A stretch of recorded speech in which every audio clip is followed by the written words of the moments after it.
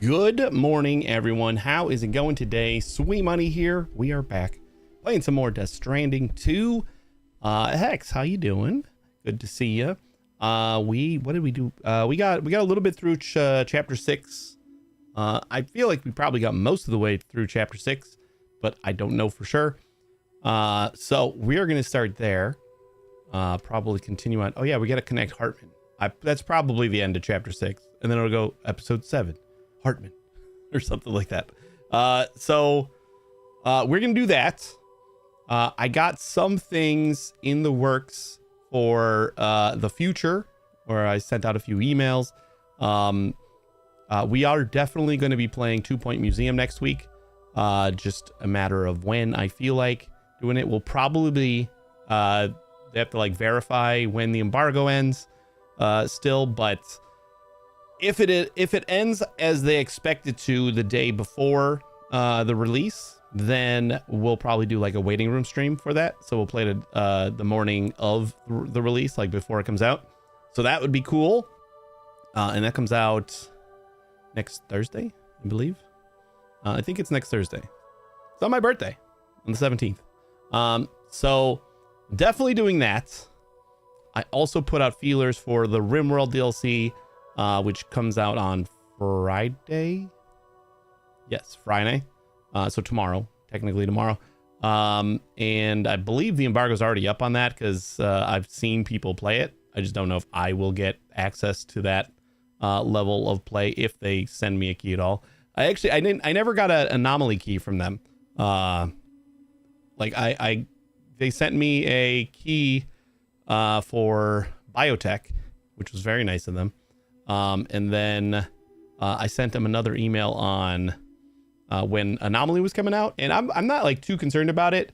Like I'll pick it up eventually, but from my understanding is like it's more tuned for when you want to play like an actual like Lovecraftian style game, like that's what you have to like commit to as far as the whole game. So it's like a little bit harder to just like drop in and like take advantage of the things that it offers. So I'm not worried about not getting around to playing that one yet. We'll probably play it at some point, but I am excited about the new one. Odyssey it kind of adds a lot of the stuff that a lot of modded RimWorld players have already enjoyed, but I always like to see things when they hit vanilla. You get spaceships, a lot of new biomes, and it just looks cool. Like there's a lot more traversing the world, like especially in your little spaceships and stuff. So I'm excited about that. We'll see if I can get a key for that. If not, maybe we'll pick it up a little bit later. But so that's out there. And then I finally sent out a request for Bitcraft. Bitcraft Online is a new to early access, probably within the last month almost. I think it came out when Death Stranding 2 came out, and that's why we didn't play it. So yeah, Bitcraft I want to get into. It's a much more chill MMO, a lot more like Runecrafty as far as just like leveling up your stats and stuff like that to build cooler stuff. And I've actually never played Runecraft, but from what I've gathered about everybody who's ever talked about it and like all the things that I've seen, is that it is very much like grindy kind of stat building game over a lot of things. So I would like to get started with that too. So we'll just see how some of those emails play out. But 2 Point Museum is definitely going to happen next week. And depending on how I feel early in the week, we might like maybe do another stream like Tuesday or something. Well, I guess it would depend on how like RimWorld pans out too. Like if we get a key for RimWorld, we're going to have to play that for a stream or two. So if not, then maybe we do like a Tuesday stream of 2 Point Museum 2 to kind of catch up our existing museums before we jump into the DLC. I think that's how we're gonna play it. That's my plans right now. They could change at any moment, so take all of them with a grain of salt. But let's get into this game because it is a Thursday, so we're gonna have to wrap up like on time-ish. I woke up today. I took a little nap, like great, like set an hour timer and let's just take a nap. And I woke up before my timer went off, but I had my phone on like nightstand mode, so it was like flipped to the side, and it's got like a big ass clock on it. Like it's basically my phone is just a big clock when it's on my my nightstand charging. And I looked at the time and it said like 3:40. I'm like, what? I didn't hear an alarm. My wife didn't like wake me up. She's not in bed. What the heck is going on? And then like I was so like just still out of it from waking up that I it took me like a full minute plus to notice the time on the nightstand now said like 2:30. And it was rapidly counting down. So I was certain that I had slept through like all of stream. And I'm like, oh, that's my actual timer. It's just not up yet. And I was kind of relieved because I really thought for a full minute that I had slept through. Somehow taking my hour nap, had just slept for like 5 hours. So that was fun. But yeah, let's get in here. We're gonna have to wrap up like around 5-ish. It's grandma day, so we do have to wake up a little bit earlier than usual. So let's get in here. That was fun. I don't know. I guess I never set a timer and then like put my phone into nightstand mode, so it was new to me. Continue. Oh yeah, we're sleeping somewhere else right now. Tomorrow has been starting to open up to the drawbridge crew, but now she's disappeared. Sam goes out to look for her and is attacked by mechanical hostiles, but who should come to his aid but Tomorrow herself, using her Doom's abilities to neutralize the mech. Excuse me. Sam and Tomorrow return to the DHV Magellan together. That's her Doom's abilities? I still don't fully understand what Doom's is. I'm sure there is like a description of it, like scientifically. I just never looked it up. Like, I don't even know what the acronym means or anything. Should I just look it up?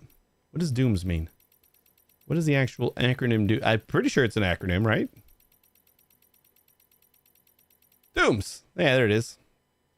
A strange condition, first identified around the time of the Death Stranding. Dooms imbues sufferers with a range of abnormal powers.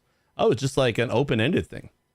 Although the exact nature of the condition differs from person to person, one symptom common to all Doom sufferers is a strong connection with the beach and the world of the dead.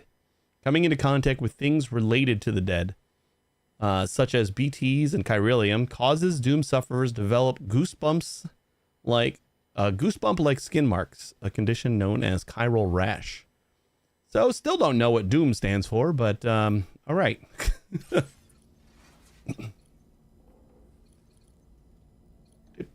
I think we did all the things, so we can just go to surface and like continue story-ish. I think the next task is to get to Hartman. So, oh, we were at F1 right now, I think. That's right. We took the monorail over here, trying to get Inventor startup, but we did get F1. So we got F1 now all starred. We got Rainbow Valley. We got Rainy. We got Animal Shelter. I didn't leave anything in the Magellan, so I should be able to have it come over here. Let's see if we got anything else for the Inventor, though. We turned in like a huge cargo load to Inventor, and it did not get us to 5 stars. I was super sad. I kind of want to focus on that, like to get Inventor, because then that's everything down, everything that we've unlocked. That would be everything on the network right now. Well, I guess this it throws me off because it's like darker, but it's just the Earth, just the way the Earth looks there. So it'd be everything in this under Animal Shelter, pretty much. The only thing we got left is inventor in that area. Right, we got musician, right? Yeah. So much more to go. I know. We like barely got the like the west side of the continent unlocked. Feels like we're kind of... Felt like that was a cat, but it was not. Always with the phantom cats. I felt like... Destroy all the tar drugs. Okay, we already did all these, right? But... Nope, this is also going to animal shelter. I was going to say something, and then I heard a phantom cat, and now I got nothing.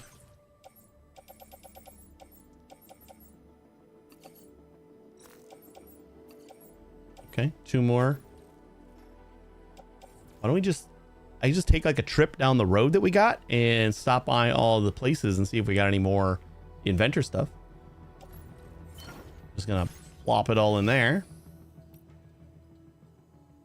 I think that's how we're gonna start. Let me kind of rearrange my cargo here. We don't need half of this stuff. Real life phantom cat, or you mean the tar kitty? I hope it's not the tar kitty. As adorable as it is, that thing looks like it would just make a mess everywhere, and I'm not about it.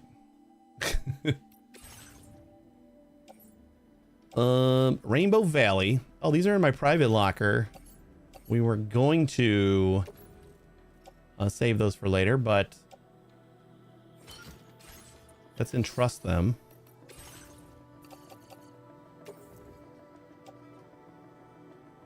Your service in transporting this cargo is appreciated. Maybe they got rid of like kind of the limit, or at least telling you about the limit of entrusted cargo.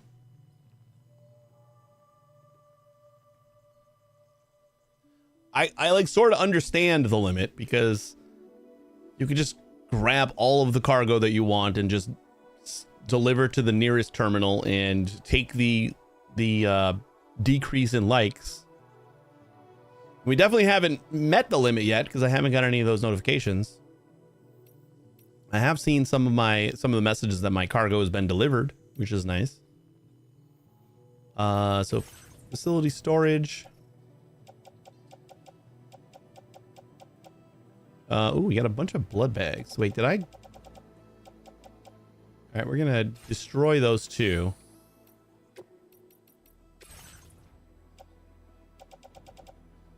One that's almost empty, and that one. Recycle those.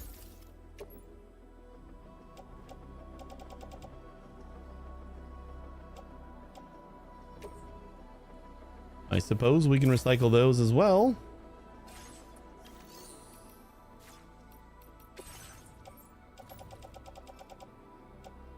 Blood bag, blood bag.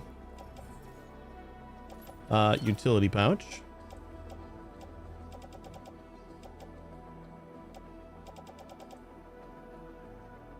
We got the Trank sniper rifle that I want to put on my tool rack.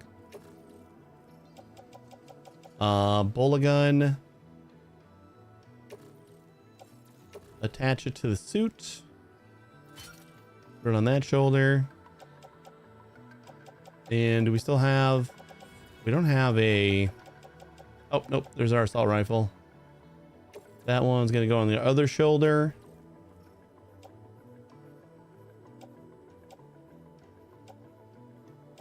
Do we have an extra Trank sniper on that shoulder?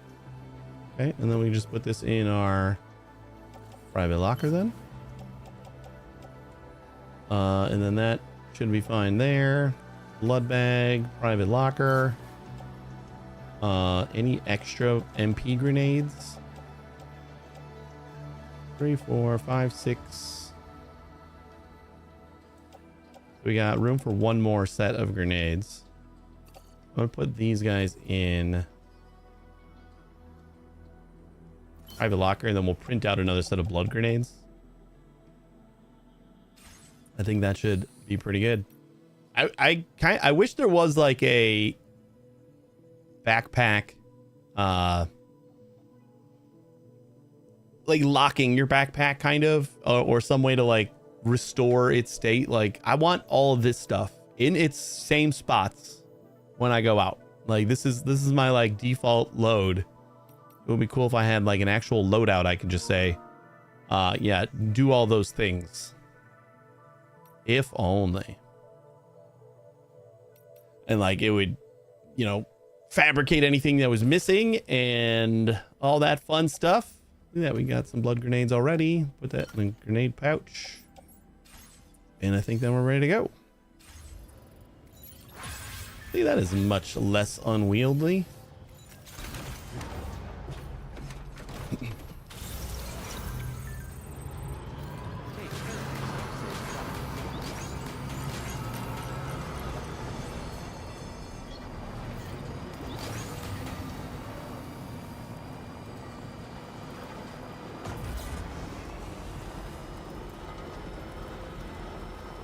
I'm just gonna go down the road and stop at most of the things. Oh, isn't the way I wanted to go. Most of the preppers that we've already 5-starred, and just pick up anything for the inventor. Or if we see anything for the inventor, we'll pick that up. I like they finally got rid of all the tar, and I still get lost over here. Oh man. Gotcha.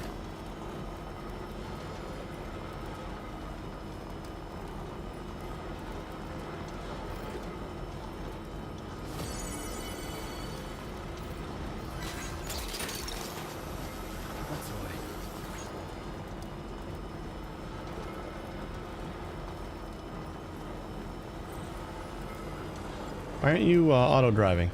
Did I turn off auto drive? Why would I ever turn off auto drive?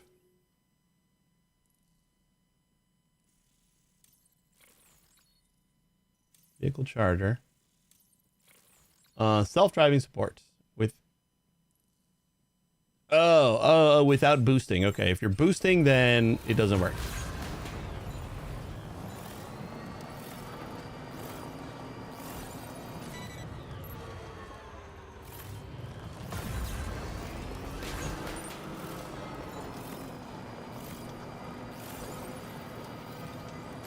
There it goes.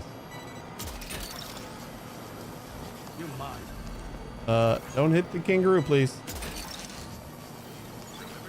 Snag. Picking up a lot of garbage I don't care about.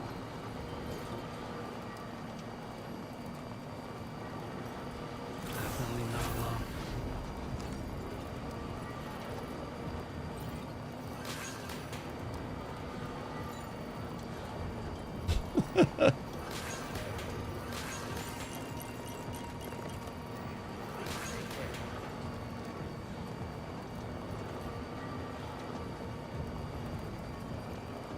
Good luck, guys.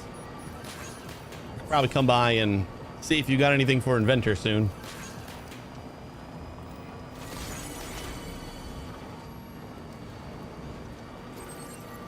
A little sad that we can't lone commander. We'll just set all this to the trust. A little sad that we can't boost while we auto drive, but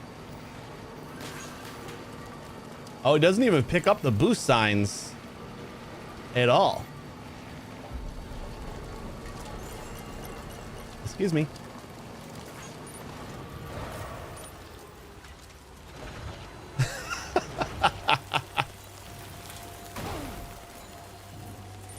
I thought I would be able to like steer into that.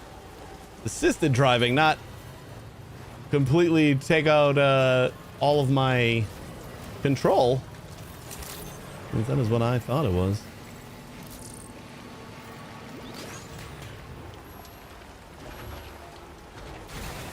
Let's throw some of this extra equipment we picked up in the share locker too. I guess what this the sticky gun on the truck does is force me to actually do that, like share cargo and stuff, or entrust cargo and share equipment, because like I'm just gonna be picking up random crap I don't want. Then we'll just give it to the crowd. That's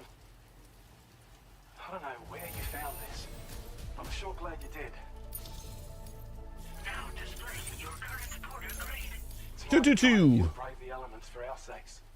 Try not to get too wet out there. Order completed. Well done.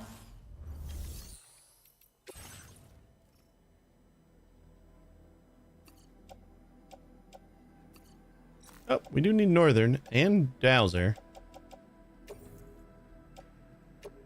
So that's it. Transporting this cargo is appreciated. We're entrusting. Delivery. Share. Ooh, F2. We can take F2.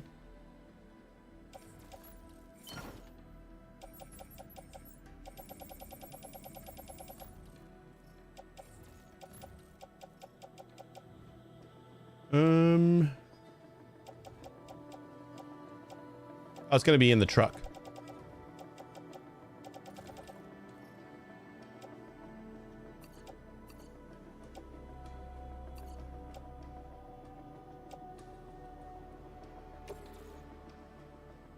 Donate to other Thank you players. for your cooperation. All contributions are welcome. Still don't have our gravity gloves. I'm still very upset about that. Oh, did I grab Oh, I did look at the shared cargo because that's literally where we just were. Take on orders. Anything else for this is going to F1. Ooh, we didn't finish this one. Cover toxic chiralium stockpiled by the brigands. Okay, so we got to take out the brigands anyway. And we Legends of Legends that. Oh man, we didn't finish these guys either. I guess if we're gonna go, I wasn't planning on going to Lone Commander though. Yeah, we'll do that one later. This one we're kind of going back. To stop at government. Probably not going to be anything over there. I haven't noticed a lot of like other cargo. I think it seems to be just the stuff kind of in that area. What do I got that's new?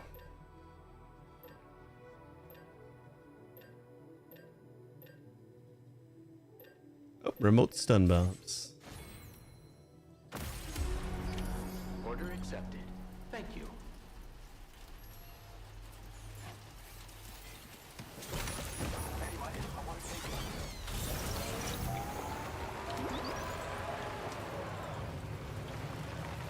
Let's stop by government and then we'll make our way. Did I picked up that order, right? Yeah. We'll go take out that camp.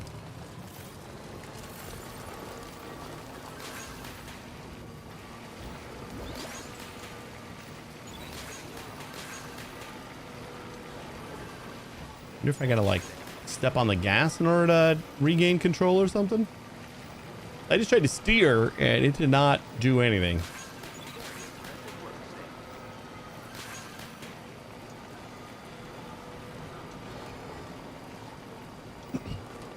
Oh, I can actually see the shimmer from over here. Yeah, looks like stepping on the gas.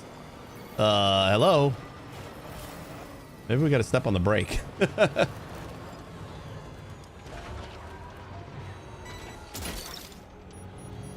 mine. I was able to move a little bit that time, but I still think it'll be a little easier to like regain control. You know what? Let's see how well this gun works.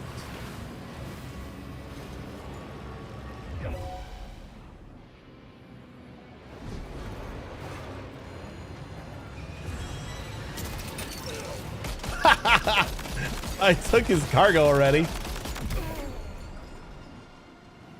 All right.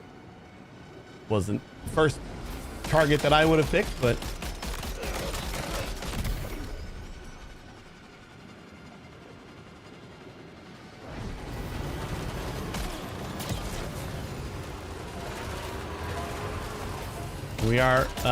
we have learned, and we are learning more, that the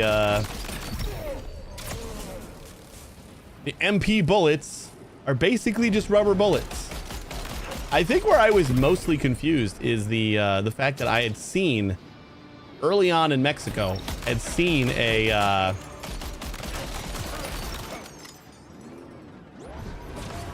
We don't have the ability to build one yet, but we saw.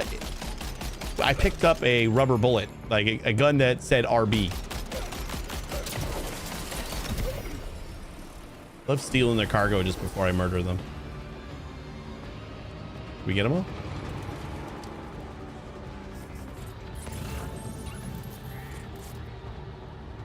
Oh, there's still a couple more. This gun's working out pretty good though.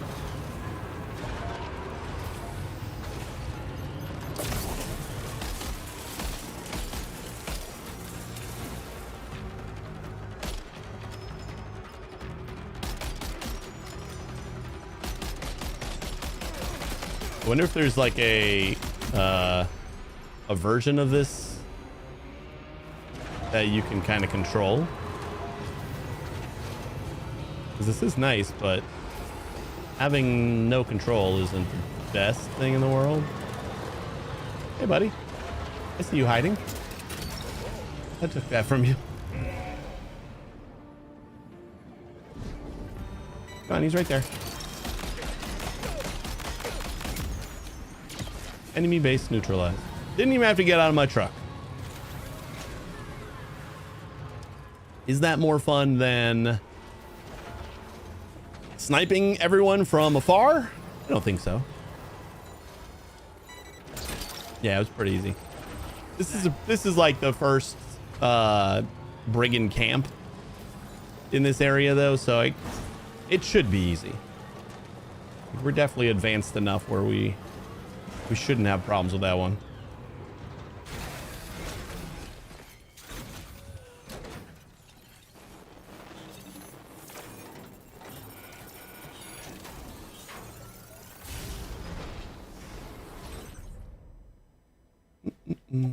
F1, that's all we got, huh?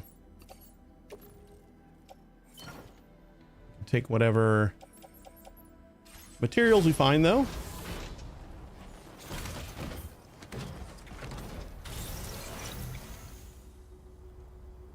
I think the biggest problem with the auto fire is not being able to control which target.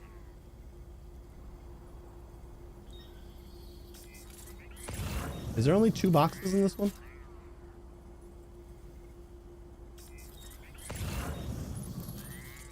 Maybe like check our map maybe? It looks like, yes, there are only 2 boxes. Yeah, there was definitely a couple of instances where I'm like, I would prefer you shoot at the guy that's running straight for us.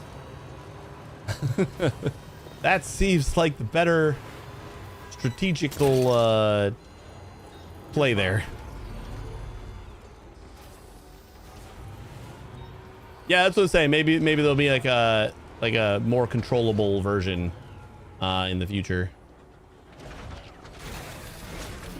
Gotta stretch my legs. That would be nice.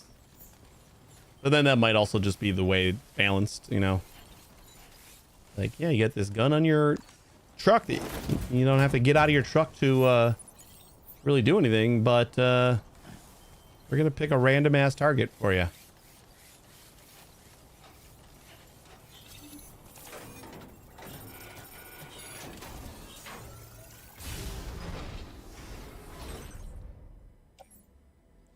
Government and Western.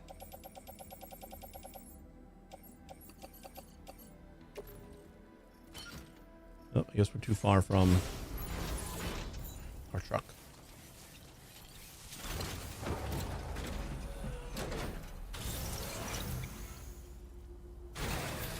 Okay.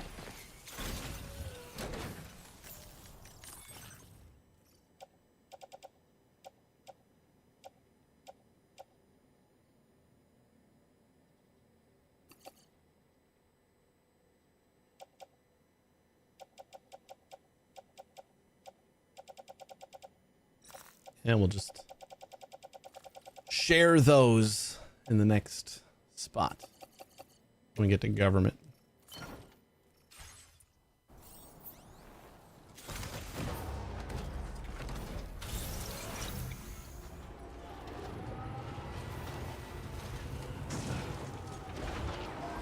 All right, that wasn't it.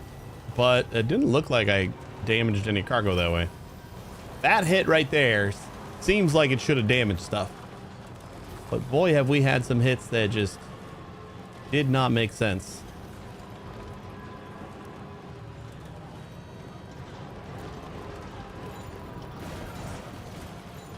As you know, you're in the right place here when you see all the bikes parked in front of the... like, you just can't ever get through here. There's always a bike parked right in the middle. You know, if there's a zip line going all the way to Lone Commander, it might be worth checking up there. I still feel like it's too far away. Like, nobody's dropping off stuff for the inventor up there.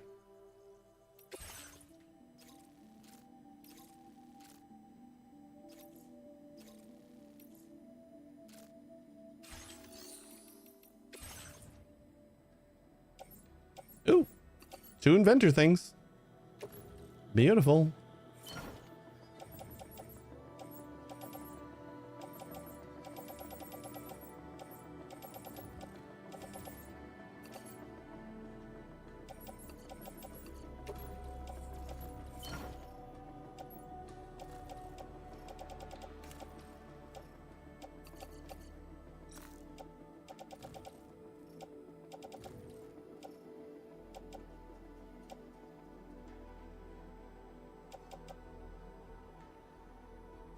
What happened to the rest of my inventor stuff?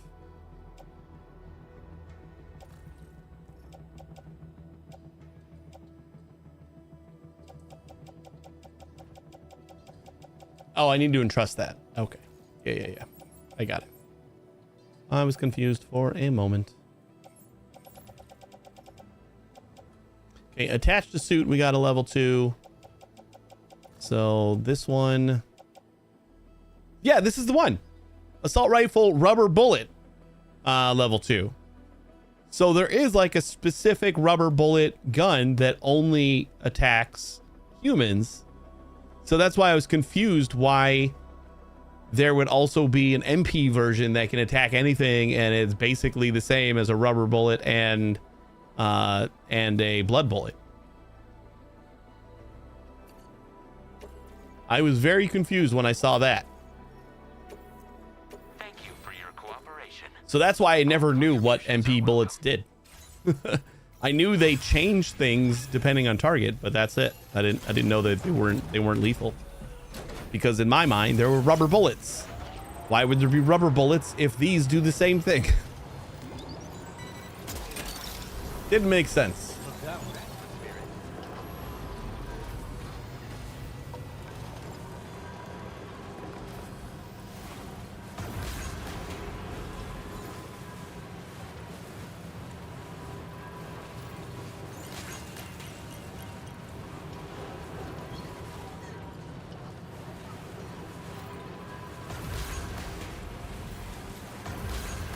This game usually doesn't make sense. Yeah. I mean, its systems make sense at some point.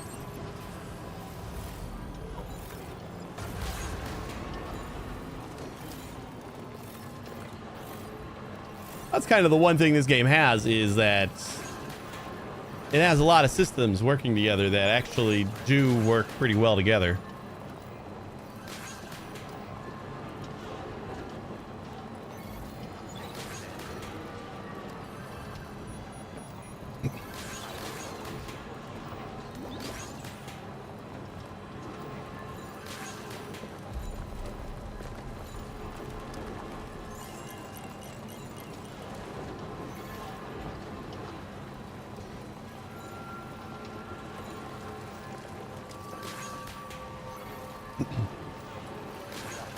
Oh, we finally took our eldest to the ER last night. Like, it wasn't critical. The emergency room tag, when you have when you have actual health insurance that you don't have to worry about, you know, going broke for, which just so happens to be the health insurance you get when you are poor. When you have that, then it turns out that emergency room is just a suggestion. Because just go there anytime. Like if a child is a little bit uncomfortable, usually they want to go. All right, stop. Hey, this is getting annoying to like not be able to stop at all. Hey, Levy. Oh yeah, I should probably finish that thought.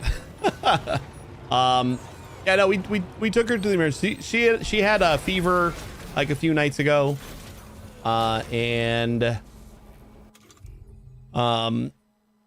like she's been complaining about a sore throat for a couple days, so we just like decided, yeah, we'll just take her in and see.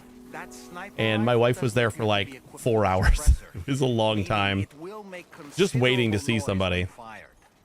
Take care not to attract the enemy's attention. I don't have. Oh, I put away the silent one in my storage. Okay, we're gonna go get that one. But she just has strep. It took like 4 hours to finally see somebody, and then she's a big baby, like huge baby. She's mean to her sister all the time, but like she is the biggest baby in the world. So like it takes forever for her to just like let the doctors look inside her mouth. And eventually they finally got a swab done, and she had strep. And then we took the youngest into urgent care today, just to see. And she doesn't have strep.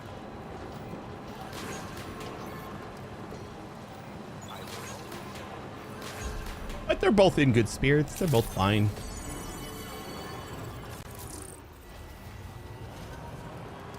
I hate ERs. They always take forever. You'll be waiting 2 hours just to get a nurse. Yeah, it was definitely like that this time. Last time I took our youngest in because she was like just really not having a good time. With whatever kind of flu or something that she had. We got in there. It was like there was like 1 or 2 people in the waiting room, and it was pretty much dead. We got in there. It didn't take more than 20 minutes to see a doctor, and it was really good. And then it was just yesterday. Like my wife went a little bit after she got home from work, and she was just there for like 4 hours, which sucks because like she wakes up with the kids in the morning, so it's like I could have just gone. If I knew it was gonna take this long, I would have gone with her instead, so you could have gotten some sleep. But yeah, it was just strep, so it wasn't a huge deal. I got 2 kids. Now 5 and 3. What was I doing? Oh yeah, storage. Yep. See, there's the SL trank. That's the one. That's the one we want. Hang that on the tool. Ooh, nice. Swapped it into the locker.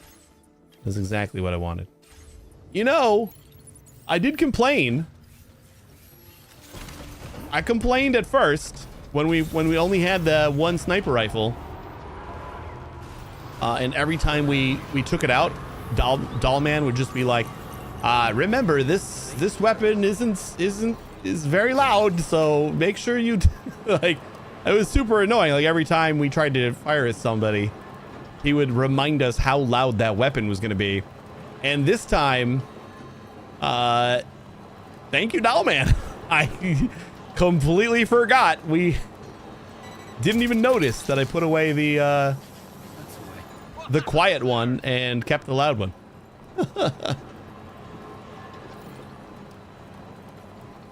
I don't think I'll be able to handle kids, and my girlfriend doesn't seem like a big fan about the thought either. I mean, I was never big on kids.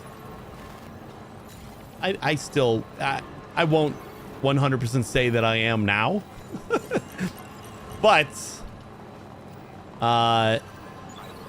your priorities, your perspective and everything, it changes when you have kids. the wife wanted kids, and I wasn't like so opposed to them that that was going to be a deal breaker for me. So we had kids, and they are a lot. I will not try to like fool you into thinking they are. Yeah, it is. You gotta hit the brakes. Into thinking they're easy, and life with them is easier. That is not true, but they have their moments. They have their moments that make up for a lot of the torture they put you through, I think.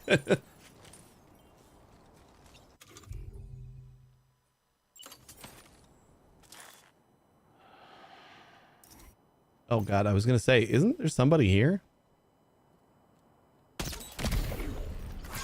Right in the forehead.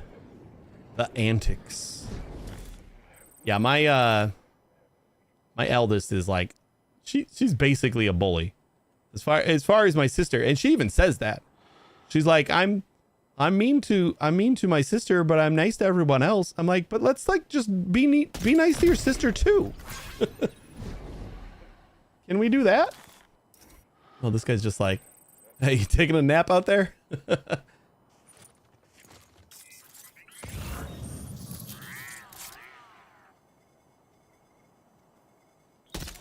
But then she is like the biggest baby in the world. Like if something scratches her a little bit, or like if anything happens in the slightest,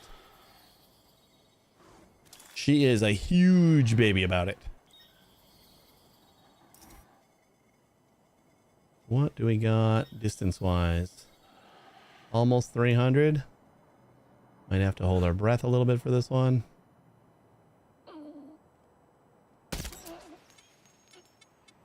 Okay.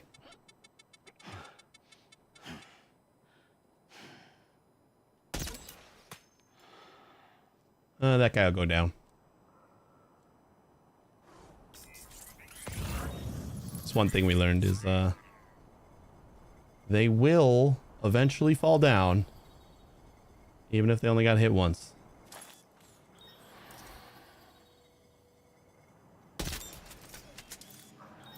What? How? I thought that was like dead on. Oh, did I go over his head because I misjudged the distance? Oh, a bunch of people had enemy defeated stealthily. As requested. I got 65 likes for a lot of those. Oh, these guys found my sleepers.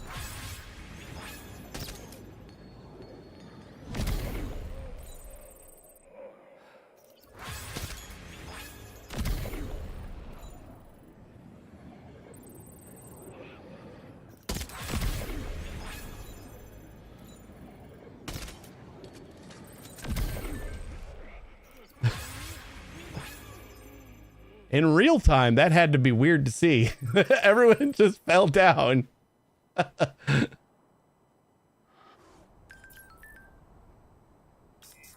Because of all of the slow-mo, it just looked like it all happened at once.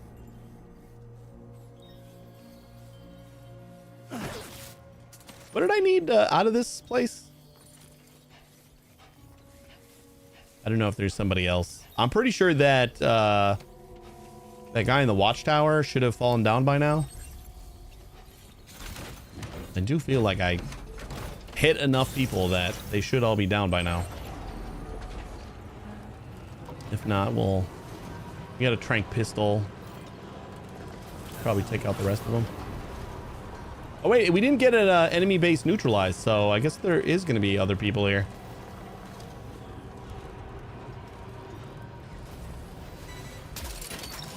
Oh, no, you don't need to do that. You don't need to take all of their weapons and stuff. Oh, that's not the right button.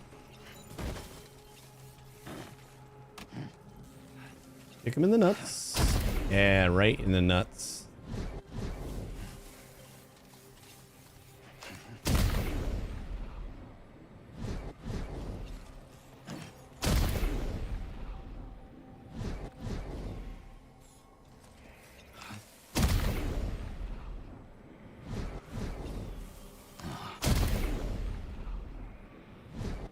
Had you kick them through the wall? Well, they're kind of through the wall. I'm pretty sure we kicked him in the nuts, though.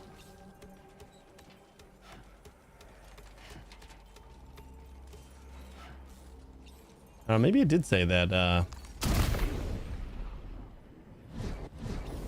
it was... Oh. Nope, somebody saw me.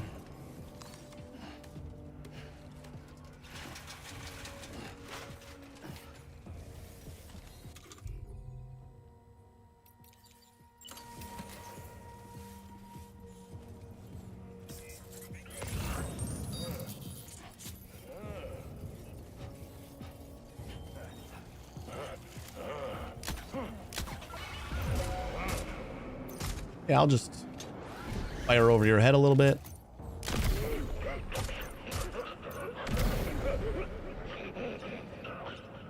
They're making a lot of weird noises. Oh, there's a lot more.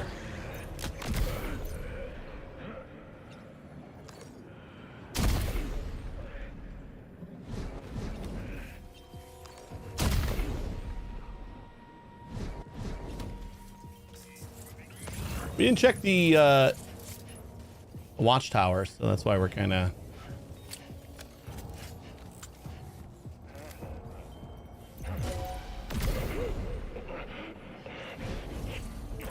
There are a lot more than I expected.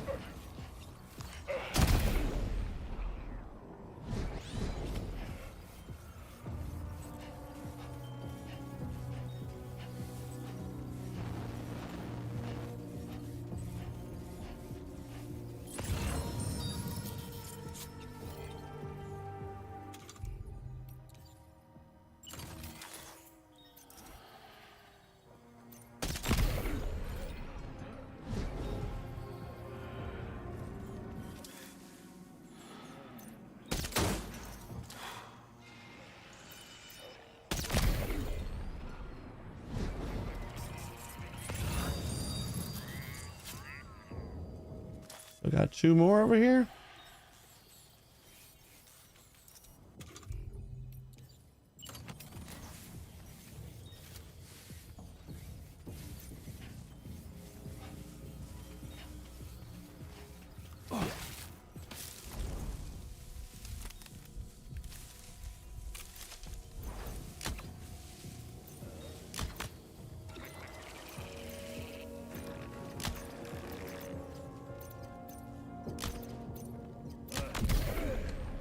I guess I got that guy.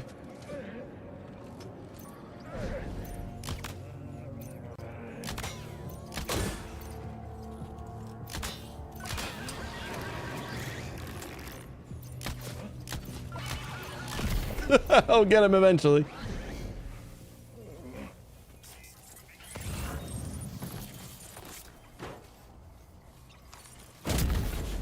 Really should just hit up a watchtower. Make things a lot easier.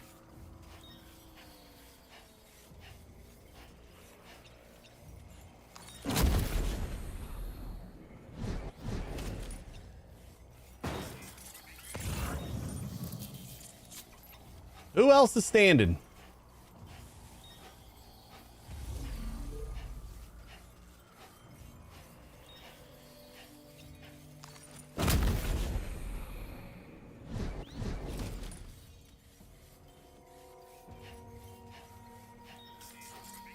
I saw another like yellow shine.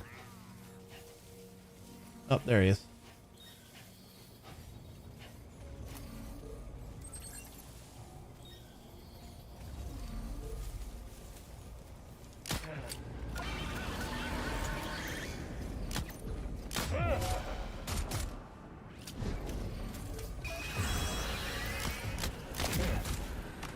Just keep shooting at him. Enough darts and you'll get him. There you go. Now we're neutralized. Didn't help that I was on the wrong end. Like much easier to see what's going on from this side. Little daddy. Connection level increased. This guy up on the tower might be the only one left. Nope. We got another sleeper over here.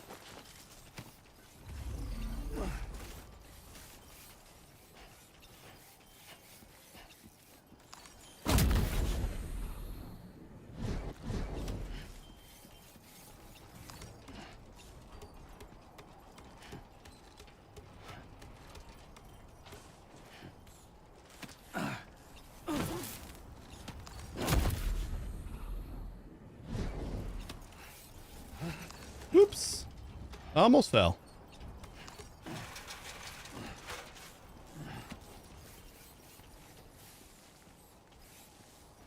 All right. That's everybody.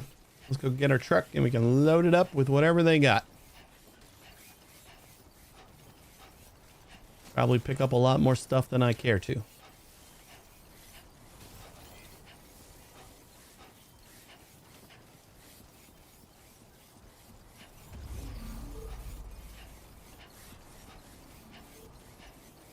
That's okay. We just entrust and share. No biggie.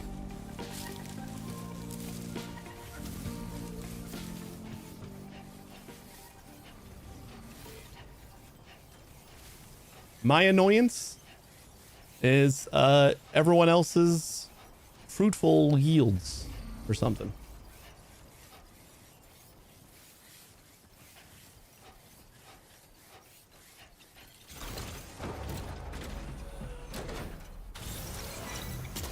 That was probably the first time we've ever actually gone in and just not watchtowered a group before we tried to kill them all. And I did not like it. As much as I don't build watchtowers all that often. What about the things right in front of you, guy? The ceramics?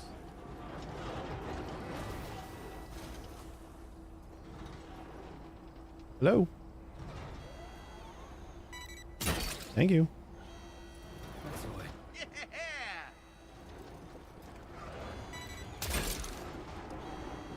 Oops.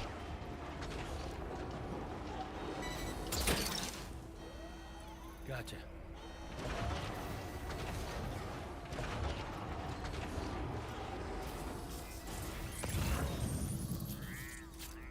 Don't remember where all the boxes are here.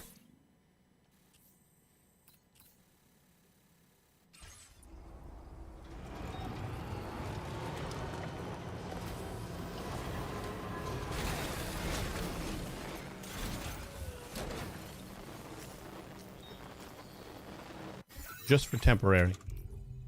You don't have a lot of reason not to have it on right now. We got 65 power. This only costs 20 to speed up the mule boxes. Look at how much faster that is.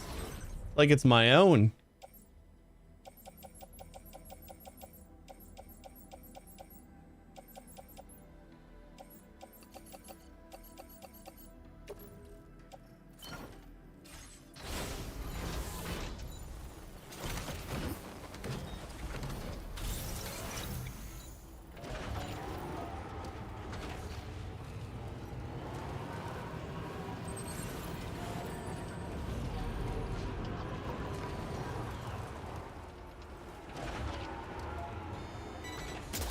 Yeah, it seems like it should be the other way around as far as kids go.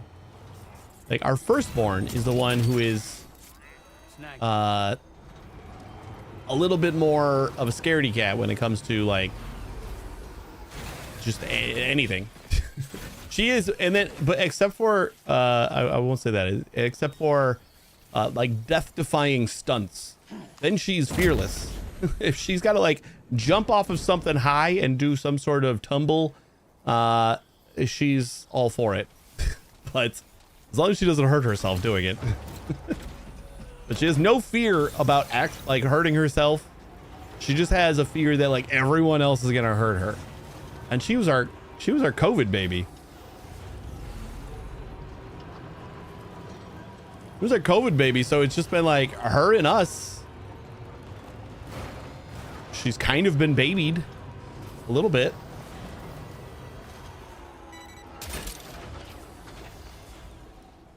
What did you try to grab onto? That's the way. So like, I feel like it should go the other way around. Because then our second born is like, she just doesn't care. Like, open your mouth. Ah. When we went to the ER with her, it was just me and her, and she's just like sitting around. She's just noticing stuff and having a good time, just like looking around. And then Like she was a little hesitant. She was like having trouble breathing.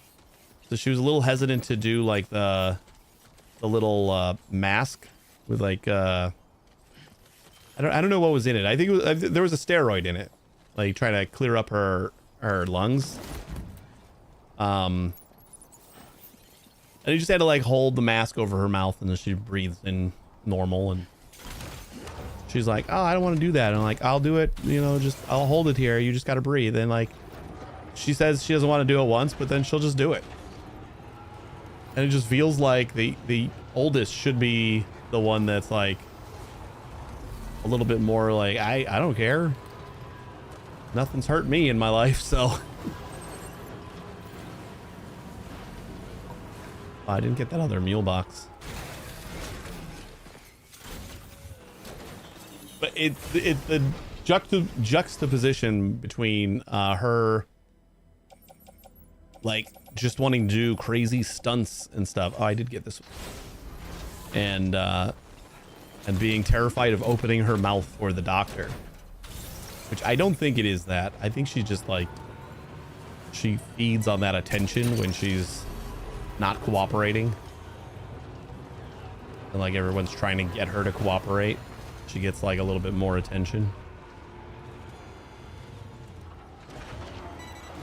So maybe that's it.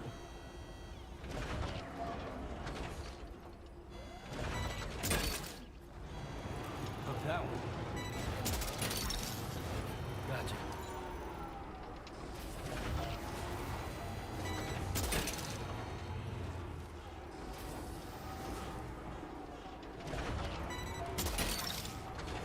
Ceramics? You can get that metals too? Yeah, you can. Snag it. Good work.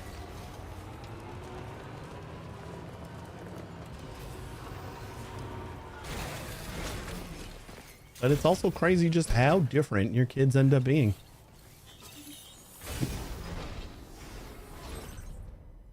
Maybe because the youngest has to like deal with every day her other sister, like constantly picking on her and kind of being a bully about it. Oh, we are over capacity. This is a an item capacity, I believe. I don't think it's so much of like the weight. Yeah, it's not. Wait, no, that's not our weight. It is kind of the weight. Heavily loaded.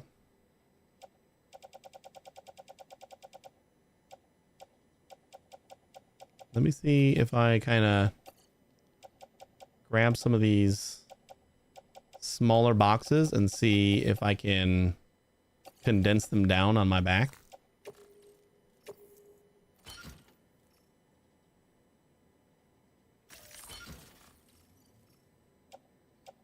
We got 350s now.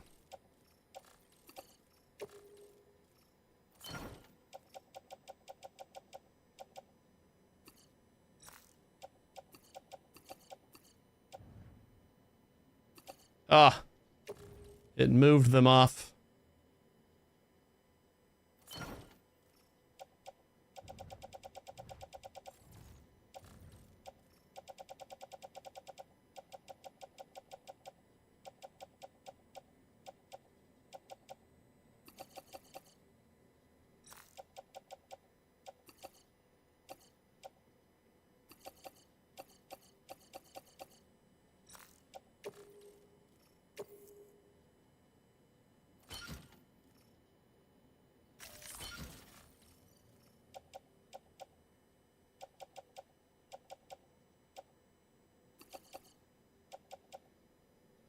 I was the second one out of 3 kids. I was the difficult one, but yeah, autism. I get it. Could be why our first is the the difficult one.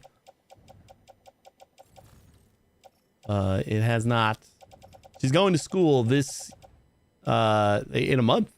That's crazy. This is gonna be like the first time she's just not in our or my parents' care.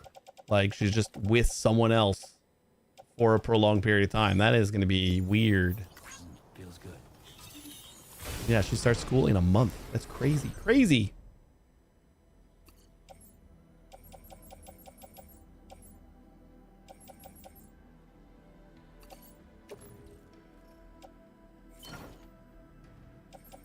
But when we asked the doctor about like ADHD assessments and stuff like that, she told us that we needed to wait until she was in school and there was like a kind of baseline I don't know, like say like they have to be able to like assess her over time or something like that. And I guess when she's in school, they have that a little bit more of that assessment. She didn't go to preschool, so I mean, I guess this is kind of late to go to school since she's 5. But hey, Vampiric, how you doing? Not much right now. We're just I'm trying to star up the inventor. That's what we're working on right now. There's one more box, and we like don't even have room in our truck. Where's the box? What's in the box? Nope, that's the one that we got. Isn't there another box? Maybe there's not another box. There's one up there. Oh, there's one right and to the right. Oh, there it is. See it? Hydrate. Let me get that before I forget. That's the way. The sticky gun is just picking up random craps, so we're just full. Cheers. We are in episode 6. I think we're near the end of episode 6. We got to go unlock Hartman or get Hartman's lab like online. That's kind of, I think that's all we have left in episode 6 right now.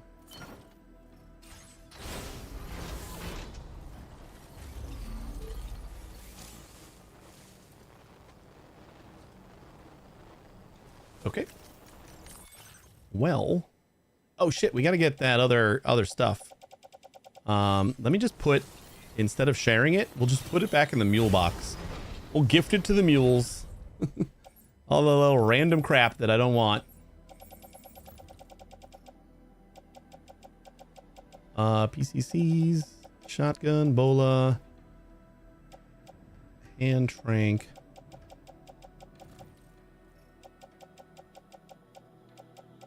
Try to keep all the lost cargo that we got. Although, if we have anything that's not going to inventor like this.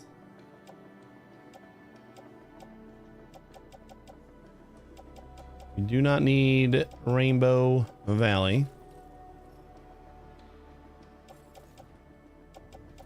Oh, I can't put it back in the mule box? Aw. Alright, we're just gonna offload it then. I suppose we gotta offload more things. Because I also have to pick up the last 2 items from this. Cargo management. Oh, what am I doing? I gotta cargo manage the truck.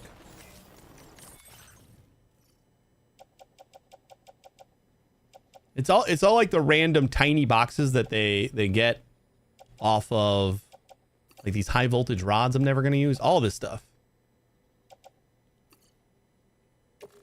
These guys are all offloadable.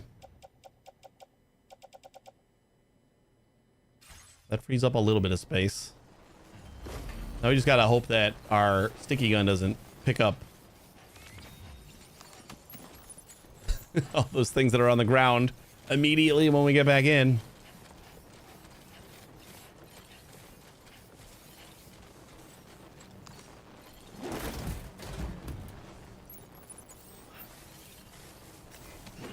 Nope, didn't want to do that.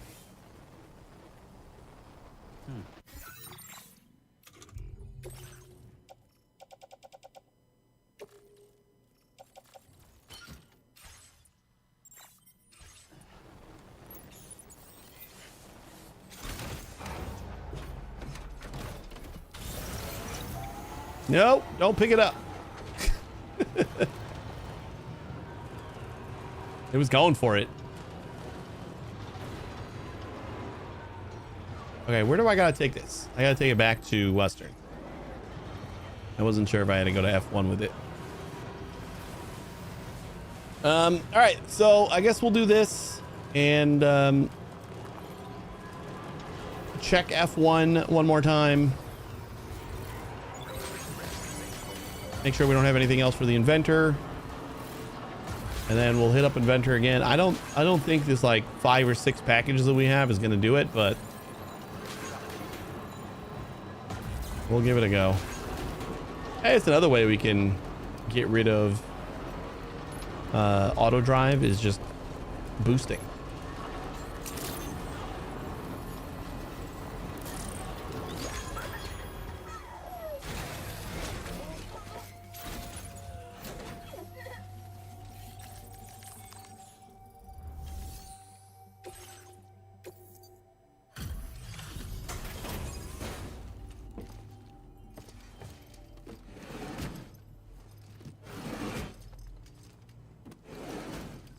I feel like you should be able to load up the mule boxes with whatever you want.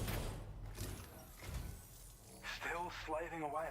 I don't think they're gonna just not accept it.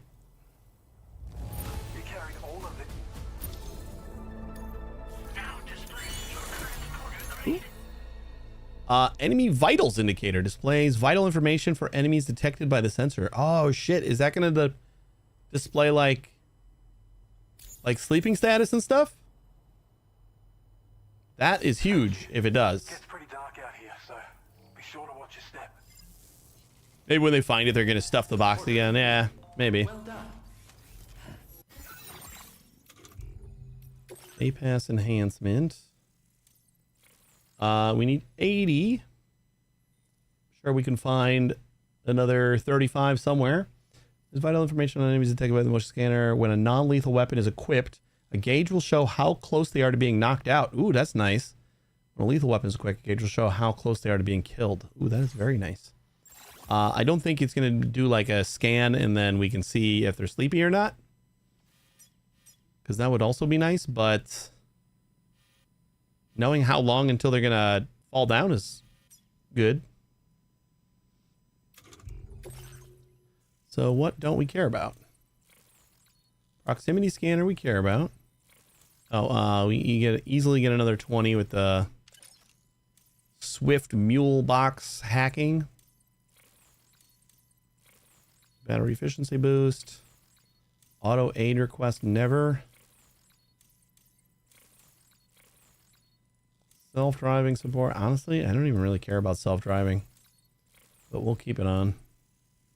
You know what? I don't think we need the flood warnings. That should do it. You got anything else for the inventor over here?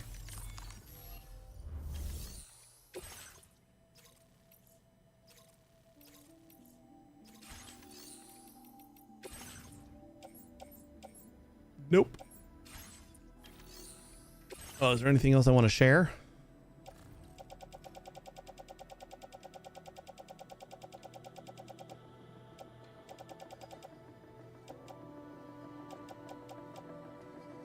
You know what I can do is this won't help our weight because weight is still pretty high too, but we can condense all these packages into larger packages. We got a lot of really small things. So let's claim. I'm gonna do resin. Just grab the maximum.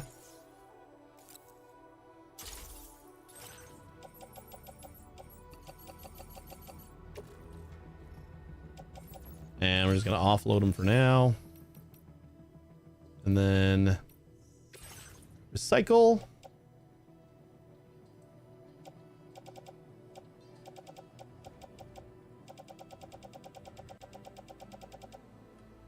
That was resin, right? No, we don't have a lot of resin, so it's not a huge deal.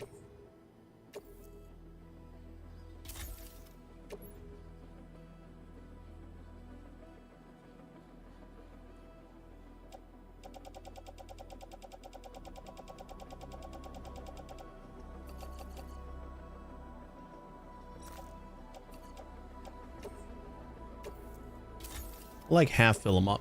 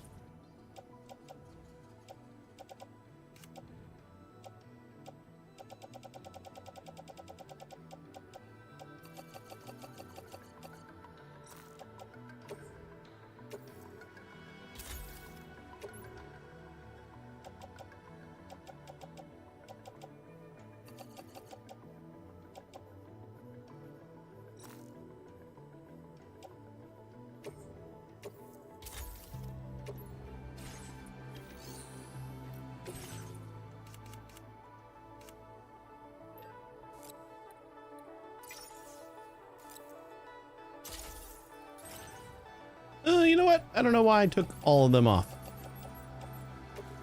Because we've already kind of condensed what we can.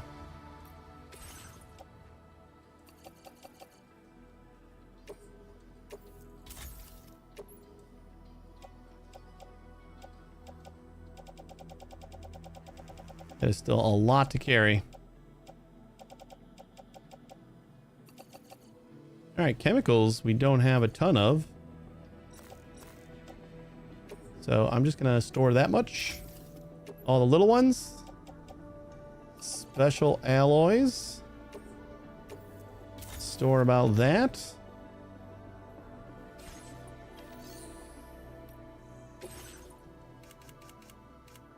And then I think I'll take like maybe 2 just to leave some room. I think they kind of build up over time, right?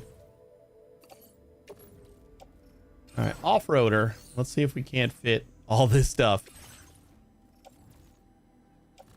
back on our off-roader. I doubt it, right? A lot. Feels good. Whoops.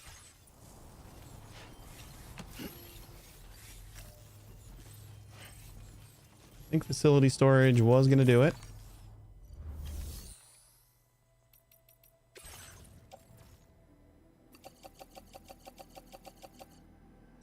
Start with this. Off-roader. Nope.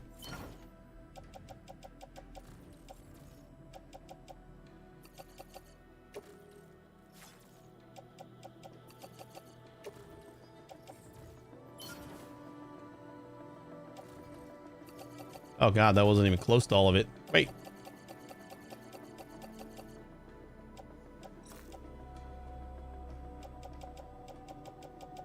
This is all...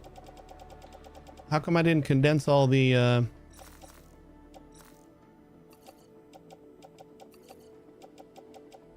ceramics?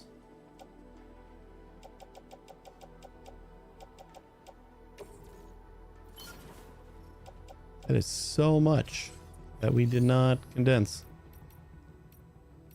We have to come back here and grab all of our materials. It's a lot. We could probably just call the Magellan over here and load this up. I think that's what we're gonna do. This.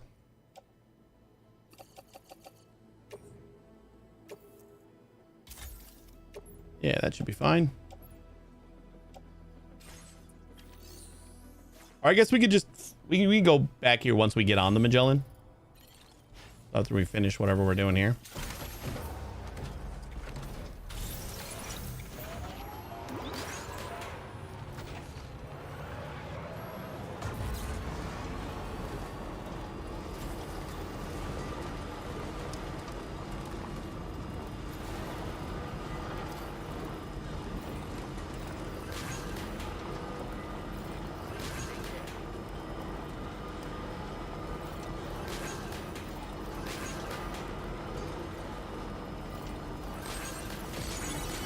Then on top of RimWorld and 2 Point Museum and Bitcraft, I'm also going to try and figure some time slash something out for more Ani, because Ani also has new DLC, and we have to play the previous DLC as well. There's so much to play. This game is just like stolen 2 months of my life, and I didn't even like notice it go by. It's been just over 2 months we started playing this. We did a little tiny break with some cash cleaner simulator. That was nice. But yeah, there's a lot to do still. Yeah, write it all down. We got to make a list. I started kind of taking notes in my head, which I really should put down on paper, of the game I want to make. So I got to start fleshing that out in my spare time too, and then maybe we'll add some dev streams at some point once I kind of got a handle on it and I'm ready to start doing some work. You're mine.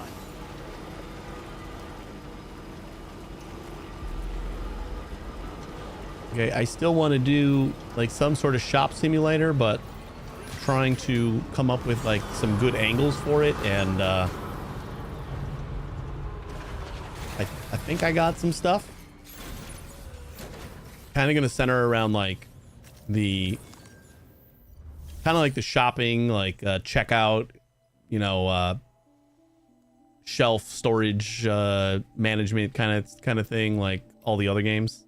It's gonna be like the central piece, and then I'm thinking having various methods for restocking, like on top of just like ordering shit from your computer and stuff, like having extra things that you could do to acquire things to sell. What am I doing? Take on orders.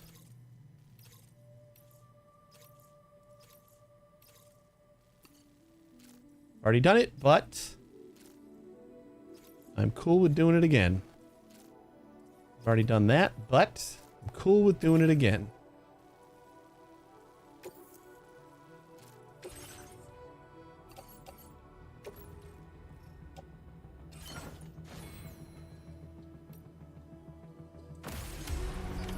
Order accepted. So long list of games to play and game dev to do.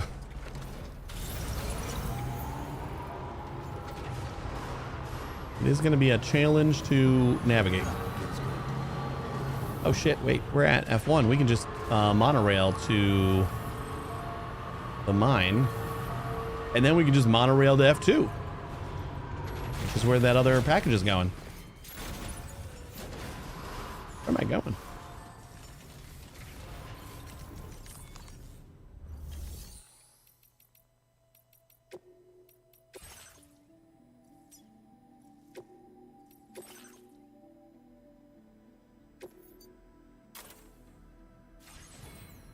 Do we have anything in private storage? Nope. Well, let's go.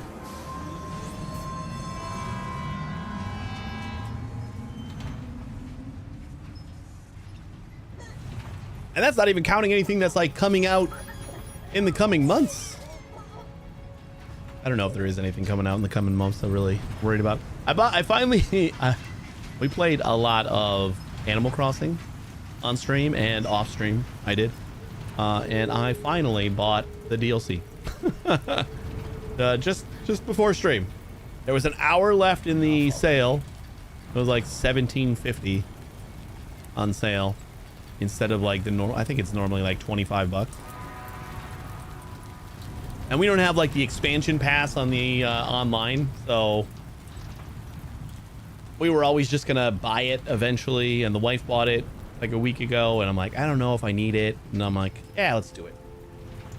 I want to make that sort of game too, but an 8-bit computer, kind of like a PC building sim with actual timeline. Wait, what do you mean by the actual timeline? Because I need a computer in my game. Like, I was kind of thinking things like that. like the PC building sim like popped up in my head as to like a way to upgrade your like kind of system. Pretty much, it's like you'd find parts and then you'd have to like install them and kind of rebuild your computer in order to redo that. It might be a little bit like getting a little bit more complex than it should, but I thought it sounded like a cool idea.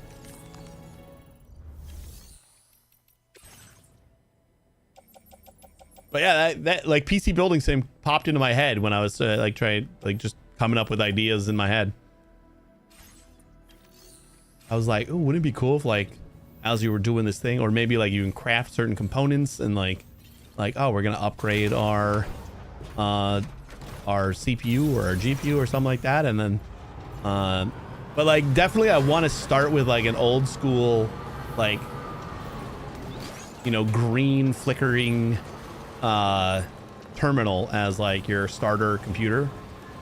The only problem with that is that I also want this to be like a space themed thing. Like we're gonna be in space, so we gotta have like it's got to be like some sort of like we're just bootstrapping ourselves, and the only tech we can get our hold on is this like old school like 80s tech where we got like end curses style menus and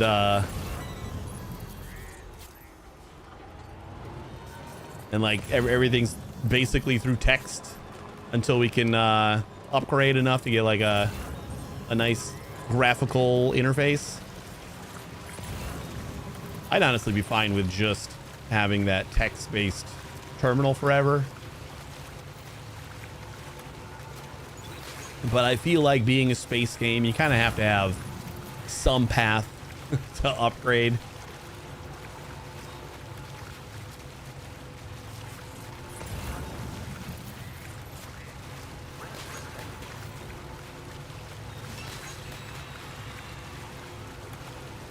But I did literally, it's so weird that you say that, because I really did think about PC Building Simulator when I was like trying to just think of an idea on like how I would upgrade my computer, because like it can't be that terminal style thing forever. At least in my head, it doesn't feel like that would be good. So the upgrade path that I was thinking of was, yeah, what if we like found components and then you can like upgrade? Maybe it doesn't have to be like a full-on PC Building Simulator kind of upgrade, but that would be cool too. I had to learn a programming language first, because the only programming I did was in the 90s, and it changed a lot. What did you program in the 90s? Like what language did you use back then? You know what? I'm gonna recycle that. And that. And that. You know what? Nah, just those. C++ and x86 assembly. Okay, assembly would be choice. But I mean, C++ is still, let's try. I'm sure like, I don't know what version they're on, like C++ 19 or something like that. It's, I'm sure it's like, there's a lot more that you can do with C++ now, but I wouldn't think that previous knowledge, it would probably help you, honestly, because there's so much more memory management that's like built in to a lot of languages and systems now, that having a grasp on like old school C and old school C++ stuff that like didn't have a lot of built-in garbage collection, I think is like huge. Because like I don't think anybody learning programming now on their own, I'm sure they teach it to some capacity in schools, but anybody who's like teaching themselves stuff, I don't think they're learning about memory management. And I think that is a skill that goes pretty far in game development to some degree. You definitely have to brush up. But to me, languages have always been like as long as you understand the ideas behind like programming and stuff, the language is just the syntax. Like any language will wrap around those ideas, and you just have to know like how to say it, pretty much. So it's, as long as you have an understanding on like how things function programmatically, it's probably, you're probably in good shape.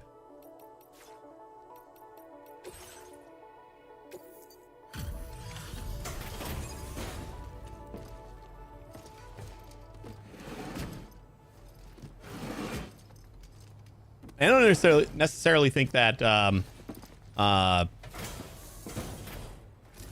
all the garbage collection and stuff that we have now is a bad thing. It's just, I don't think people even have an idea that they need to manage memory sometimes. Hey, Tateka, how you doing? Do some stuff today are mostly JavaScript. They don't even know what memory is, or even that an int can be 64 bits. Yeah, I mean, there's a lot of those little intricacies. Definitely when you're starting out too and stuff. Things like the size of an integer and stuff aren't things that you're gonna think about. I think that's always something that'll just like eventually you're gonna run into that, and it's gonna be an issue. And then you figure out, woo, that, oh, that 32-bit integer is not gonna cut it. Please accept this as a token of my appreciation. Okay, we got a sea otter patch.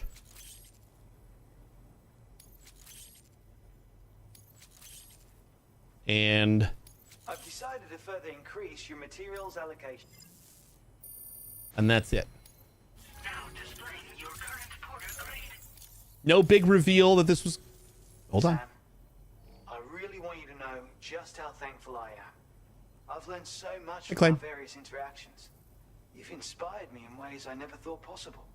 I hope we can continue this association of ours. I should be thanking you. You're too kind. Indeed, you may be the first person who truly understands what drives me. Perhaps this is the beauty to be found in human connections. See you later. Thanks for everything as always, Sam. You're the only one I can count on. No big reveal that this was really cosplayer the whole time. Just a really weird guy and a really weird looking mustache.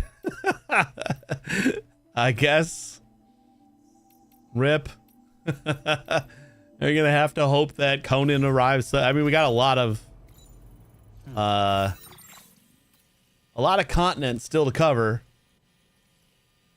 So Conan could be anywhere.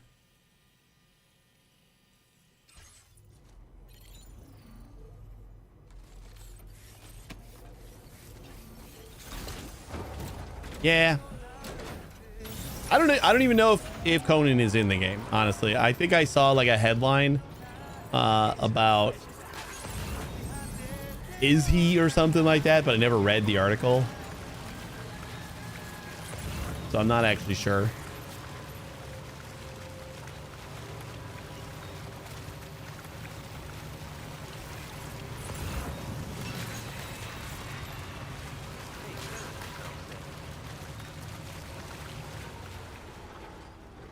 Don't call me, I don't even have Prime.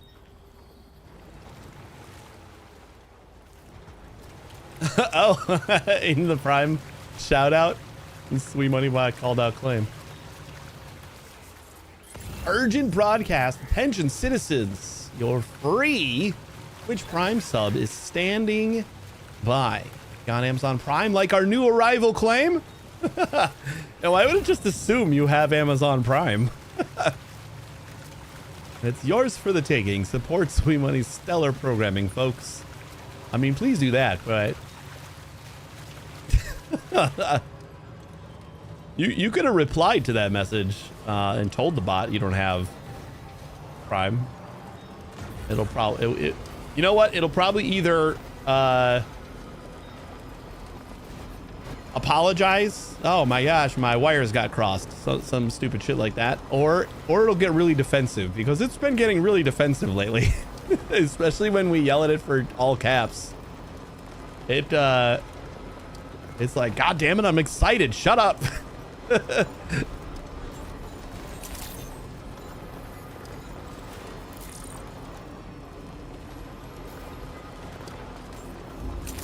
Let's see what it says.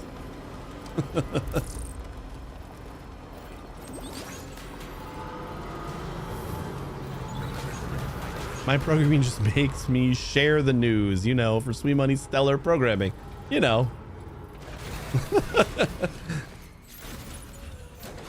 And that news being, you obviously have an Amazon Prime claim. What are you talking about? Bot knows all.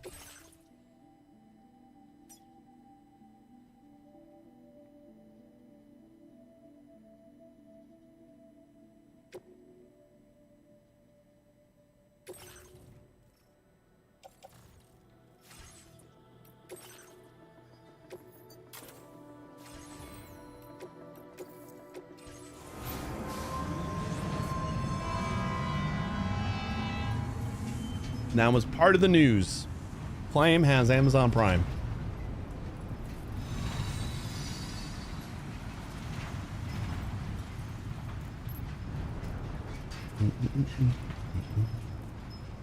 So we got like everyone 5-starred up to Northern Observatory now. It's pretty good. Yeah, you can just like jump on, and it doesn't fast travel you or anything, which is, it's weird because it feels like it should be a fast travel thing. And you're just telling it where you want to go, and you know, loading up whatever cargo you want, and then you just jump on. You know what? I'm not gonna lie, I didn't notice that there was a second option on the camera switch to go full on first person. These are just stranded in the middle of the water.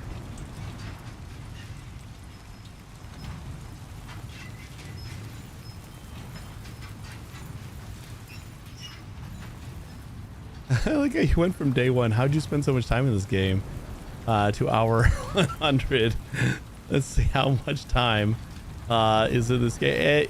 It's I think when we first started this game, and you said you spent 100 hours in here, I was surprised because you said you didn't finish it. I think that was the surprising part for me, was that you spent 100 hours and you didn't finish it. And like, it was all deliveries. I get it now. But like when I first started the game, and all the, hey, if you want to do a lot of the side stuff, you know, a good amount of playtime is like 60 hours. You know, like for a complete 100% kind of thing, then that was like 100 hours. So finding 100 hours and then you didn't finish it because I was confused at first. I'm not confused anymore. I get it. 100% get it.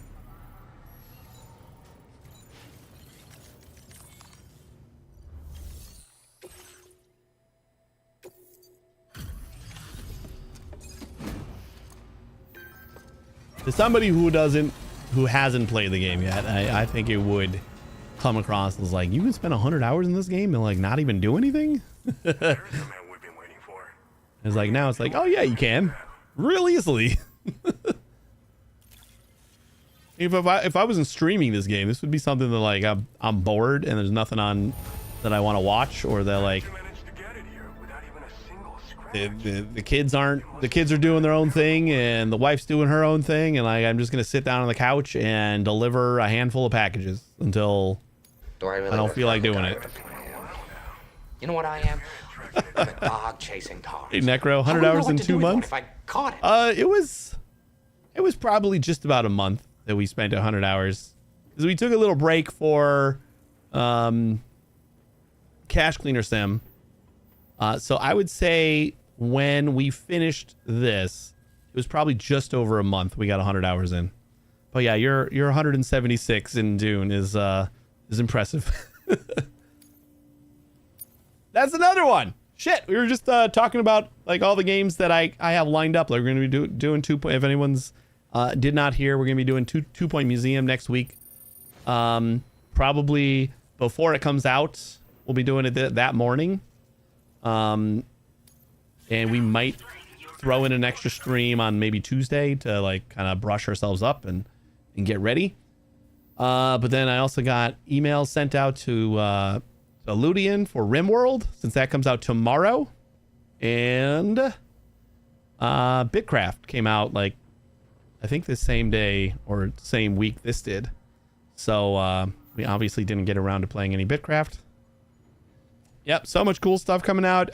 New Ani DLC came out last week, and then as Necro has been playing religiously, Dune came out, and it's supposed to be pretty good. Necro, would you say it's pretty good? So we got some stuff in the works that should release this game's death grip on me for a little bit. Always glad for the help. Don't be a stranger. I'm playing ESO and my blacksmithing game while the iron is hot. Oh yeah, I remember you you mentioned that one. I think when I played Anvil Saga, you were talking about that one. Yeah, Anvil Saga just never caught me. A lot of people had said that it was pretty good. It sucks donkey balls. All right, well I'll scratch that one off the list.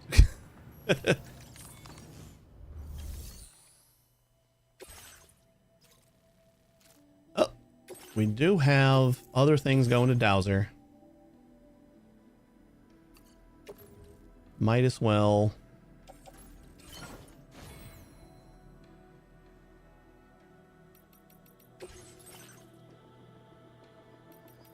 You know, we could probably like switch out our patch.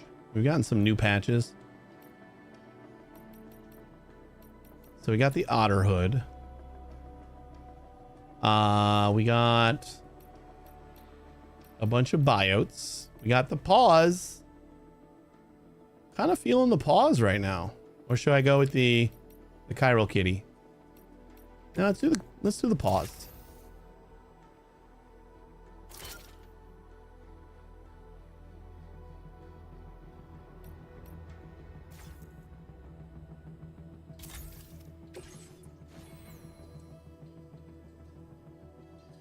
It thinks they've been doing their patches in my morning Dune time twice this week. What time? What is that like? Our time wise? Like what time is that? Order accepted. Thank you. Is that like actual morning time? 'Cause that's kind of weird. Usually it's like early morning, like now. Now would be the maintenance time. 4 a.m. for you. You're in the East Coast, right? So I guess that's 2 a.m. Pacific. So that makes sense. That's a normal server time. As much as it sucks because like that's also when I would be playing stuff, I at least understand that I am not in the majority. And a couple hours of server downtime at 2 in the morning for me or California is a little bit better than downtime in like 10 a.m. seems.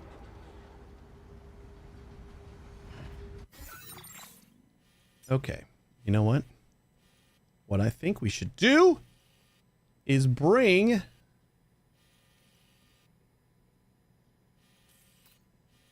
the Magellan's over here. I definitely want to connect. I don't know if I can. Is there another road coming out of here? It would really suck if I can't, like... I know we got a road that goes through Twin Valley Mine, but if we can't connect to Northern, that also kind of sucks. Oh god, that is super cheap. I think we're going to take another little detour and build some roads. Although I really do want to just finish up this zip line or this monorail. I think we got to go to here. didn't know there's Cat Quest 3. I thought it stopped at 2. I have not kept track of how many Cat Quests there are. So I couldn't tell you, but it is included in Humble Choice. So for, I'm not 100% sure on the price. You could get Cat Quest 3 plus like 7-ish other games. Use my link. Sweet.money/humble.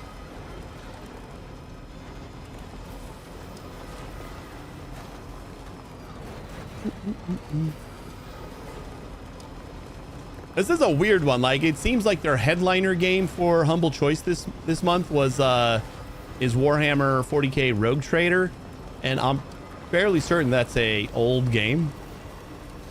So feels like a weird one, but there's a couple of other decent things in there, I think. Ooh, the bats aren't about. Or maybe they're up a little bit further. Oh, it's only about 2 years old? It's like a real-time strategy, right? Or is it turn-based? I wonder if these guns are gonna fire. I'd be okay if it did. Oh, yep.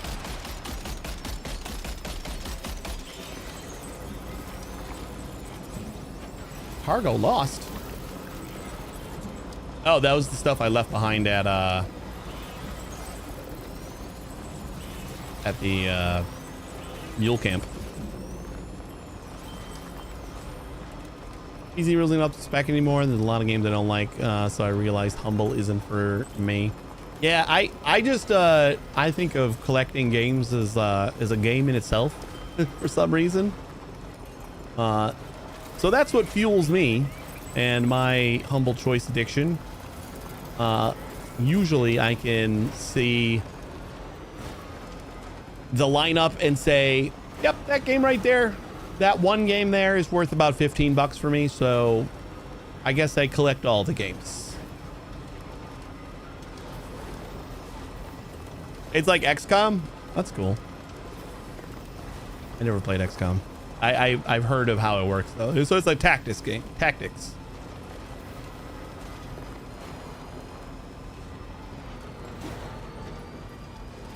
I guess tactics would be like turn-based strategy with the movement, like tile-based movement as well. Oh, you know what? I meant to go to Northern. I wanted to finish off that. But I guess Dowser is good enough.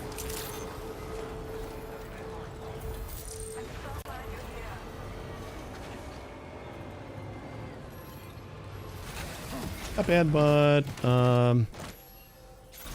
also kind of like Baldur's.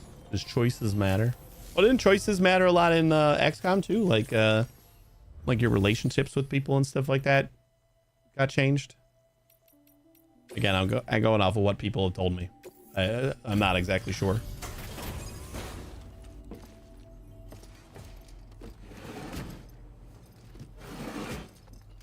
Is that you can kill party members that, like, you were in a relationship and stuff, and they're gone forever, right? Welcome. Confirming the status of the orders.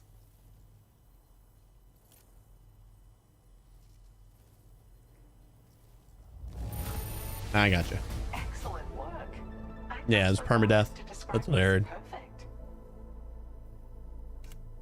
That's basically all I know about XCOM, really. This eluded even Like, me, its despite relationship system is kind of the only thing I've heard about, and kind of like the Lord of the Rings games.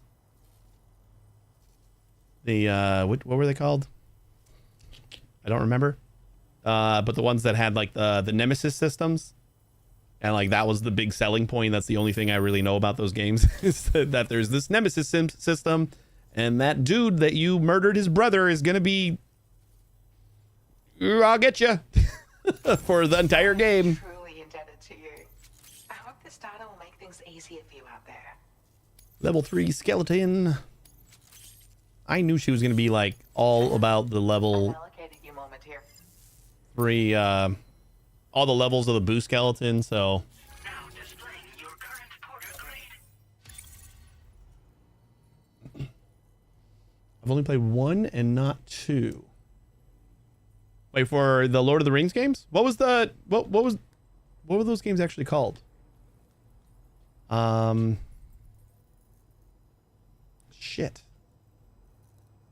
Is there like more action adventure-y? Got a total of 20 hours in 3 XCOMs. Okay. So it's not your bread and butter, but that's more than I have. So I would trust your judgment over mine. With your assistance, I believe I've made the smallest possible version of the boo skeleton. What's more, I was even able to increase its cargo carrying capacity as well. Maybe we'll try the boost skeleton. I genuinely can't wait to see you again, Sam. Order completed. Well done. Let's see if there's anything going to northern maybe. Oh, this is the stuff that we got to get to. Oh, Tarman's all the way over there, or his lab is all the way over there. Is this going to be an incinerator or something? What the heck is this? If this is Tarman's lab, I didn't even notice there was like a structure at all.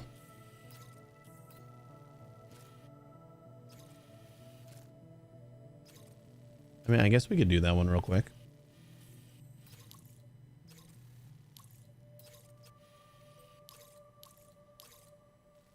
What are we doing here? Oh, that's for the takeout orders.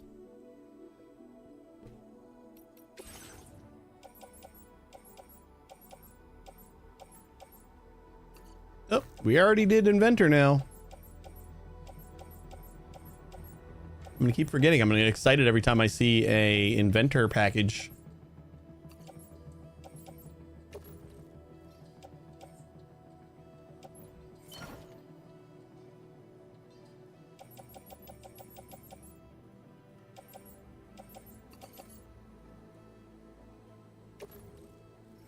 All right, we're going back to the Magellan anyway.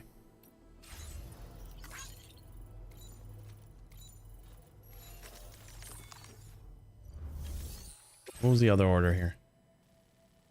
This was going up the mountain and then back to Dowser.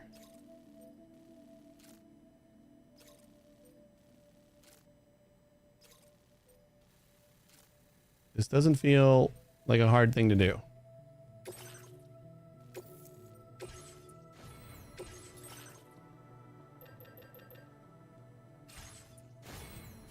Like, this feels like I can easily do this with my truck. Order accepted. Thank you. What's really happened with Xbox? Are they just giving up, or are they just closing Game Pass? Or I've read some bad articles that contradict closing Game Pass? No. I mean, they laid off another like 7% of their staff or something. I don't know, some non-insignificant number of employees again, which people are not all too happy about.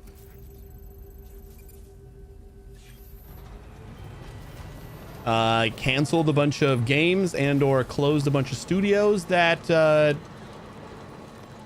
were working on stuff after they spent billions not coming out with anything really good. Billions of dollars buying all these studios so that they can just cancel games. Like the Perfect Dark reboot got canceled and that studio got closed up, which is pretty sad because I love the Perfect Dark. I love the old school Perfect Dark games when they were like N64 Rareware games, but I would have played that. I don't think Game Pass is going anywhere though, but I also do see Game Pass going the route of like Netflix and stuff, where it went from a no-brainer, like, yeah, you got a computer or an Xbox or both, you get Game Pass, of course, to Game Pass is expensive, and It's not cheap anymore, especially for Ultimate. It's, you know, over $20. So I can totally see it, you know, like price creeping people out of, you know, really caring about it anymore. Like, unless you are someone like myself who plays a lot of different games, like someone who's like, yeah, there's this new game here, I'm gonna play that for however many hours and then move on to another one. Like $20 a month for Ultimate, it's like, just buy the game that you want.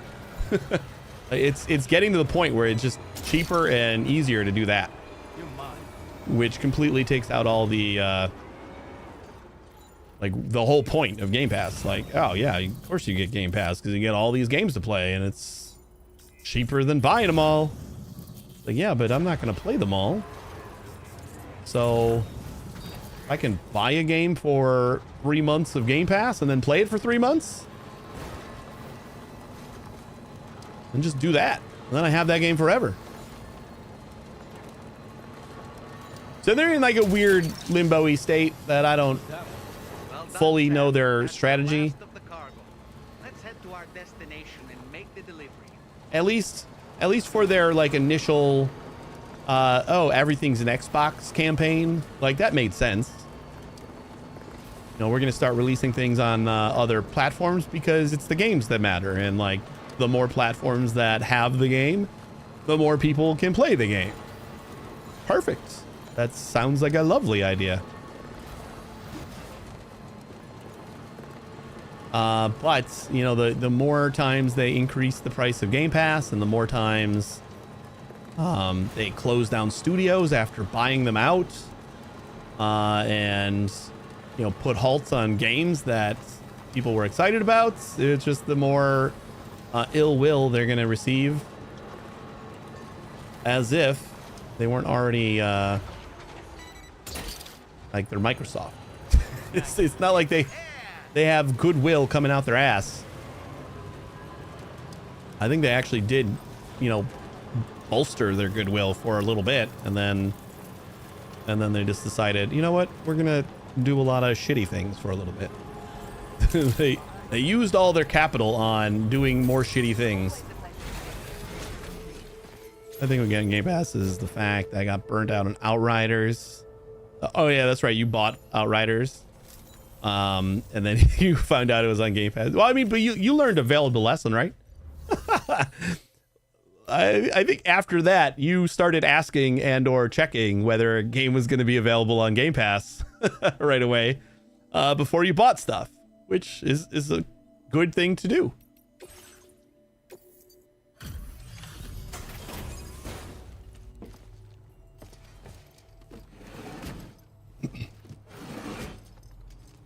Game Pass went from a no-brainer because it was like $10 for Ultimate, I think, and it was like maybe 7 or 6 or something for like each individual one. It was like cheap, and it was like, hell yeah, I'm gonna play a bunch of games and have access to a bunch of games, especially with the kids. It's perfect because even though some of the games fall off of Game Pass, there's usually a handful of kid games that they can play.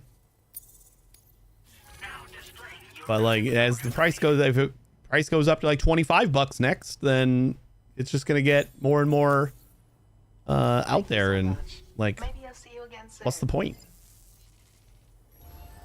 Order completed. Well done.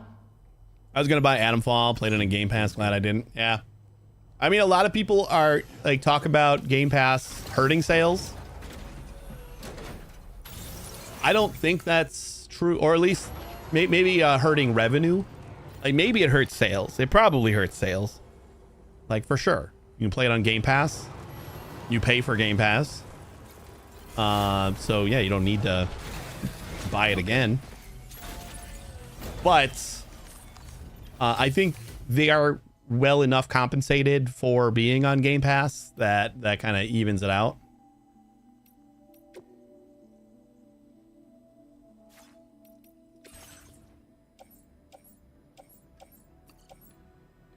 So I don't think that is like a huge thing, but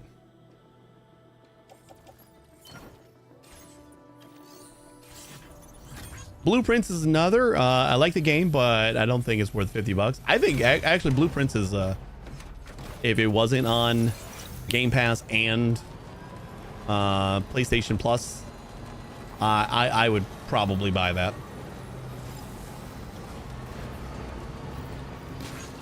But again, that's they're not always on Game Pass forever, so that's like a thing that you have to take into account when you're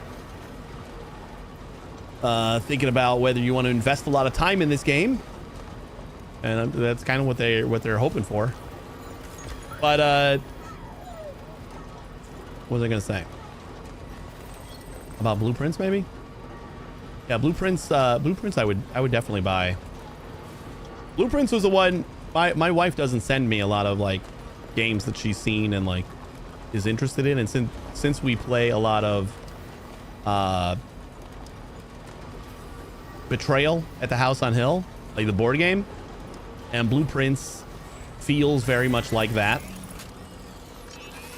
in the way that like you're building a mansion with tiles essentially. Like it's all it's very similar to that game.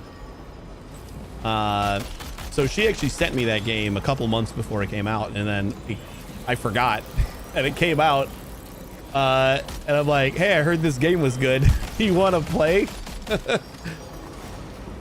And she's like, you fucking kidding me? I sent you that game like 3 months ago. She had seen a trailer or something. Oh, but that's what I was gonna say. Yeah, as the price of Game Pass has gone up, like Game Pass was practically free for me because I spent like $100 or a couple $100 on Xbox Gold, and Xbox Gold converted into Game Pass Ultimate, so you kind of got it for super cheap, and I like loaded up for like 3 years of it, so it was like practically free for me.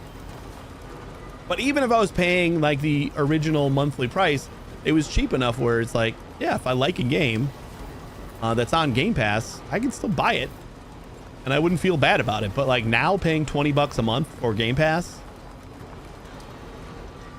if I like a game that's on Game Pass, like it feels bad to try to buy it as well, because I'm already paying $20 a month to Game Pass to basically just try that game out. No, it's like you better, like the value is there, that like I don't care anymore about keeping Game Pass. Basically, I think I will end up keeping Game Pass just for my daughters, like just to have those handful of kids games, at least for a while. If it keeps going up in price, I probably just cancel it.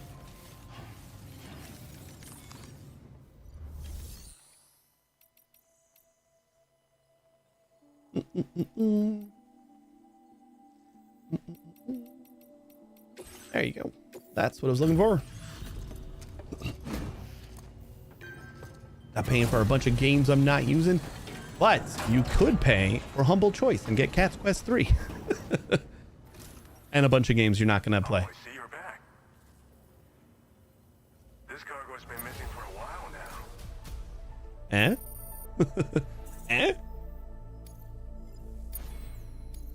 Now displaying your current porter grade. Glad you were able to. Order completed. Well done.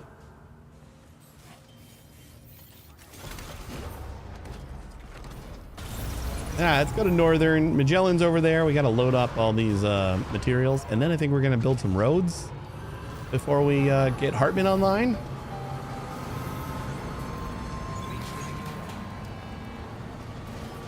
I didn't build this road. I think somebody else finished this road, or maybe I did. I don't remember.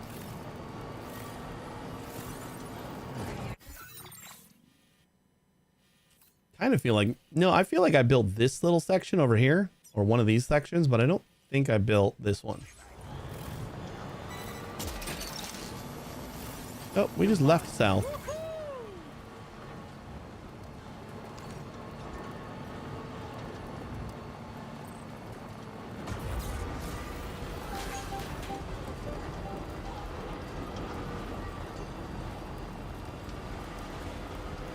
Maybe. We do have a lot of materials in our truck. We might be able to build the roads going to at least over here. I want to see if there's like an intersection, because if this road doesn't connect, I'm gonna be a little disappointed if it just goes straight through Twin. Although it might be like north comes around that way to connect to there. Then maybe that's what happens.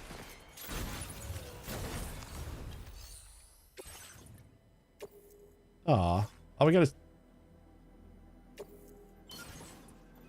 don't have any metals? How do we not have any metal?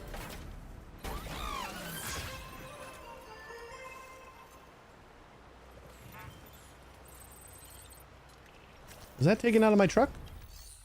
Or is my truck not close enough?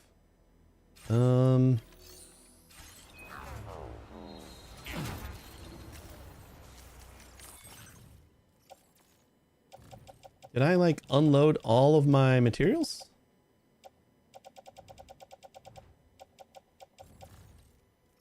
Off-road. Oh my god, I guess I did. I loaded everything up into that other place. Oh, that sucks. This is not what I intended to do.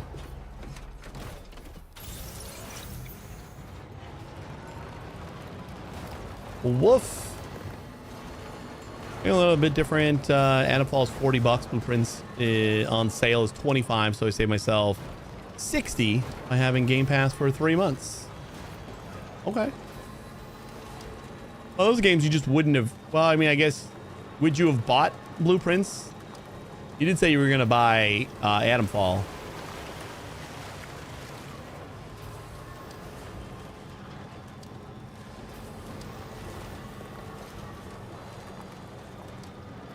I don't buy a ton of games anymore. Hey, Spence. On chapter 7, I think we're going to be hitting chapter 7 soonish if I stop dicking around, but I don't foresee that, so I'll probably stick to chapter 6 for a little longer. I do want to get Hartman on the map, so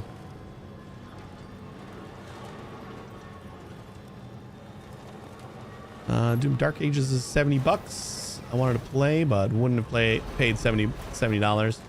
Played it for a minute. I actually played like through one chapter because I was testing out a couple of systems. And like that's one of the benchmark games that I like to do. Man, id Tech is still crazy, even without John Carmack. I don't know, that it is still insane. I don't know how they do the things they do. Like, the game is gorgeous and it runs so buttery.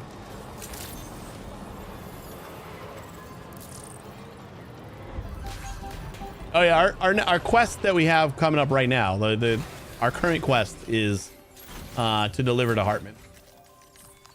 Our current main quest.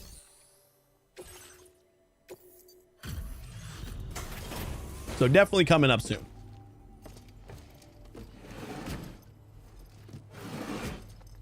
Kind of feel like just entrusting this F2 package.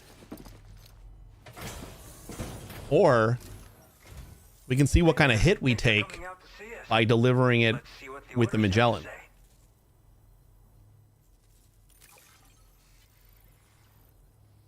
I buy an indie game now and then and release, but it's rare I drop anything over $15. Yeah, I think, and that's fine. Now, like AAA is rough. It's not, they're not coming out with the things that are like, you know, blowing everyone's pants away or anything. It's the indie games that are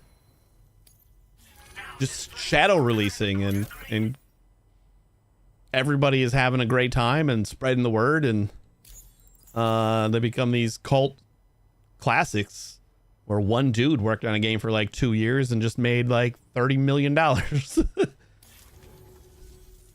Good for you. Hand again, okay? Take care. Order completed. Well done.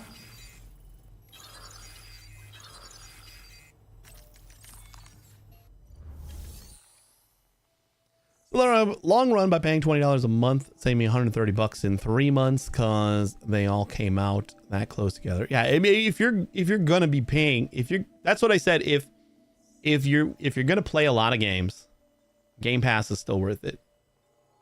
Even for $20, it's more than I would want to spend. But like, if you have an Xbox and a PC, $20 to get like a huge catalog of games to play is worth it. If you are a Call of Duty bro, or something like that, where that's all you're gonna play, there's zero reason to have Game Pass. And I think there are a lot of those type of players out there that are like, just I'm gonna play this game for my entire life, so why would I need Game Pass? I'm just gonna buy the game for $70 and be done with it.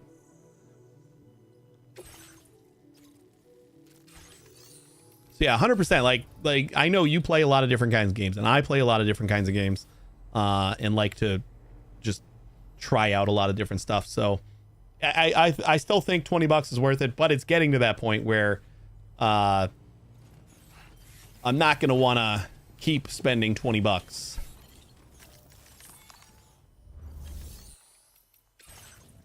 Or I'm not going to want to spend much more than that. We have a rainy cargo package in my truck, and for some reason it won't let me. I don't know why it decides. Oh, you know what? Let's test out. Is it damaged? Container damage 10%. That's fine.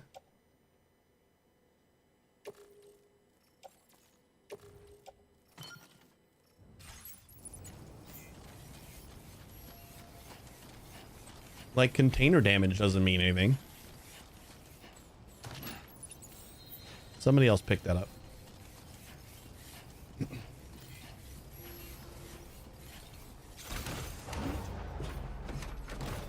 I'd rather gamble on an indie for a third of the price. If I don't like it, hey, I helped an indie game down. Yeah, that's a good way to look at it. I skip indie games. I only get big games. The only indie game I got is Claire Obscure. I mean, you're missing out on a lot of real good stuff, I will say. Indies where you get like all the fun, interesting, like neat new ideas. AAA is just, oh, they released another one of those games that is the same as that other game.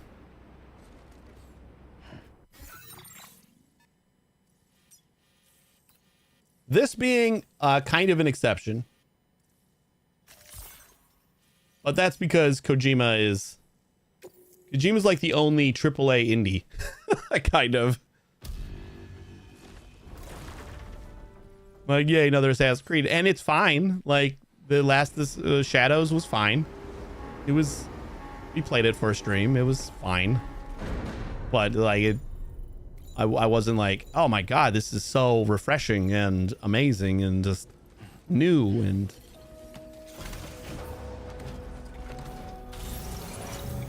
Alright, so we had a package in our truck for F2 here. So we should take a hit on this delivery. Some of my favorites of the last years have been indies: Dredge, Dave the Diver, Moonlight. Yeah, Dredge is an amazing game. I still haven't played Dave the Diver, sadly, but I want to. It's on my list.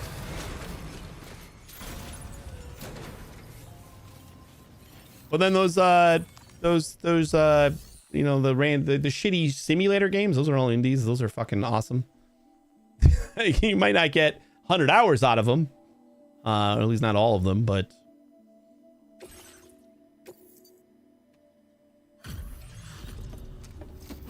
Gas Station Sim, I mean, that came out of nowhere, and like I was like, this is a joke game, and then it's like, oh my god, this is actually like the itches that scratched as far as just multitasking, like running from one job to another, was so good at a release, at the initial release. I think a lot of the extra stuff that they added with DLCs took away some of that initial charm.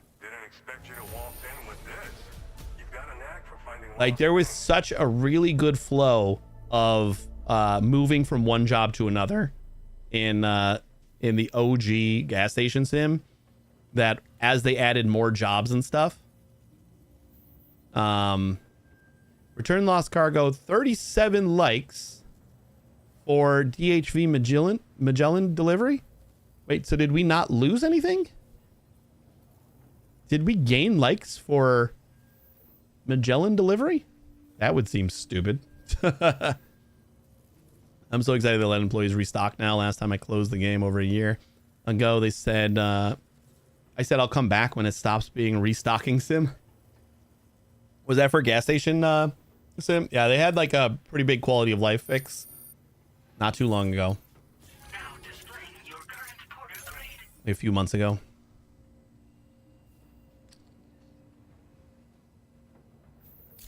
Yeah, there's a crazy amount of really good stuff in the indie sector. And it's really not that hard to find either. Like a Google search for like top indie games of year.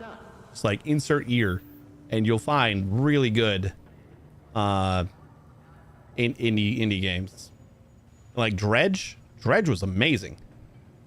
Dredge, the last like 3, 4, 5 years, it's been like all indies that people are just talking about for game of the year. Like just some random game named Dredge was a lot of people's, like, it wasn't going to win, but a lot of people were saying, I would give this game of the year.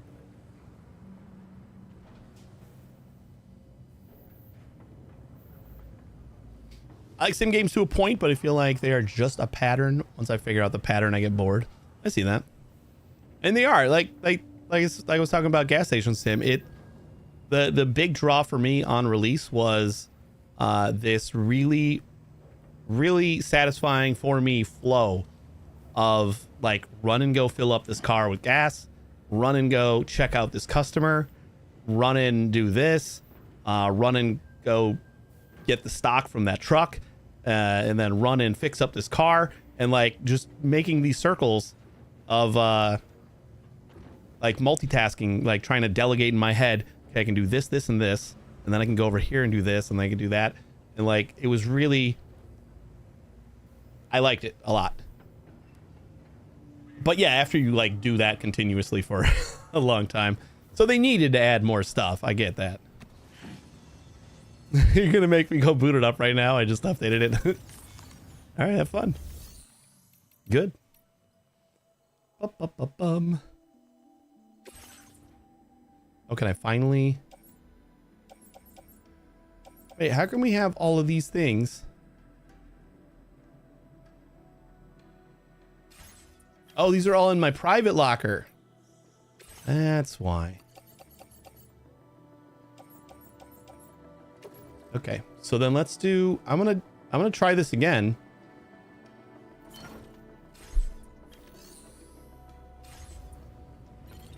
Maybe if I check like the base likes.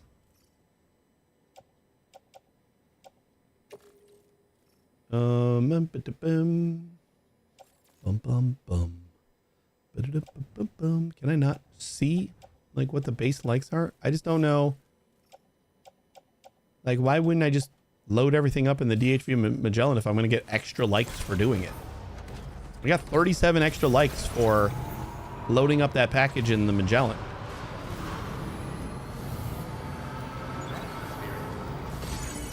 And maybe that's less than we get if we do it on foot.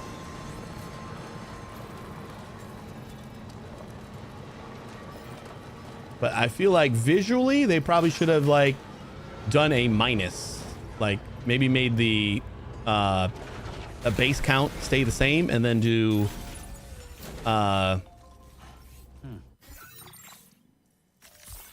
like DHV Magellan delivery minus however much. There's currently cargo aboard the DHV Magellan. You will receive the Magellan evaluation for the order or request where the DHV Magellan is used for cargo. So that's, so I guess the 37 was the base, maybe. And Dredge and Dave the Diver look awful to me. They are amazing games. Well, you know, I haven't played Dave the Diver yet, but I've heard nothing but good things about that one. They had a tie-in together. Like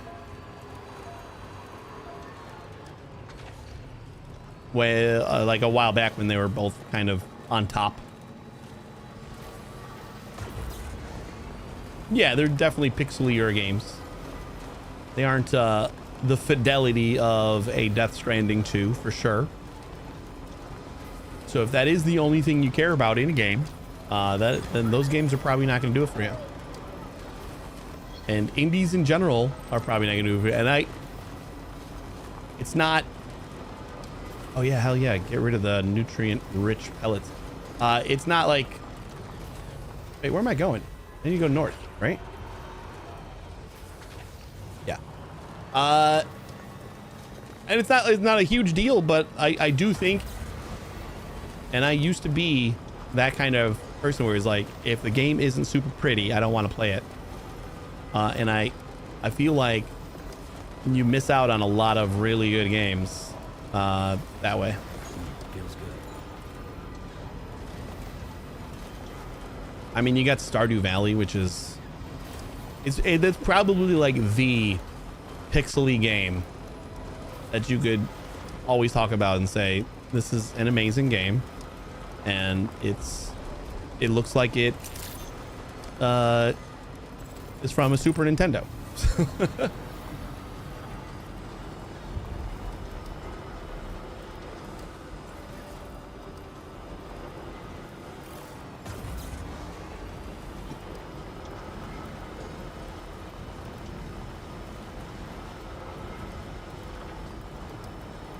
Yeah, Stardew is like just amazing. He needs to stop updating that thing. I have seen like a handful of interviews with Eric, and he has said multiple times that he is working on his new game, which makes me happy that he's not talking about another fucking update for Stardew Valley. As much as I would be right on board and I would play it, just work on Chocolatier for a while, man. Like as it is right now, we're probably still 4 or 5 years out from Chocolatier. Like we don't need you to update Stardew Valley again. In 4 or 5 years, you could update Stardew Valley after Chocolatier comes out.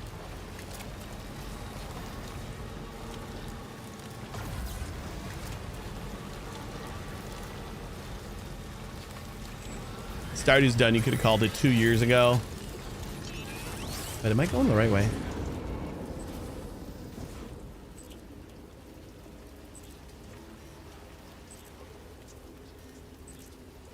There's a baby.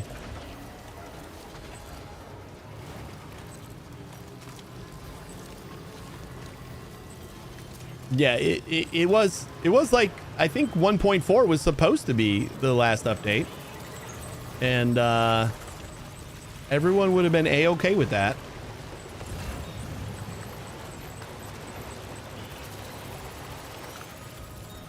And then it's like, oh, you know what? I got some new things. So I'm working on 1.5 now. I was like, all right, I guess. I was like, but for sure, this is it. And then there's a little bit of time, and it's like, you know what? This 1.6 update's feeling really good. So we're gonna do that.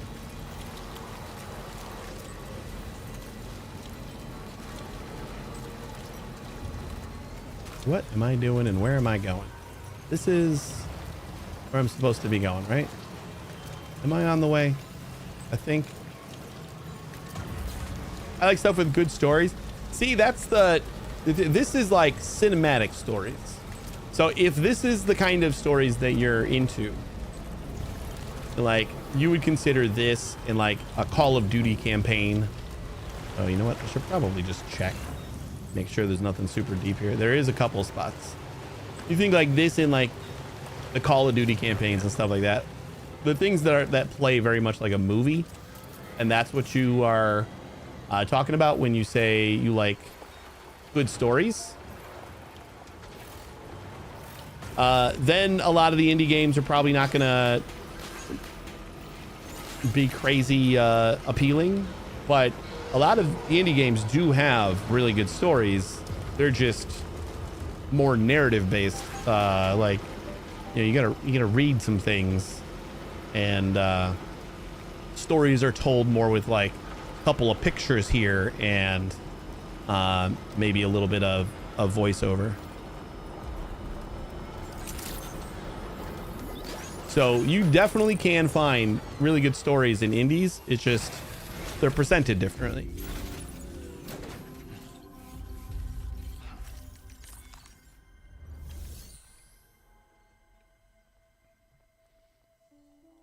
I love the hindsight. Maybe I should check the depth before I dive in there. I was like halfway in the water already. So I don't know how much I've learned, but for me, pixel games look retro. For me, like the old Sega games, etc. I feel nostalgic playing those pixel games. That's I mean, aside from them, also like the reason a lot of indie devs are do pixel games is because pixel art is a little bit easier to do than, you know, huge motion capped 3D models and stuff. But yeah, totally. There's plenty of nostalgia in those types of games. Wouldn't it be fun if I forgot to put all this stuff in my truck?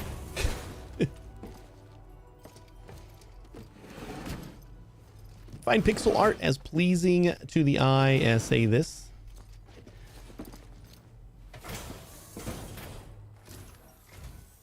I really like, let's base an entire game about dealing drugs. Let's say some indie games, let's say, let's not say most. I love those games.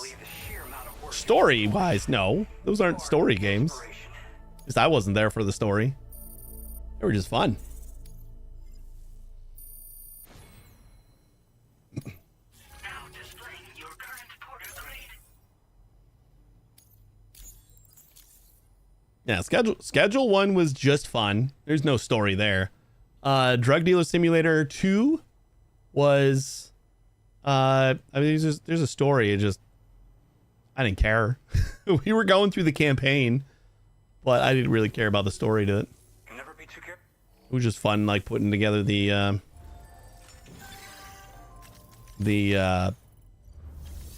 processes and managing the dealers and all that fun stuff and making the drugs. I had fun with that one.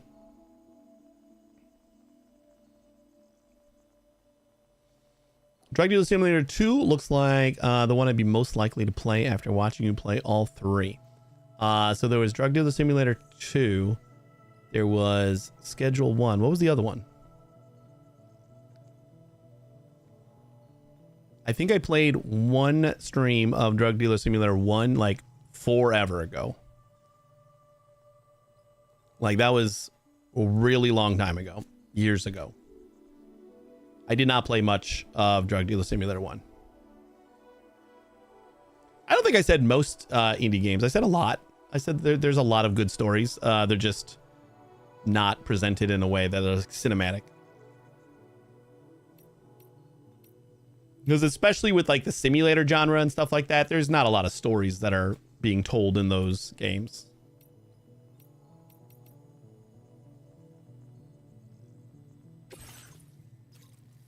But I mean, it's on tape, so maybe I said most, and if I did, then I misspoke.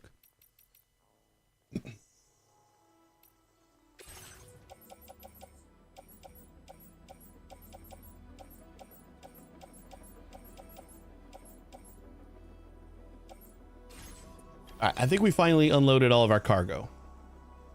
So I am going to... There's a backstory. Yeah, there is a story in Cache Cleaning Sim. That is also true. Oh, I could probably share some of this stuff. This random crap that I picked up. Share cargo.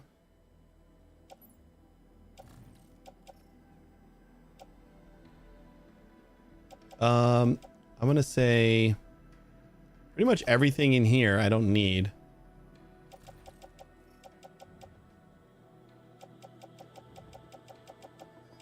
Like everything else was on my back, so we'll just share all this random crap that we picked up. Even though we might need it in the future.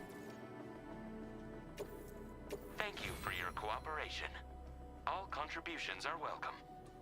I know, I wasn't upset by it. I was just in case I did misspeak. And if I said most indie games have good stories, that was not the intention. Like there are definitely indie games, and a lot of them, that have really good stories. They're just not presented in a way that like you would get out of a Call of Duty or something like that.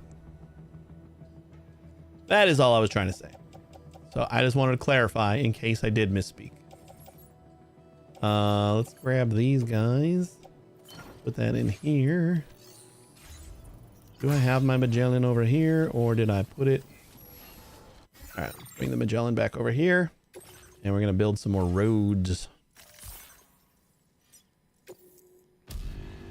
Or you know what? I can get in the Magellan, and then we can go to Western, because that's where we have like all of that cargo that we picked up. I think that's what we're gonna do. And then we'll use that to build a bunch of roads. I don't think we're gonna build the road that goes like up the mountain to Lone Commander, because we're already done with Lone Commander, and that is an expensive road.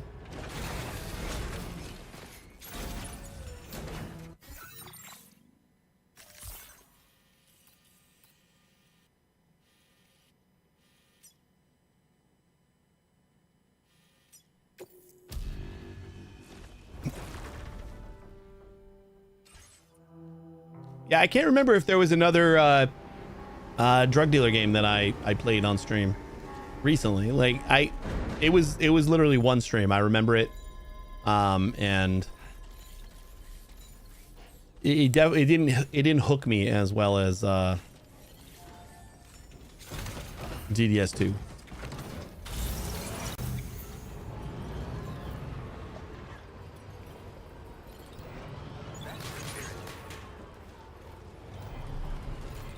Schedule one's a lot more I think schedule one's a lot more fun if you're playing with other people. You can play multiplayer on Drug Dealer Simulator 2, but like there's much more of like a story and stuff.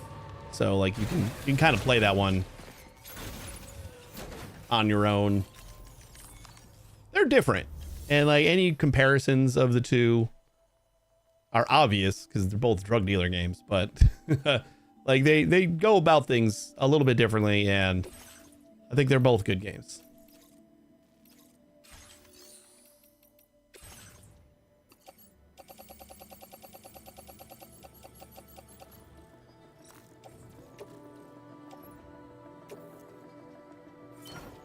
We can't even fit it all in here.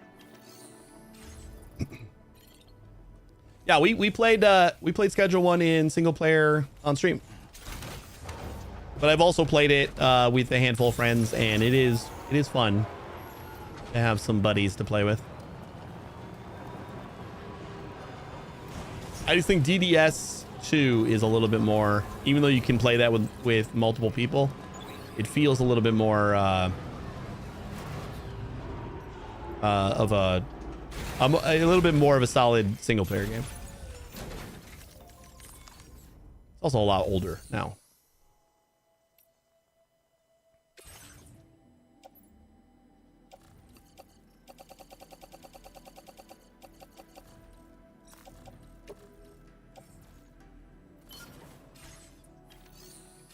I know when I'm going to run out of private storage space.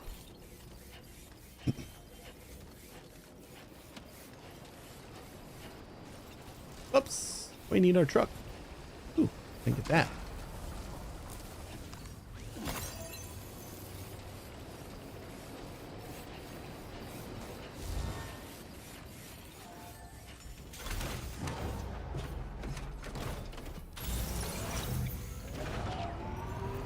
And then going back to kind of the way you feel about like how a game looks, and that being like the main reason for playing it, which again I understand. I used to actually have that same mindset where if a game looked like, if it was pixely or it just, I still do that. Like if a game doesn't vibe with me with its look, then I don't really want to play it. Kind of like vampire stuff.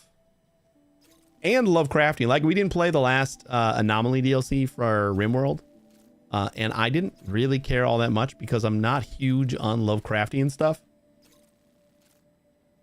I heard it has some good things, but like I have to force myself into like vampire stuff or Lovecraftian stuff, and I probably have a good time, but like their initial impression on me isn't like, you need to play this. Like it's like, all right, I've heard so many people say this is good. I gotta give it a go, even if it's some sort of genre that I do not care about.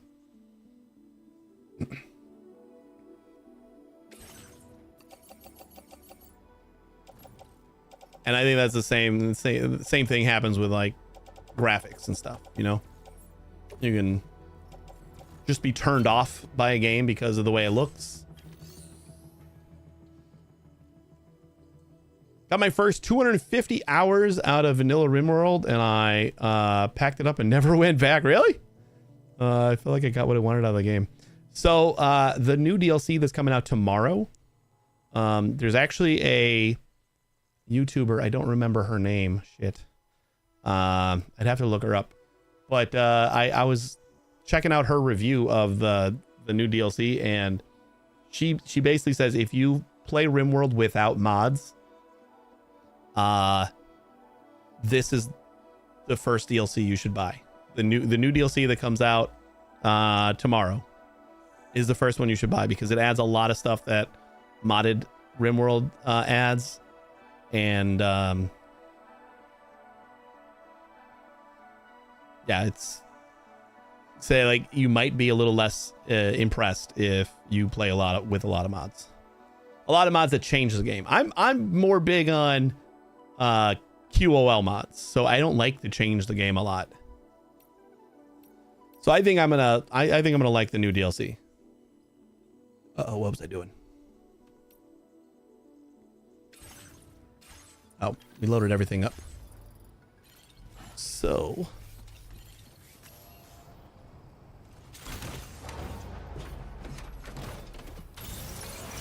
yeah, hopefully we can get a key for it. Oops.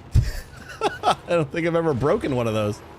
If we don't get a key for it, we'll probably take a little bit longer to get to it.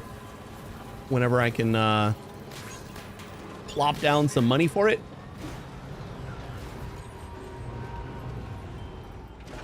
Like I just emailed them earlier today, so who knows? I think I was telling that story and then I lost track of it when I first started today. But for the Anomaly DLC, I did email them because they had sent me a key for biotech. So I'm like, well, get in touch again and see if I can get a key for Anomaly. And they never got back to me. Like they just didn't reply at all. And then today was going to email them again. And I'd found my old email and like just copied the address. And before I sent it, for some reason, I went to their contact form and the email contact was different. I'm like, wait a second, is this a new page or did the email just change? And like, I checked the Internet Archive and checked that page for about the time that I sent the Anomaly email, and it had changed back then too. So I think I just sent the email to the wrong address that they probably don't check anymore, and that's why they never responded. So hopefully they'll respond to this one since I sent it to the right place this time.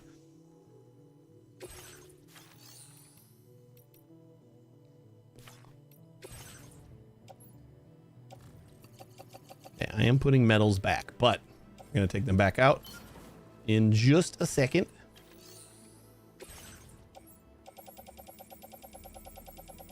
Yeah, when I saw that, I'm like, wait a second. Did I get... That's why I checked the Internet Archive. I'm like, did I get the email from this same spot that they responded to? And I looked back to like when I requested the biotech key, like way back when. And it was the same address on that same page that I was looking at. Just had a different... It was a Gmail address too. It was like ludianhelp@gmail.com. So they have since changed their email to like support@ludian.com. So it's like an actual branded email now. So I just emailed the wrong address.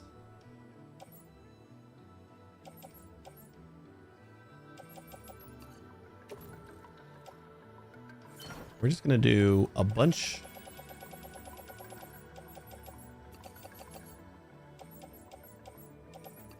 Oops.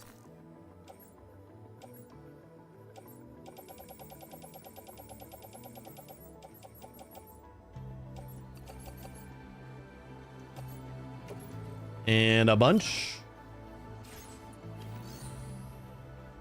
We'll see how that does. Just like travel down the road and build as much as we can.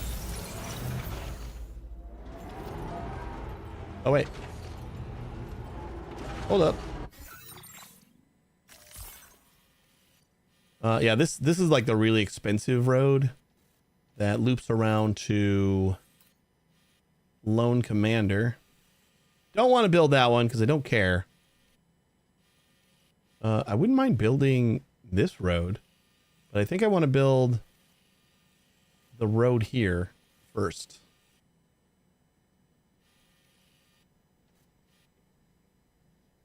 Or if we just go down this way, we'll probably build the road all the way around this way, I assume. Could be wrong about that. Oh wait, forgot to actually move.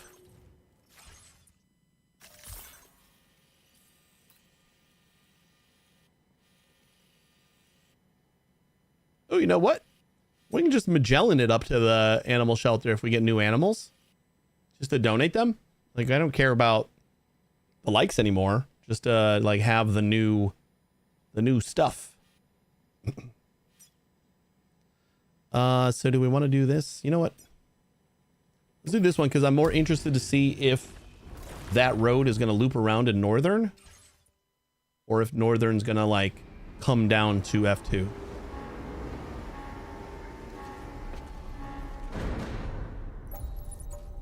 Can you take your carriage on the zip line in this game? Like the floating carrier? You can take one, I know.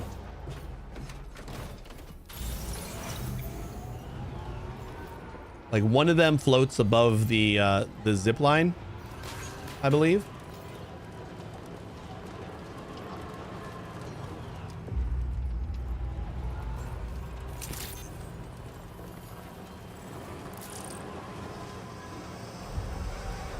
Oh, there's a road right there. Yeah, so this has to link up. Nope.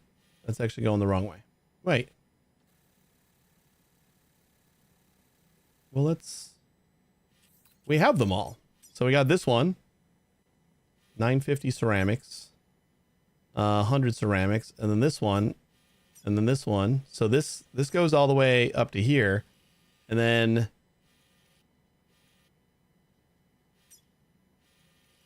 maybe it branches off and goes this way. I don't know. Maybe it just doesn't. Maybe we just don't have a road going over there. I guess that would also make sense. God damn it. Stop picking up random crap.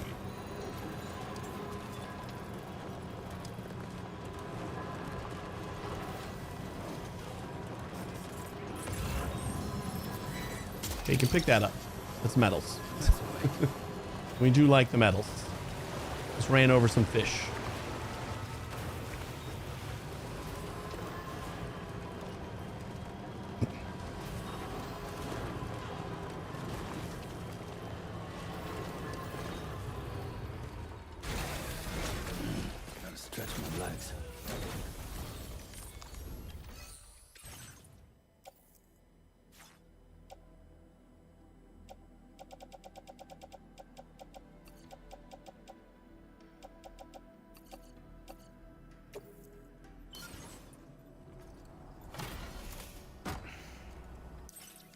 We're gonna need a lot more ceramics. I brought like 3,000 and this first one already used 1,000 of it.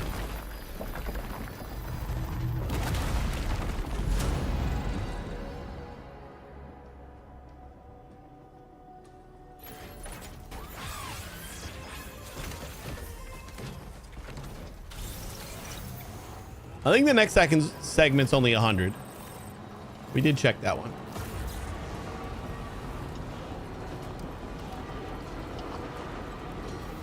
Oh boy.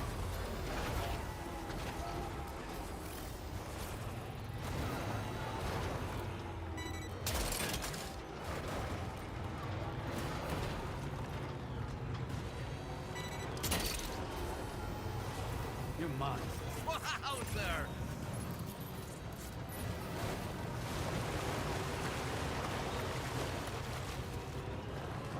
He would have gone right off the edge. I almost did. I just got a little weary, but I don't see the ground after the road. A little less confident with the descent.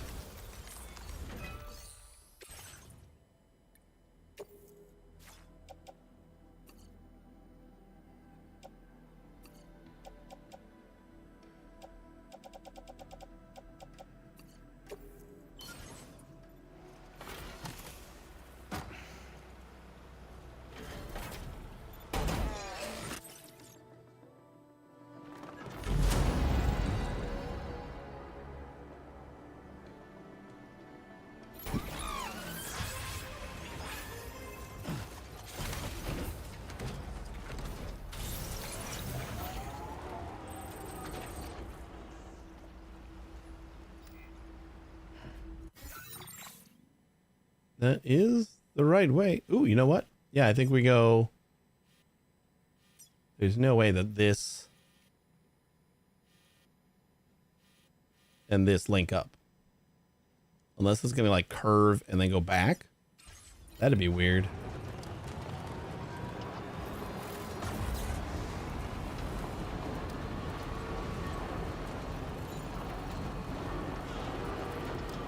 Oh, no, we get a branch.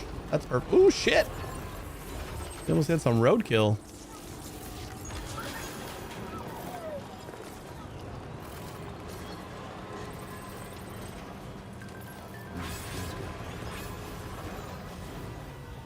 You know, I like the bridge link increases. I wonder if that means that like other people have made me a bridge link. I haven't bridge linked a lot of people. AC was just that one person that had a pink truck.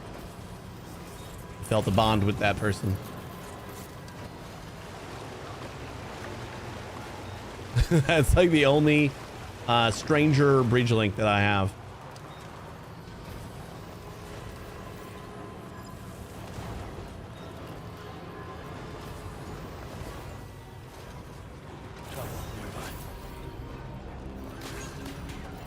Where? It's not raining.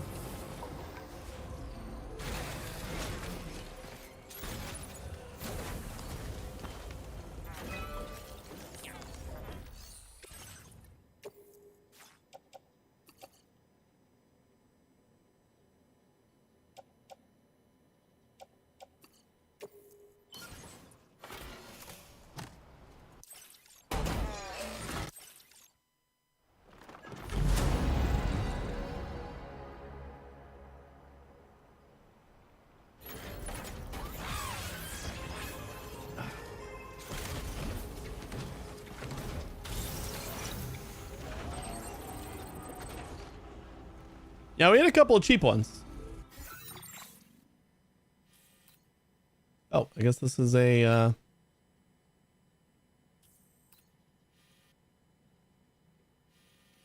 oh, this is the one that goes up to animal shelter. Right. This is like the very edge of there. I forgot about this place. It's over there. Nice, freshly paved road. So wait, did we go all the way back to north now?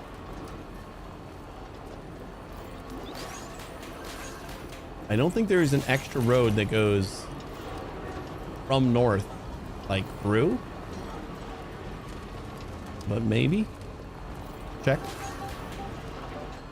It goes through like the other side of the Northern Observatory here. Really should be.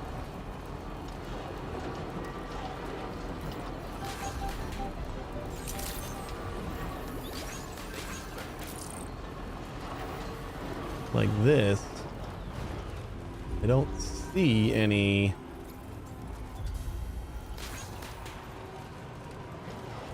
road construction stuff.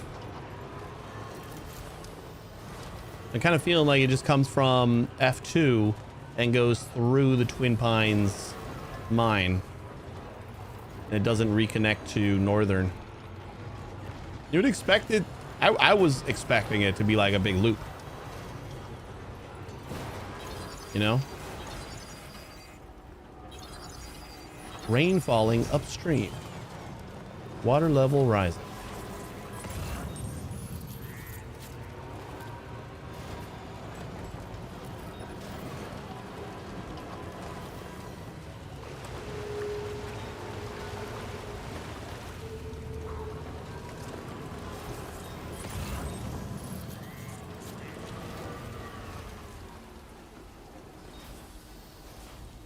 Isn't there just an animal over here?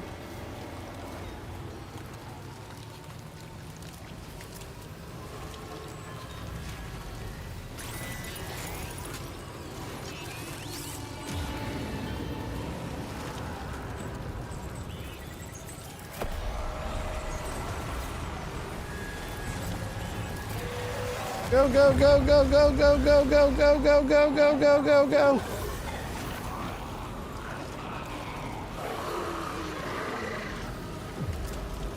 I feel like it's much easier to evade BTs in a truck in this game. Oh, we just like crashed right into that one. My MP gun is not doing a ton of work right now.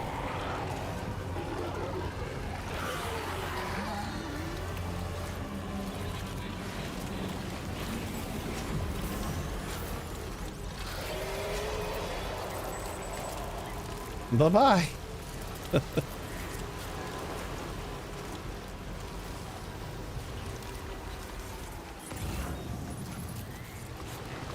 There's a big red patch. Good thing we checked.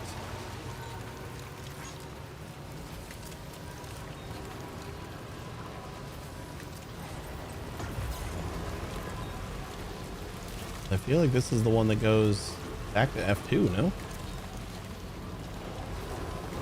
This one connects to the one that we already got, I think. Yeah, it looks like it should.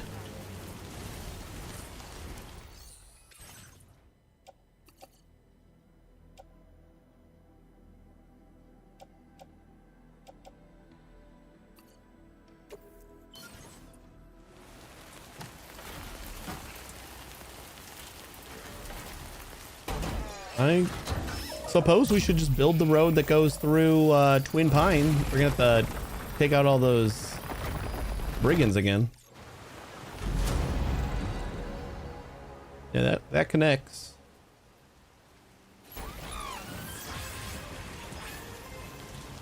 We got so much materials. I don't know why I'm like worried about like having enough. Like we're gonna have some expensive roads. Doesn't matter.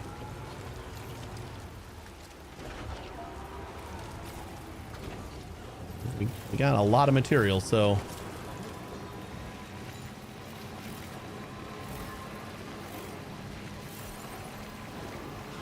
is the next spot visible?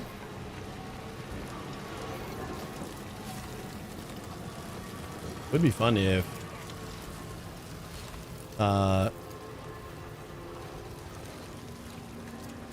everybody's like hiding inside because it's raining.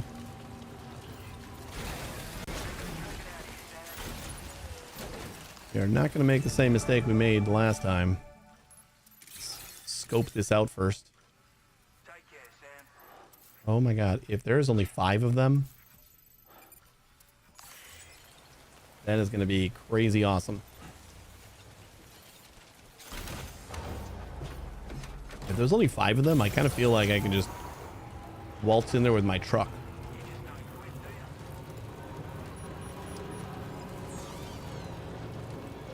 And just use my gun.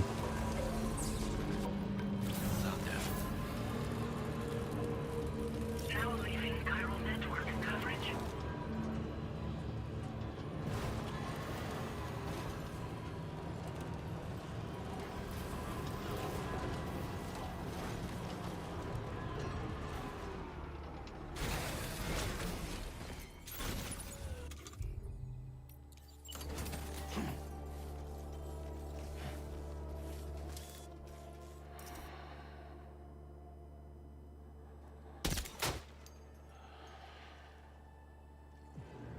Hey, your helmet fell off. Oh, there's the health. Is that going down? Shit, even though I hit the helmet, I think he's still gonna fall asleep. No, man, never mind it. He might not be going down.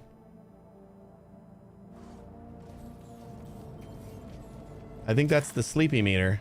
Unless that's the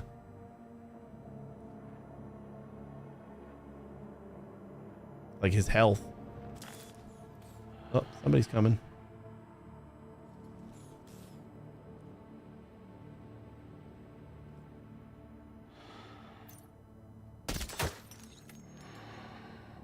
Might just be his health.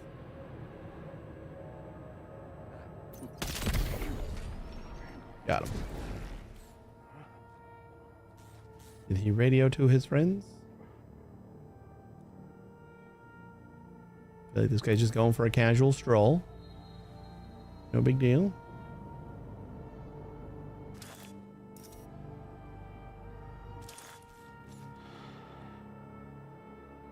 Still pretty shocked there's only 5 people here.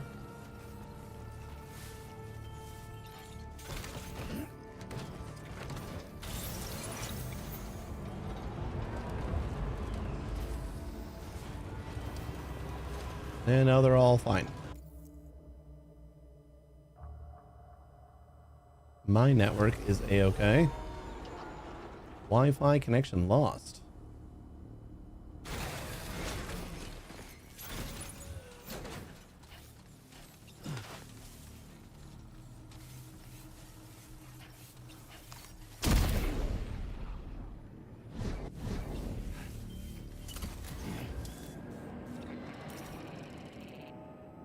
You see me?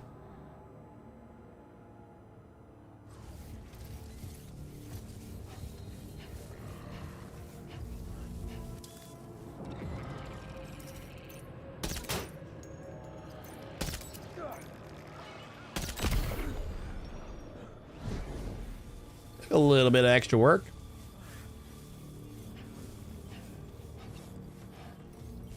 Let me check out their watchtower.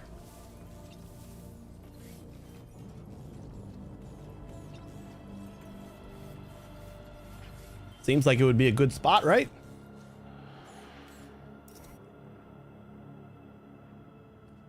So if they're all wearing helmets, what if I hit them like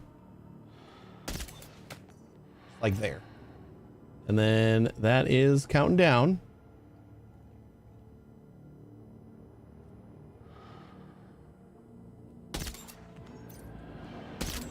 Yeah, stay right there.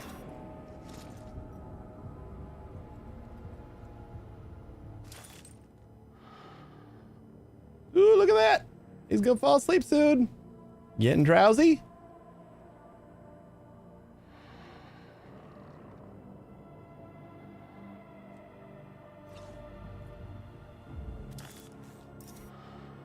Like you waste a bullet by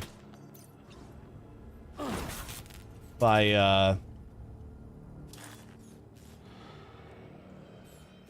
to hit him in the head when they got armor. Because like it doesn't penetrate, but you just hit him in like the thigh. Takes a little bit longer, but they fall down. Did it say base neutralized? Oh wait, this guy's got to go down first. If it says base neutralized, then there was only 5 of them. I suppose we will see. Link to watchtower broken.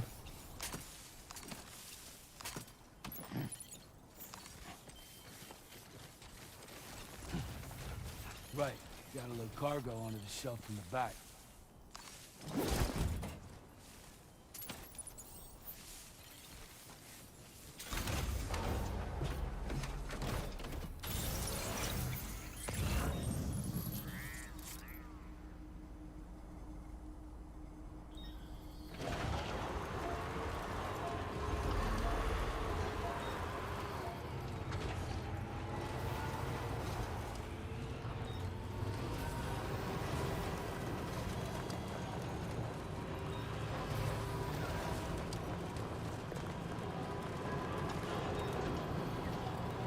This is going to be the road, right?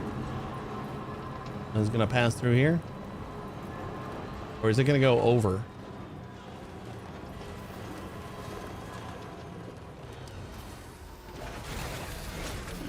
Gotta stretch my legs. Like, this would be a pretty ballsy trip still. Just like driving through brigand territory.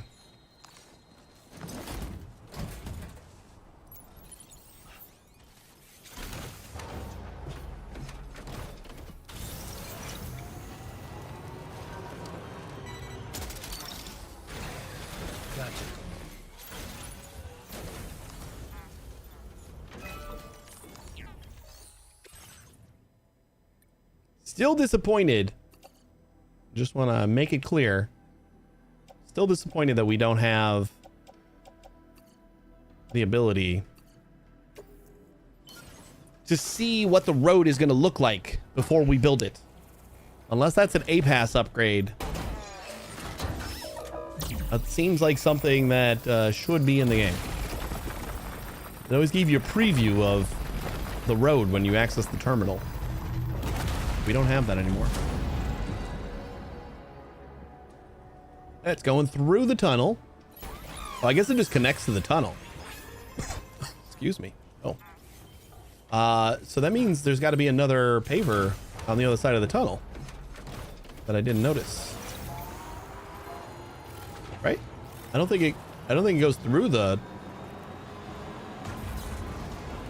No, it stops right there.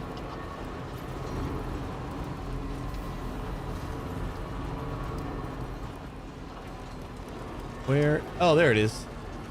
There was another paver.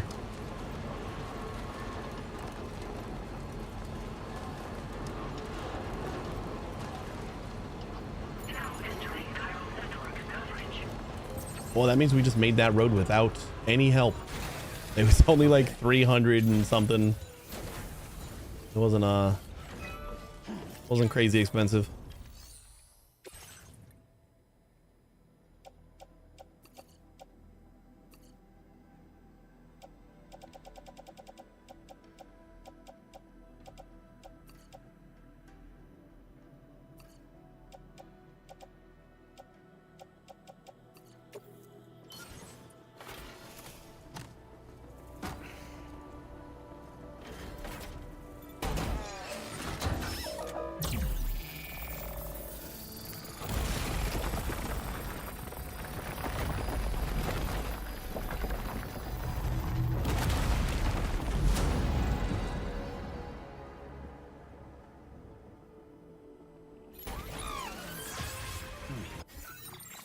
Yay! All right, so if we want to go to north, we kind of have to backtrack a little bit. I wouldn't mind. How much is this?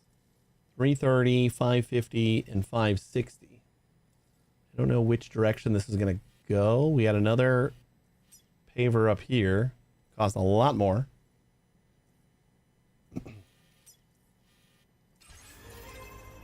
So should I work on that one?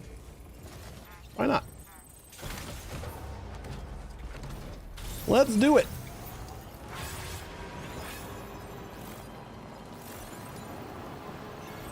We'll just drive assist. Oops. I hit the wrong 3 button.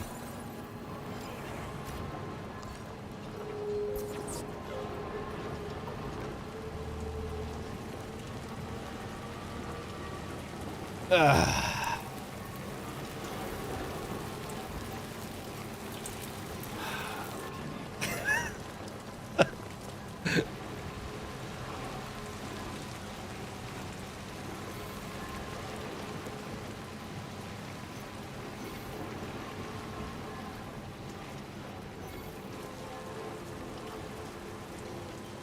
you know what? It's going to stop at F2. Because you got to like enter F2 space in order to continue on the road. So that's pretty nice. Like I was going to continue on, but it's nice that you have those checkpoints. So is there no road that goes down that beach then, I guess? Like across like the side of the mountain where all those floaties are? I think that means there's no road over there.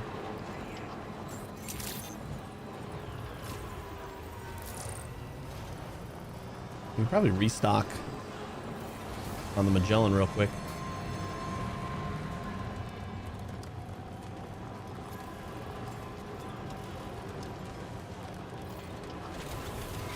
Well, that's not what I wanted to do.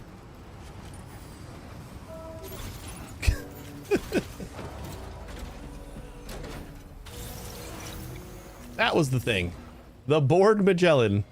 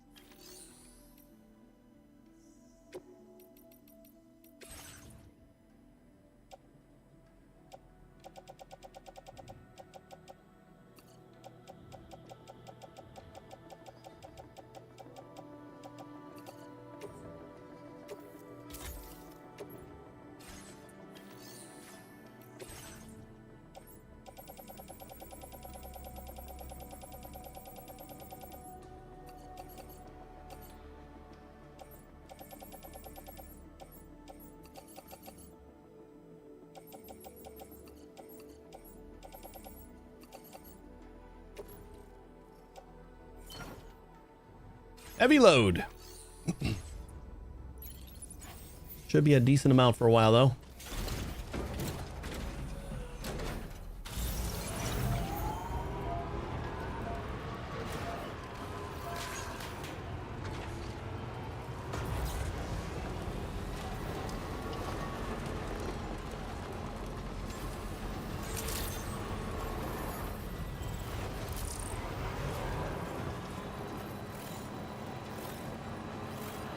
I'm going to see where this road goes because I don't actually care about like finishing this road right now because it's basically like I don't need it. Right now it looks like it's going to all the places that I've already 5-starred. But there's like some mountains over there that so where does it branch off? I think it branches right here. Or maybe here. No, yeah, right here.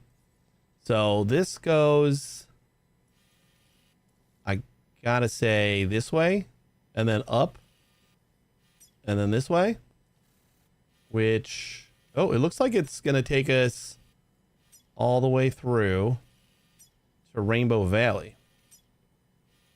Is that the only place that it takes us though? Because we don't really care about that. Wait, do I have all of those?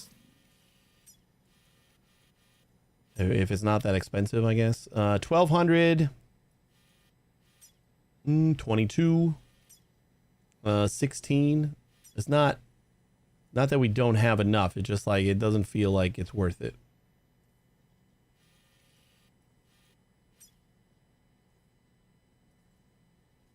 Oh, you know what? That'd connect us to F1, I believe. Even though it would be a lot easier just to ride the monorail.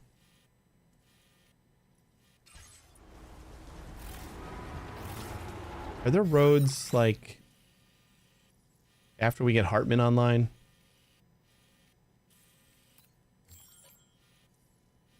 The Hartman job ends here. So this is all his area. So then once we get Hartman online, we should have access to the next section online. Oh, I forgot we're not online. Am I online now? Did we reconnect? How do I tell? I guess, I mean, I just got a bunch of likes. It's gotta be something, right?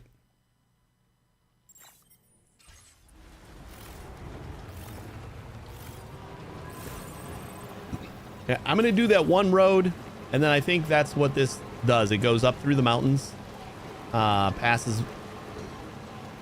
It would have been nice, not gonna lie. It would have been nice to have while we were 5-starring animal shelter. As is right now, I think it's less nice, but it'll connect us to F1 in case we wanted to like drive and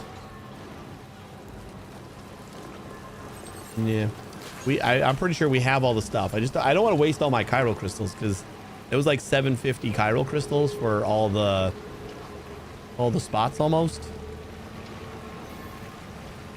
We have 11,000, so it's not undoable.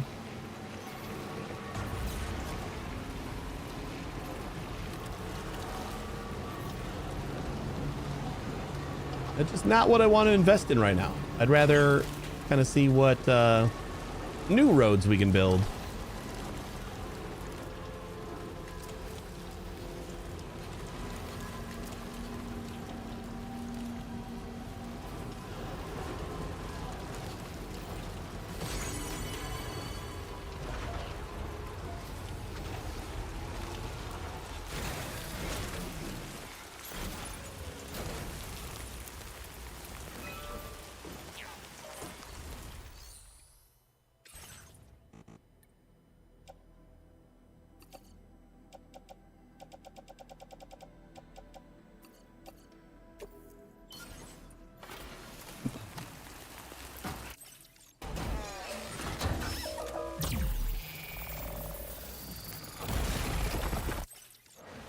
Also going to feel a lot better about chiral crystals if the gravity gloves allow us to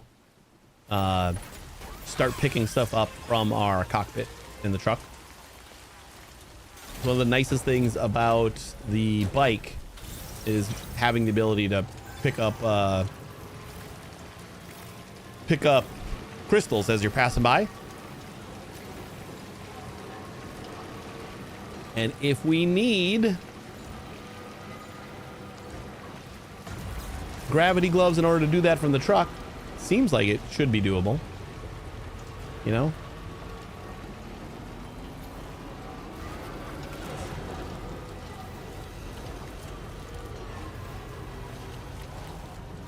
Like, I understand not being able to do it off the bat from the truck because it is kind of high up there.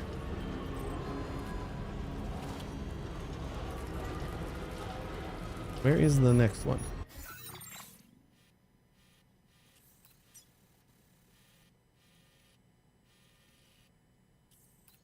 The next one that we have is all the way over here. I don't know if that's the next one. And I have to go up first.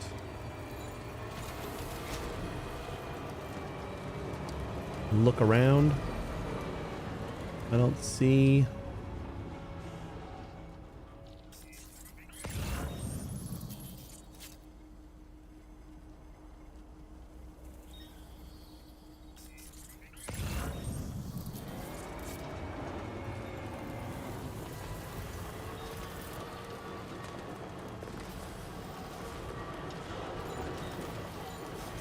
It's gonna be a really long road if this is the connecting one. But not an unuseful road because it goes all the way up the mountain.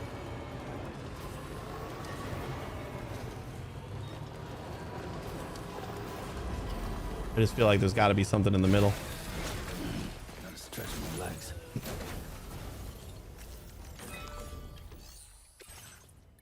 See, like this one's 750, which isn't crazy.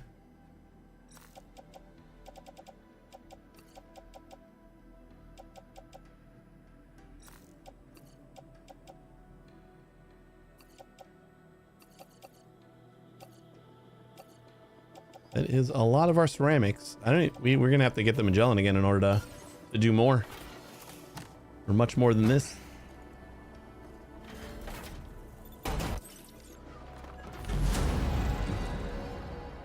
Maybe that's connected.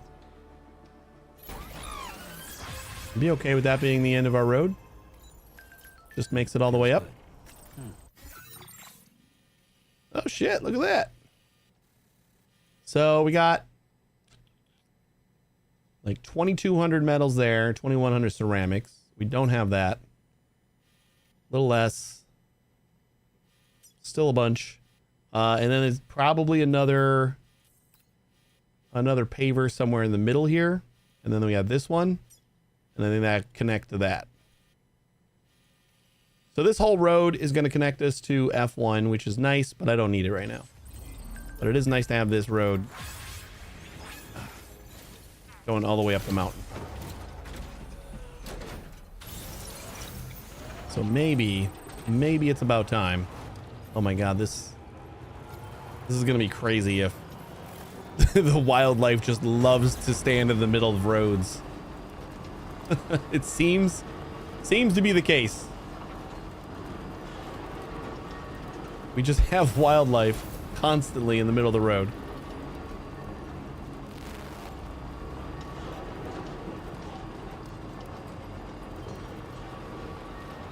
No, I didn't hit anyone. They're just there. I have to avoid them. This is 2 or 3 since we started building roads that have just like, you know what? This is a good spot for me. But maybe it was just like I built the road and they were already there. So that could explain it. I hope it does. I'm gonna have to start. We're gonna have to have a new kind of sign that's like Animal Crossing. Not the fun game, but the watch out for tiny hedgehogs.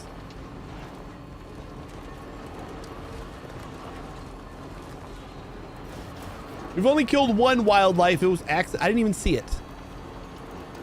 I'm still not convinced that it was there.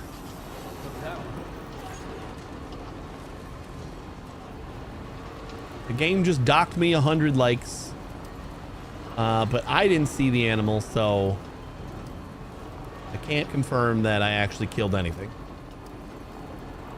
It did. It snuck up on me.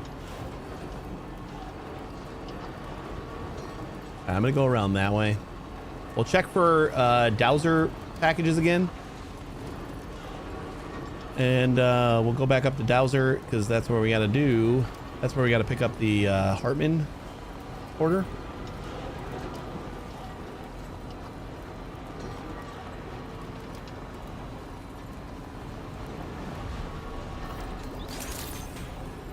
There was no void outs. That means that animals don't have spirits. I didn't think about that. You might be right. No shit. Animals don't have souls, guys.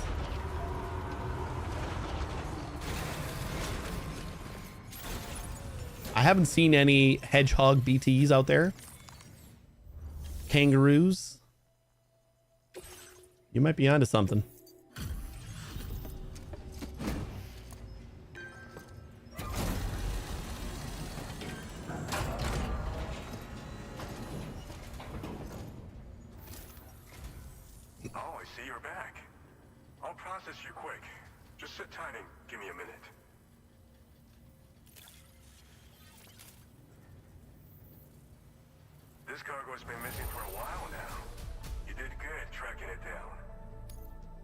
Learning new stuff. I mean, you're teaching stuff. Now displaying your current port grade. Glad you were able to visit us. There's always Really gonna suck is this guy's gonna give me level 3 power gloves. The only thing that'll make them good is if gravity is an addition. There's a possibility maybe there isn't a level 3 power glove and he'll give me gravity gloves instead, but I don't know if I see that happening. I feel like I'm just gonna be disappointed. I'm gonna get level 3 power gloves.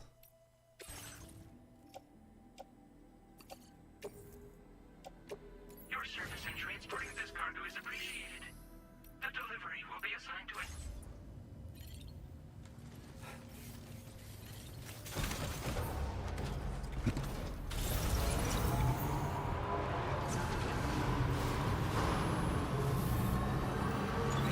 All right, let's go see Hartman.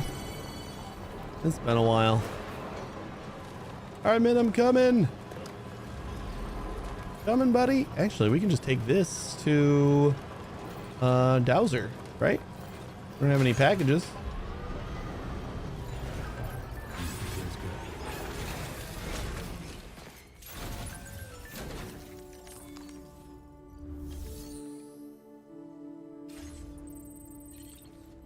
I take a nap first? Look a little dingy.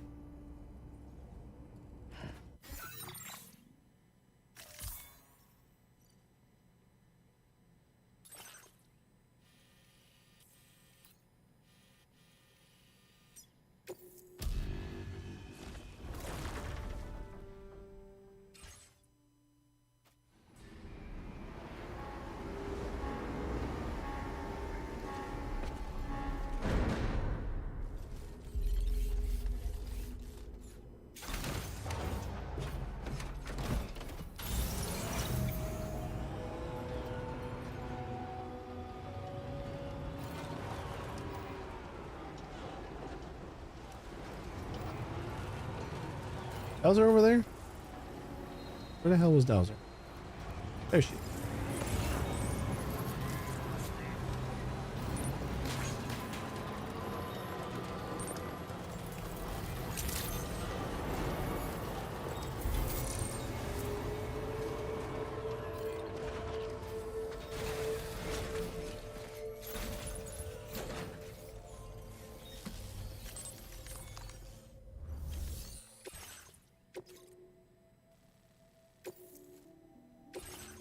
Your old friend Hartman.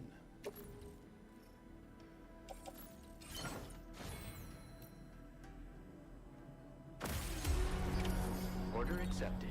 Thank you.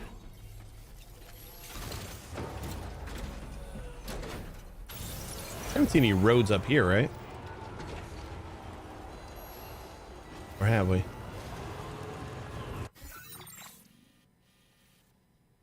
No, mostly just zip lines.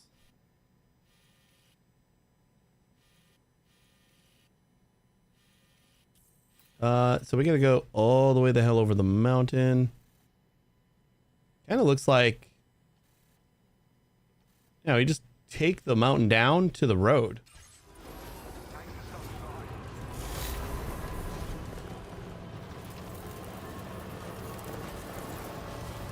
I feel like we had to transport him to Australia, right? Hartman's lab.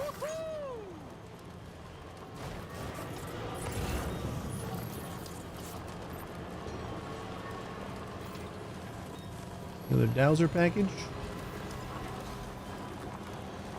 Like otherwise, like how would he travel so far? In 23-minute increments.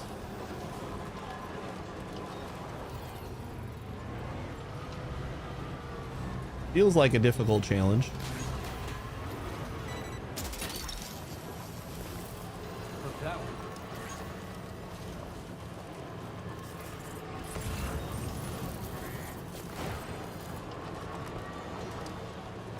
You know what? We can take both of these.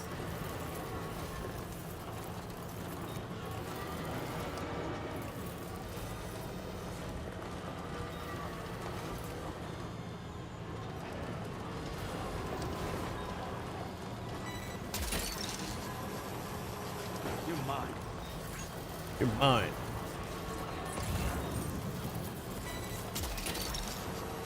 Maybe use the beach to jump locations? Maybe.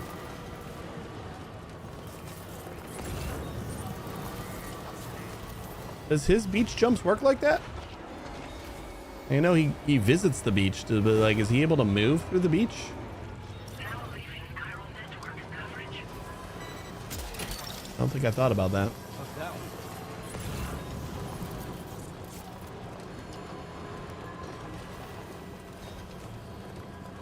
Speculation. I mean, it's good speculation.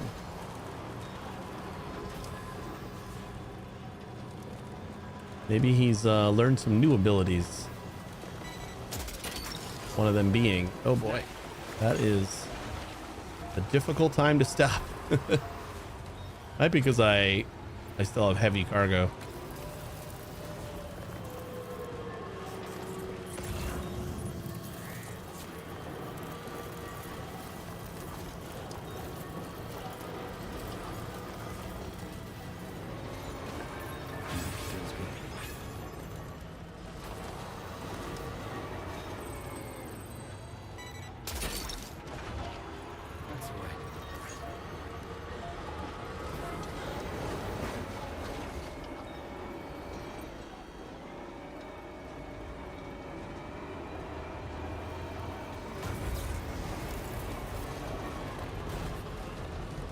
The kangaroo. Is this where I came up before? Yep. Here's my road. Oh boy. Just plummet straight off.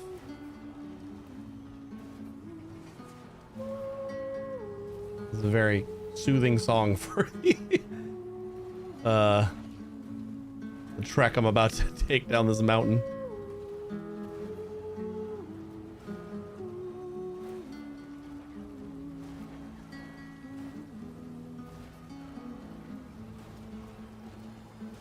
Sticky tires.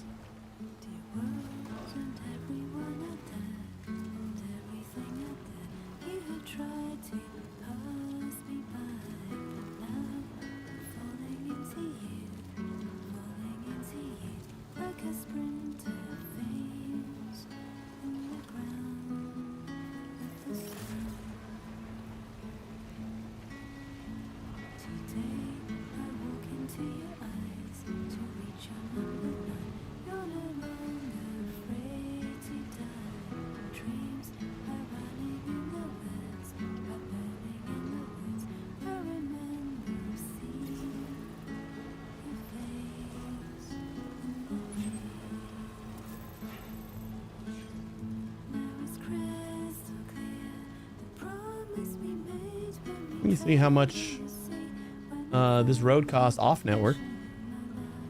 Get a feel for we can build it right away, or we gotta wait until we get Hartman on.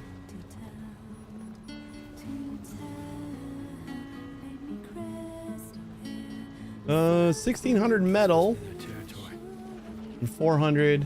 Oh boy, I did not realize we had more guys here. So we don't have a watchtower because no network. But what we do have is a doll man I keep forgetting about.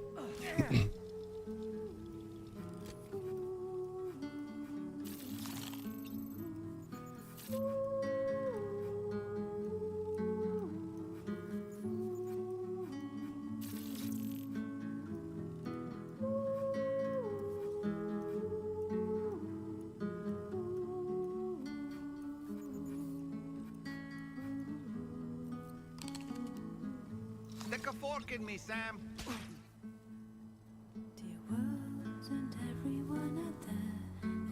I think we can take our truck up here.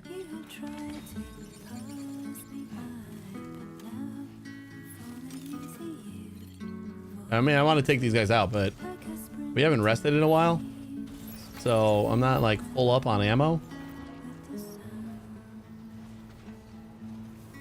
And I'd rather have network help, like a watchtower. Watchtower is just OP. But it feels like we should have to rely on something like Dollman, where we have to actually see all the enemies in order to mark them. Watchtowers are just so nice.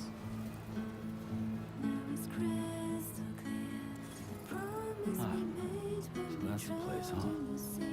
That is a dump there, Mr. Hartman. I feel like this can't be his place. Like, he's probably shacked up in that other spot. Okay, there's this thing here. Then there's like this. That feels like it's got to be him. That's where the monorail goes. Wait, is that? No, there's another one over here. This is one. Yeah, this is where the monorail, this monorail is going. This is another area. I feel like Hartman's got to be here. Like, this looks like it's just a bunch of ruins. No, I guess there's a terminal here.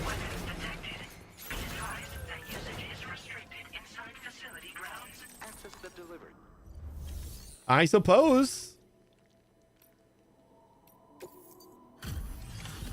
I guess this is Hartman.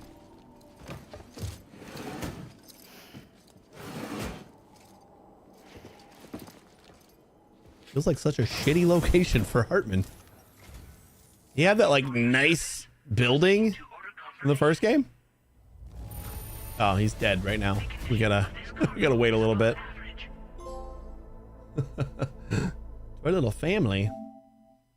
Oh, there's episode 6 done. I knew Hartman was gonna be the end of 6. This is gonna be episode 7, Hartman. Gotta be, right? Your assistance is please use your qubit to initiate a network connection. Why is Hartman always gotta be dead when we deliver him shit?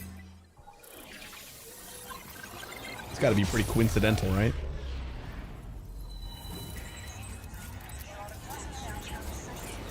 Just so happens.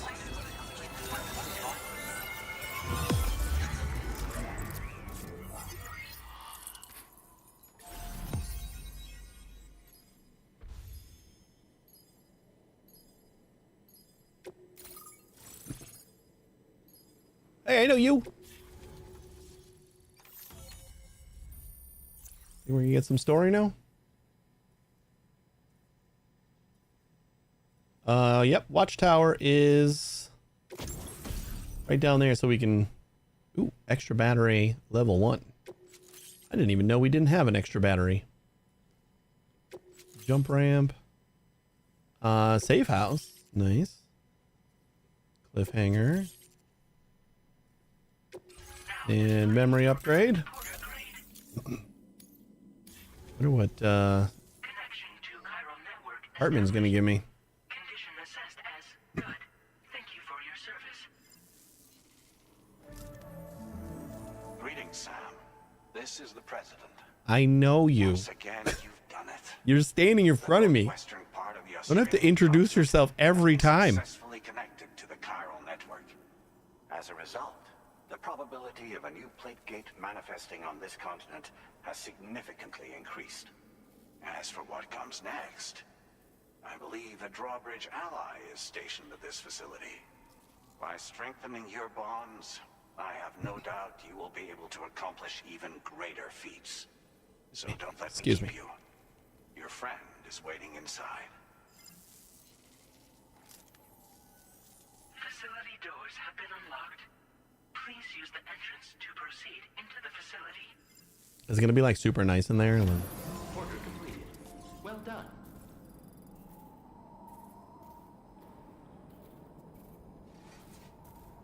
This is all just a facade.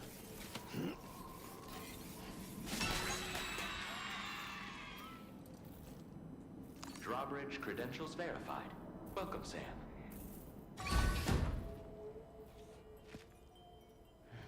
It is really nice in here. Please proceed inside. This is just Hartman's place. He's got a lot more BT statues. Administering shock. Stand clear.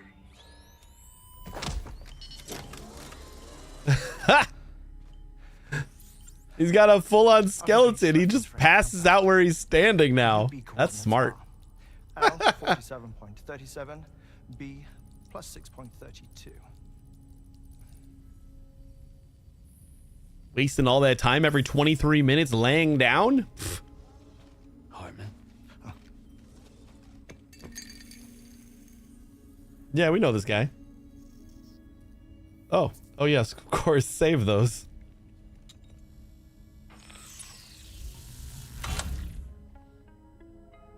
working well, sir. He's got his old school facade in the window. Ticker's still holding up. Thanks to this support unit, I can flatline anytime, anywhere, without worry. No need. He's still got padded floors though. I can sleep standing up. Not bad, eh? It would suck if the batteries ran out while he was sleeping.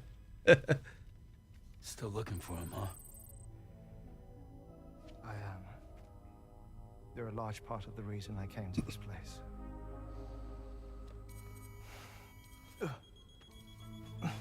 You okay?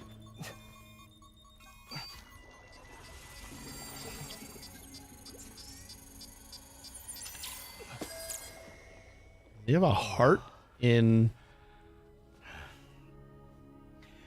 I've been rather unkind to my heart. Oh shit.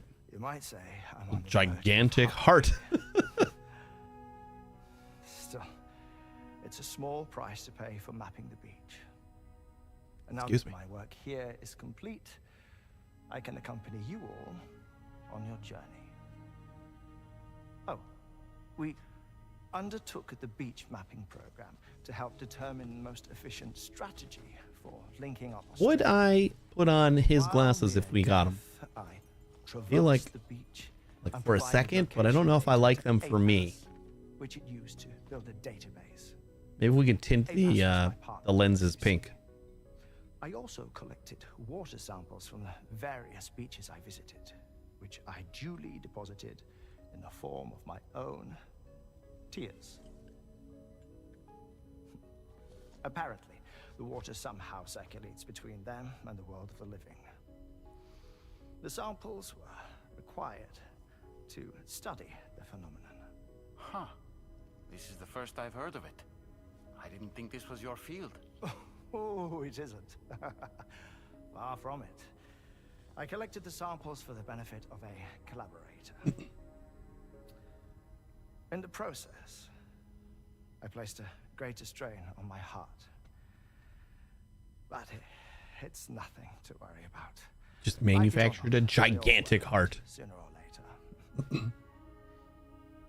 You sure you're okay?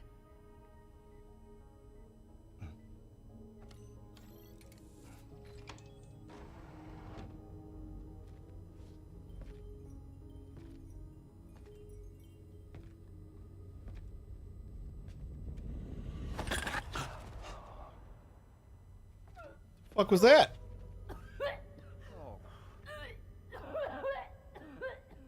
All good in there?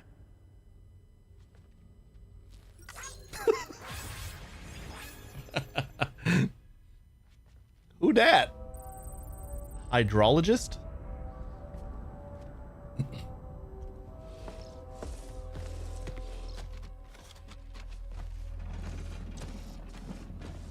Is that all you're gonna take? Yes. Everything I need is already stowed on the DHV Magellan. Oh, he's coming to the Magellan with us. Insurance. Well then, shall we go to the DHV Cool. Magellan? The DHV Magellan. Sorry, I just keep calling it the Magellan. My bad.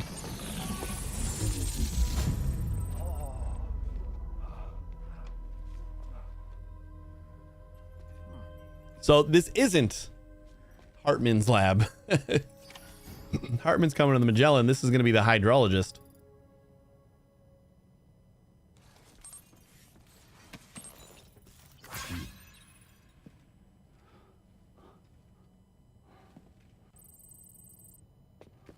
Oh. What the? Whoa. What is this lady's problem? Okay. I don't want to do anything you say. Scared the shit out of me 3 times already. That was a close one.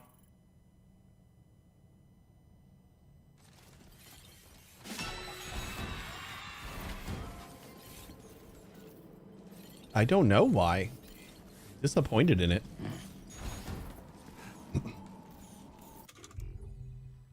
We're going to put a heart here, right? That's, I mean, even though it's not Hartman, but just to remember him.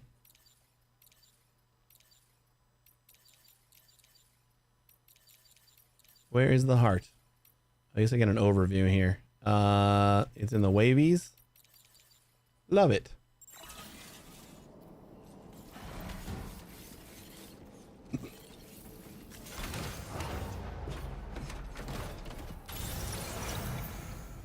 Why wasn't the projectile vomit a hologram?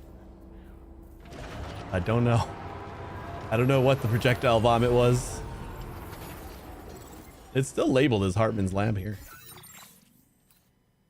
I guess Hartman's lab is just where the hydrologist lives. That weirdo. So, can I connect this as far as the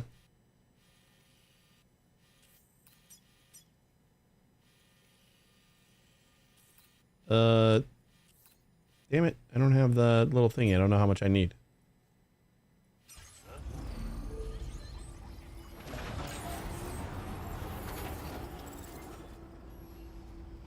Where is the Magellan?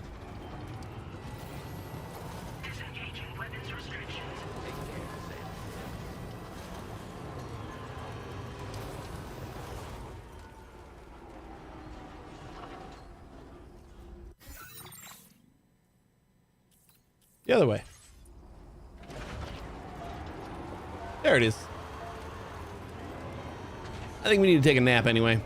But I want to finish that monorail.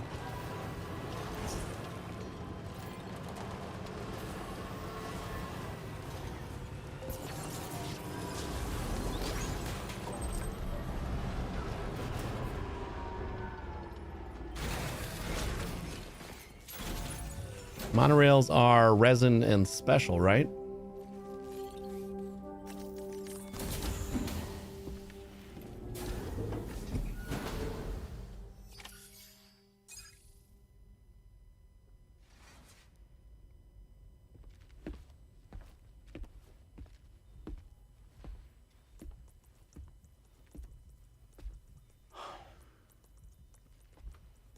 Ah, Sam. You're the last to arrive. Now we're all here. Let's get to it. Recently, I received a number of strange mails that were apparently sent to me by none other than myself. And Fragile has been receiving similar communications too. Isn't that right? Yeah, I got a few about Lou's records. It goes without saying, I did not, in fact, send them. It's all very distressing and gave me palpitations. An especially concerning mail reached me not long ago. Attached were some highly sensitive UCA documents on BBs and chiral communications technology, including classified records of the BBs who were sacrificed to build the foundation of the chiral network. These extraordinary children were the catalyst required for the network to route data through the beach. They served as a bridge between the beach and our world, hence the Bridge Baby moniker.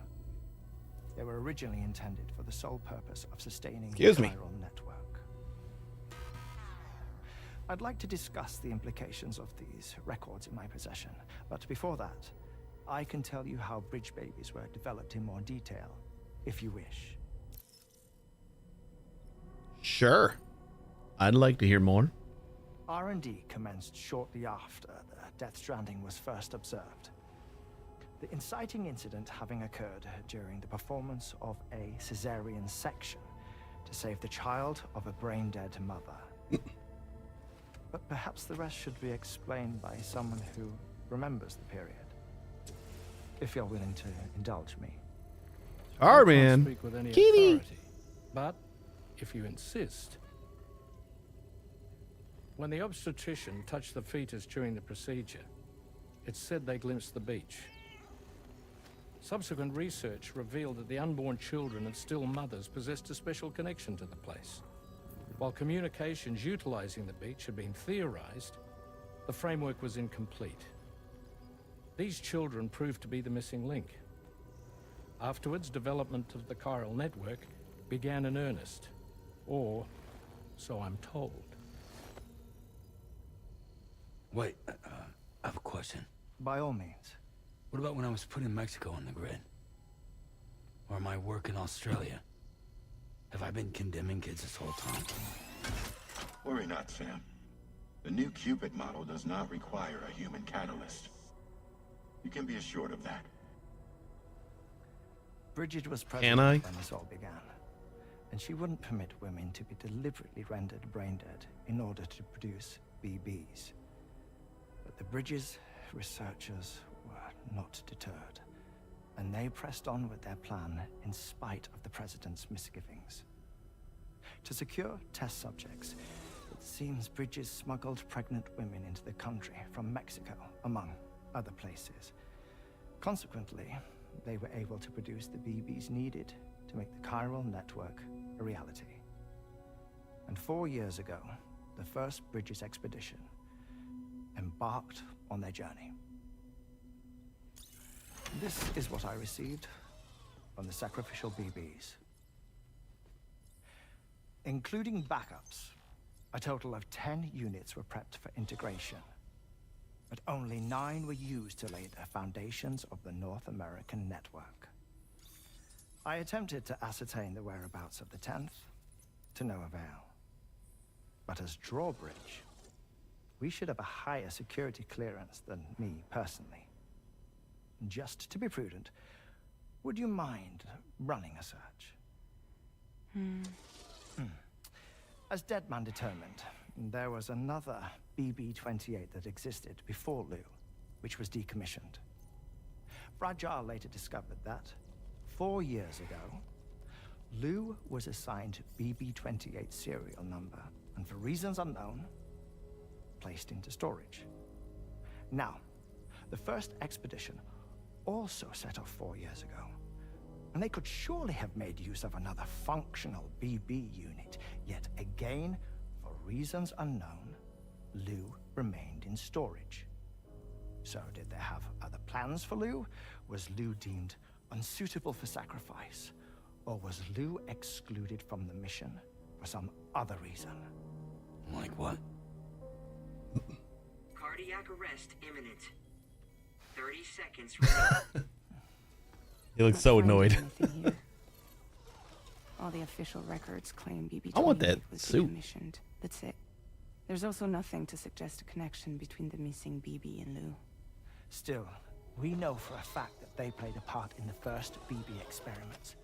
So we have to ask the question, did Lou play one too? 3, 2, 1.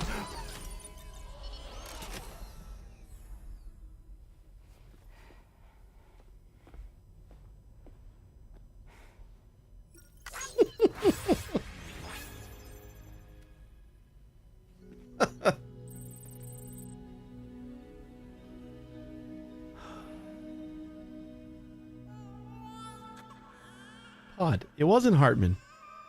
It was going to be episode 7 Hartman.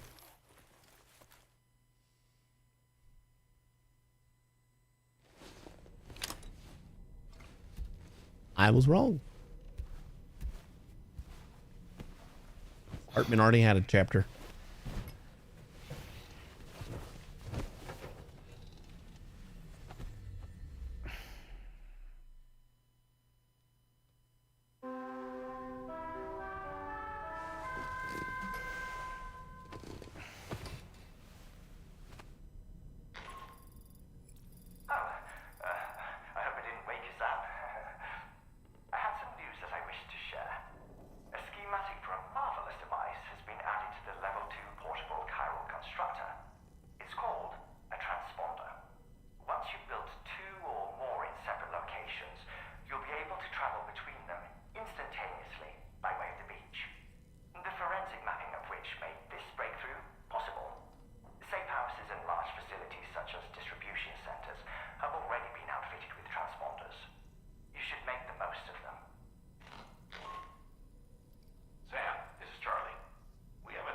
Does cargo come with you? And access the delivery terminal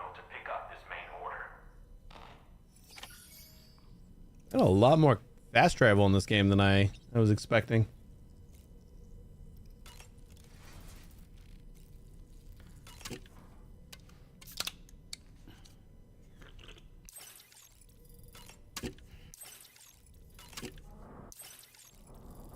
Like, we can already fast travel with the Magellan. Now we can just like build a thing and then we can fast travel on our own, and it doesn't matter if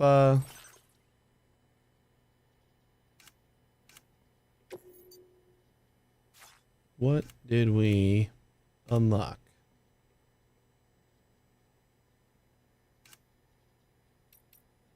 Oh, we do have Hartman's glasses, but not the heart ones. I missed the heart ones.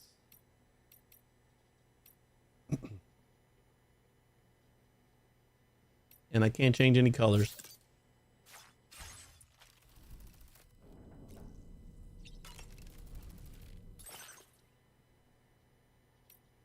This one should just be the battery that we just unlocked.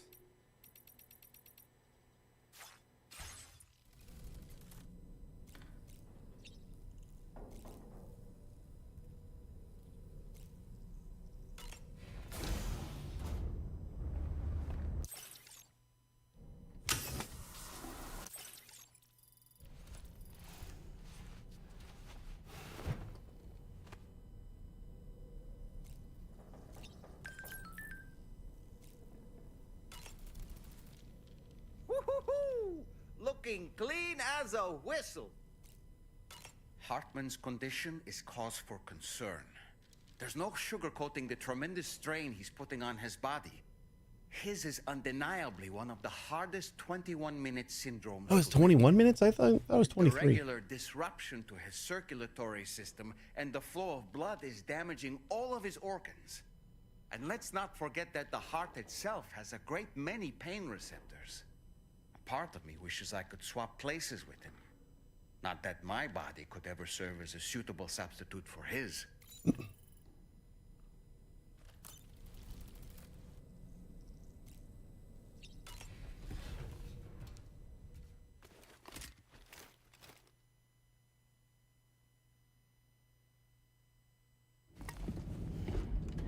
Oh, new flashback.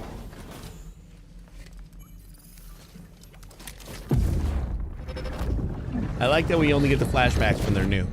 That is very nice. But like every time we take a nap. What kind of cargo? I have to smuggle them in.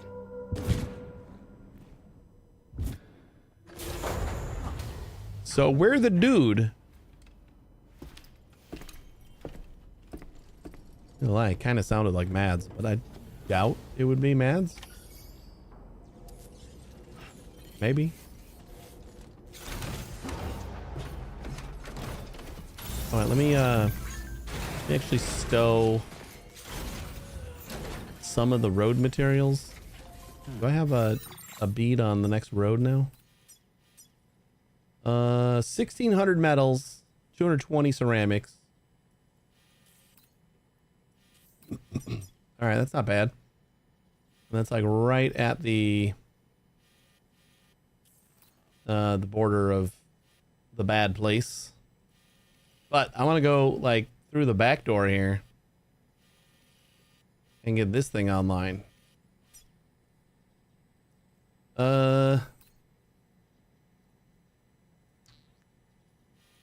I do not remember what material. I mean, I'm pretty sure it was resins and special, right? That's pretty much all that's left.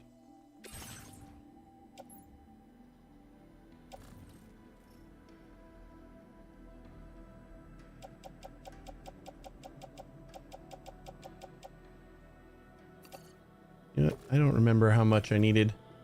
I know we need a lot more metal.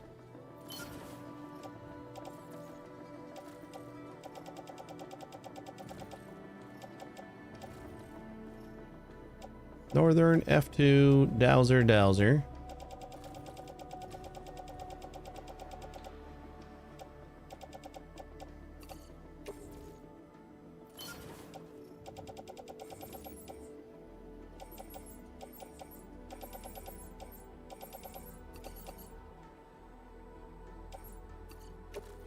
I am going to take a guess. We'll just do special. Pretty sure it wasn't chemicals.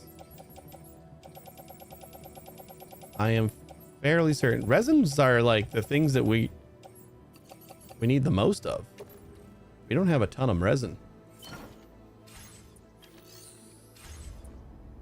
I didn't think I'd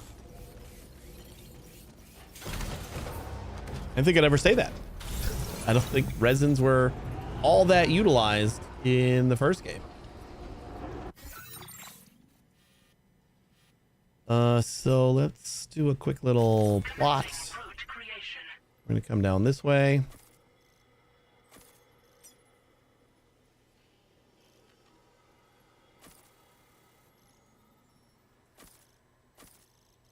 And then we'll just travel this all the way down.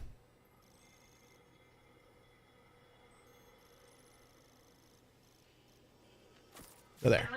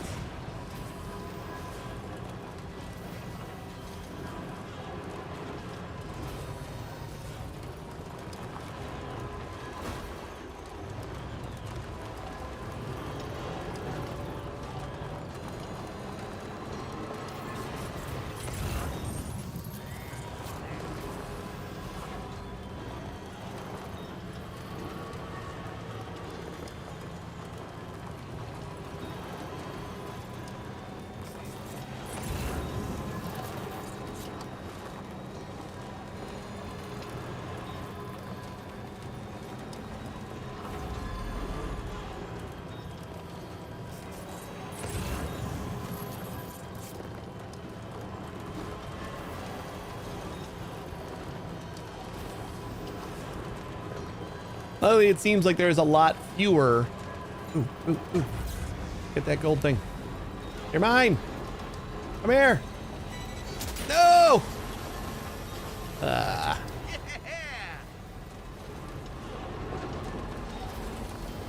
I should have shot it.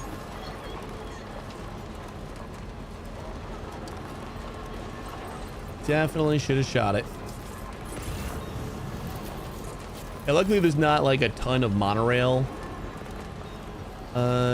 things that we have to build, I guess. So if I'm right about them using resins, it's not that huge of a deal that we're low on them, but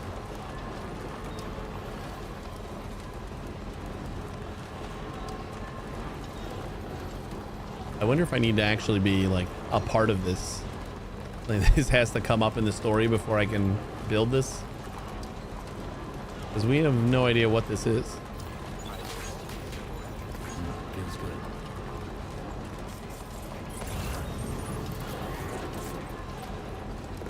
good. Ooh, new dowser.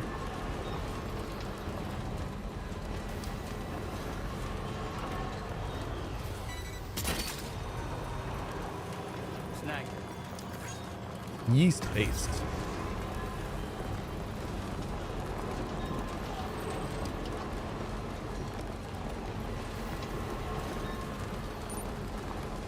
This might actually be something that I can't get. Well, maybe this is just a mine, and we just have to restore the mine. Ah, inventor. That is a mine. Okay. F3 crater.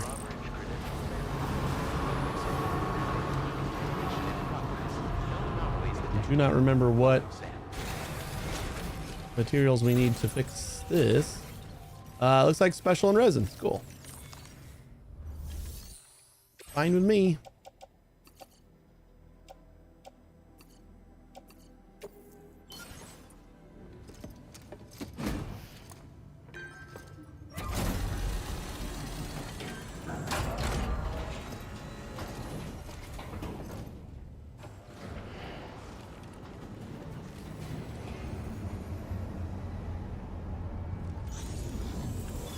Yes. We have a completed monorail. Rail Restorer. Restore and fully reopen a monorail line. Okay, so this is just the end of the line. a monorail line does tell me that there are other monorail lines, so that's good to know. Mine, we can trade in 1,000 chiral crystals for 3,200 resins, which is the thing that we just said we were kind of low on, so that's awesome. I am all for that.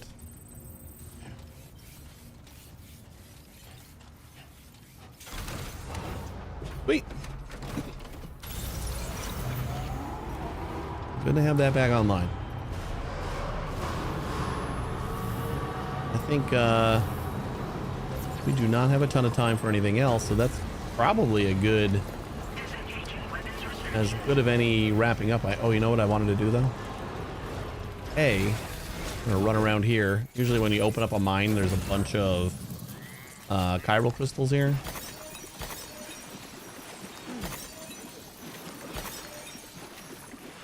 So let's do that first.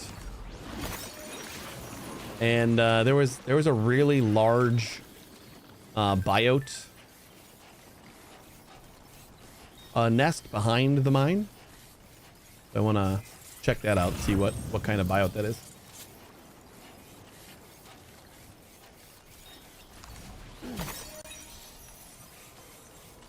It's kind of nice. They give you a bunch of chiral crystals when you open up a new mine, since you kind of need a bunch of chiral crystals to use said mine. That one back there, the like huge one. I don't know what kind of biote that is.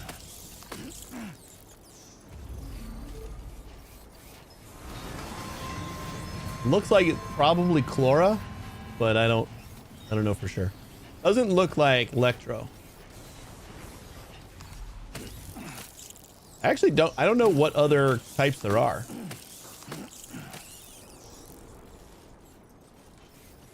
Or like how many types there are. There may just not be anymore. What else would they give you?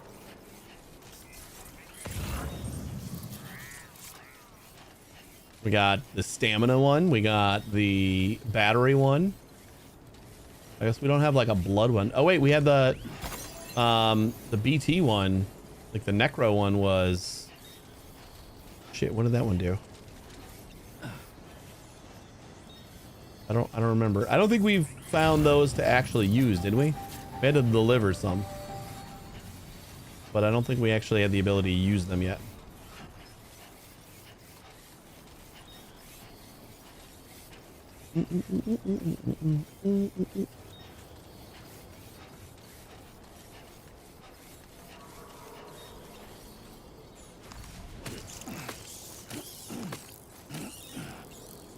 Ew.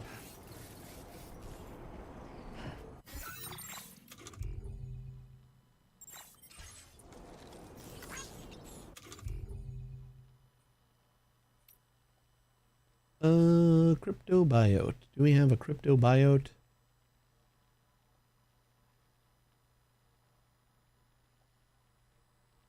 No, we don't just have like a crypto biote sign. I thought we had something.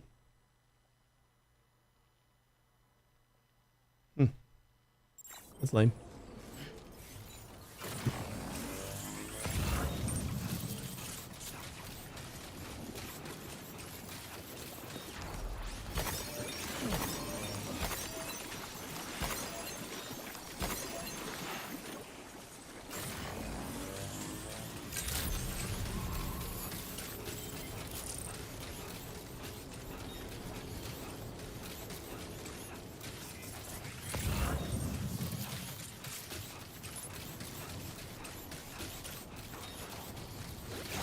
Whoops! Almost lost it there. Just like that, Sam. Understandable.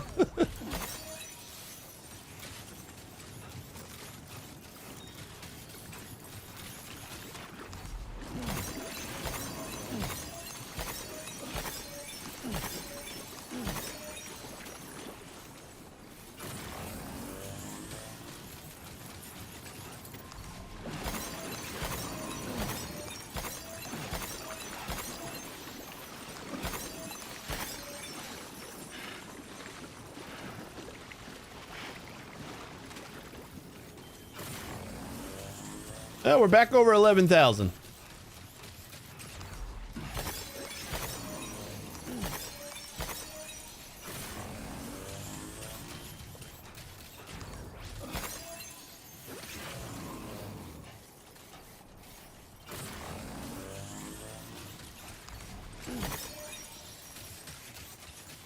Look at that big old nest. Maybe that is Electro. Just haven't seen one that big.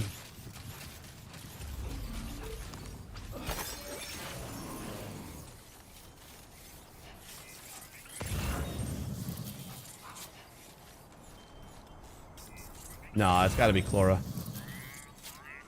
Yeah. Pretty sure that's the icon for Chlora.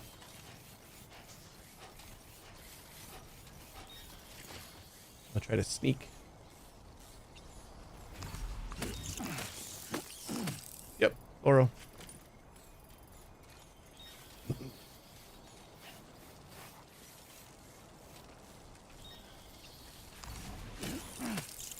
I thought these guys were supposed to be green.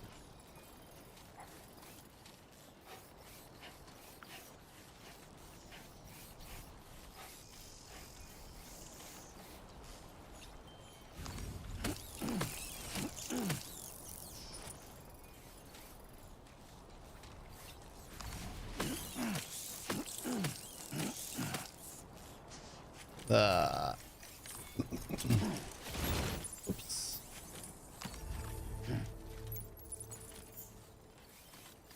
If we put the buyout dangler on, if we get another one, I think the one that we have is not for making them not run away. If we get the one from Death Stranding 1, I think that's like a good 20 right there.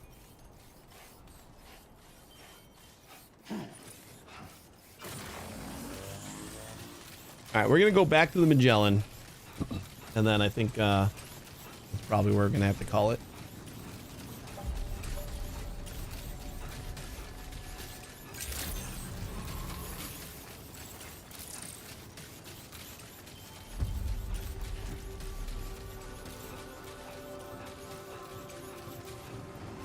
Even though I would like to. Whoops. Like to scout out and take out that camp, but we can do that next time. We'll see when next time is we're either going to be playing this again tomorrow, or if Ludian gets back to me, we might be playing RimWorld. I'd say like probably the chances aren't the best, but it's possible. Maybe. Ooh, there's the Magellan. Maybe we're playing new RimWorld.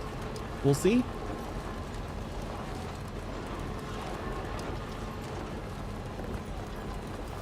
But it's probably going to be this.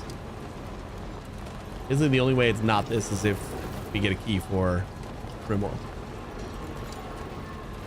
What is this island over here? Oh, this is the crater. Oh, can I get over there? This way. Definitely not the scan that I just did. Feels like there's got to be something in here, right? 'Cause that's all red.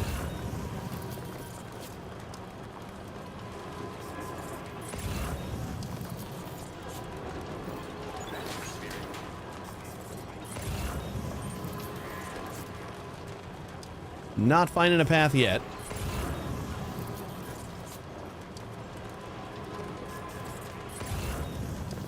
Oh. That's probably the path. Cool.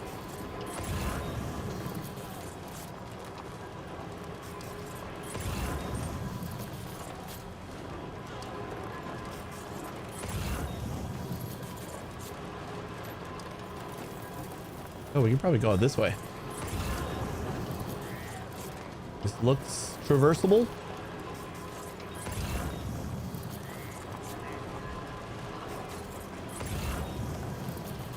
We're kind of in like a new area, so we got lots to explore next time. Like I said, we have a lot of new things coming up. We're gonna relax our grip on Death Stranding a little bit. Like, I still want to finish this game, so I don't think we can possibly relax it all the way. Let's remove all markers. I don't feel like seeing that forever. Oh, Hartman's lab, sweet.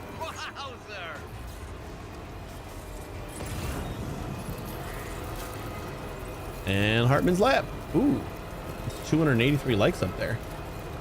I kind of want to turn this in just to see if we get another star, what Hartman is going to give us. Seriously? That's what you're getting hung up on? Oh boy.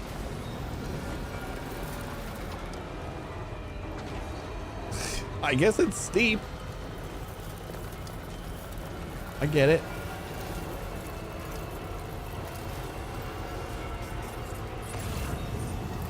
Come on, you can make it.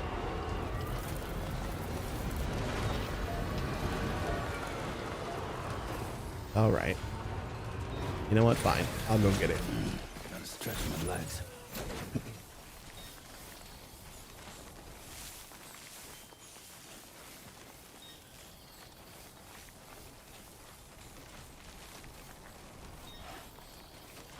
So close. I know. Just had to get over that peak and we ran out of steam.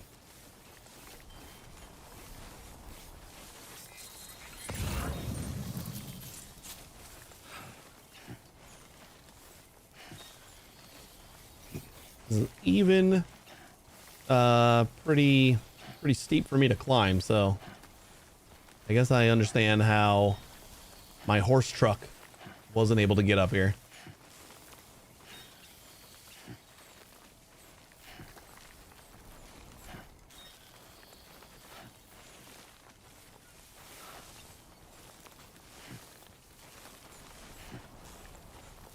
Ooh, you know what? The power gloves are probably helping me out right now. I think we're supposed to be able to climb a little bit better with the power gloves.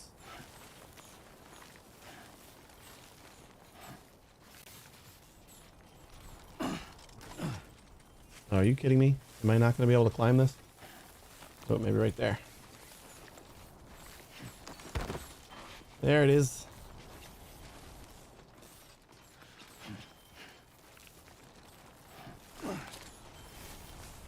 Found it.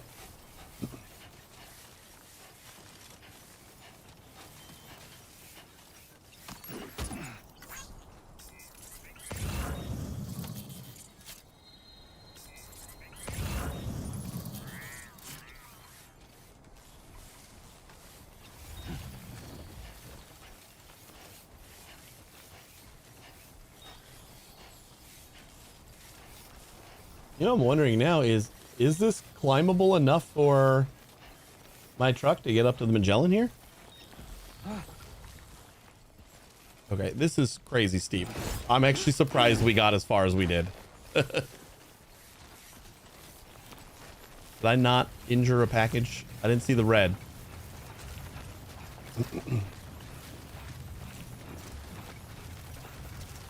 I think we're safe. Anybody see red on that big package? Magellan? Where you at? There you at.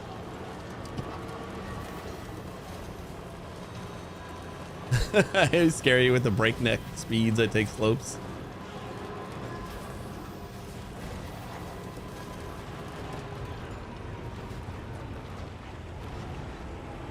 Don't you ever sleep? Not at night. You've escaped your notice, genius, but that's when stars have rather better things to do. What? Nice one.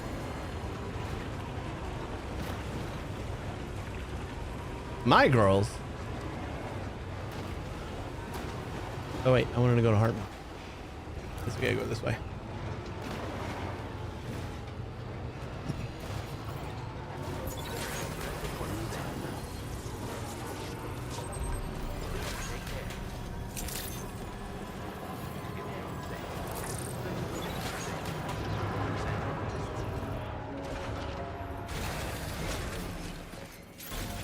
Excuse me.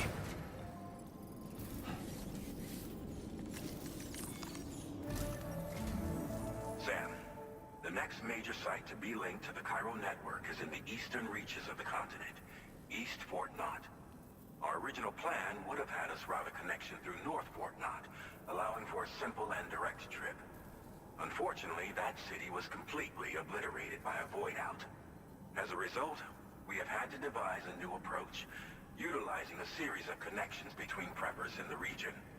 Easier said Standard fare. Of course. Some of these preppers are currently refusing to join the network. Ugh. But according to APAS's That latest again. simulations, enlisting the cooperation of the pizza chef. There's a pizza! To win over these holdouts. Your first objective is therefore to bring the pizza chef online. And it just so happens that the cargo he's requested is being stored at this very facility. It's been designated a chilled delivery due to its sensitivity to heat, so you should transport it at night or in the rain. Oh. Perhaps take advantage of a pickup off-roader's And they have a meaningful night thing. ensure it doesn't get exposed to direct sunlight. Undertake the main order on this delivery terminal when you're ready.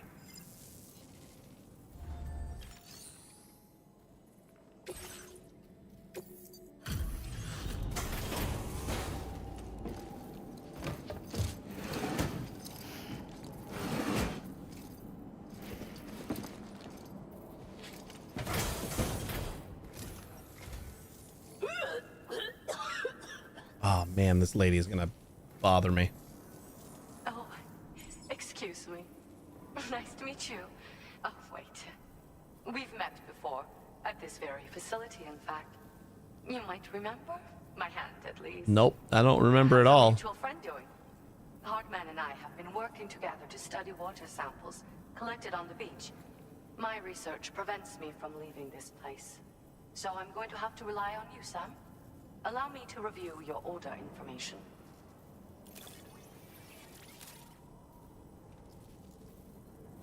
You really went above and beyond.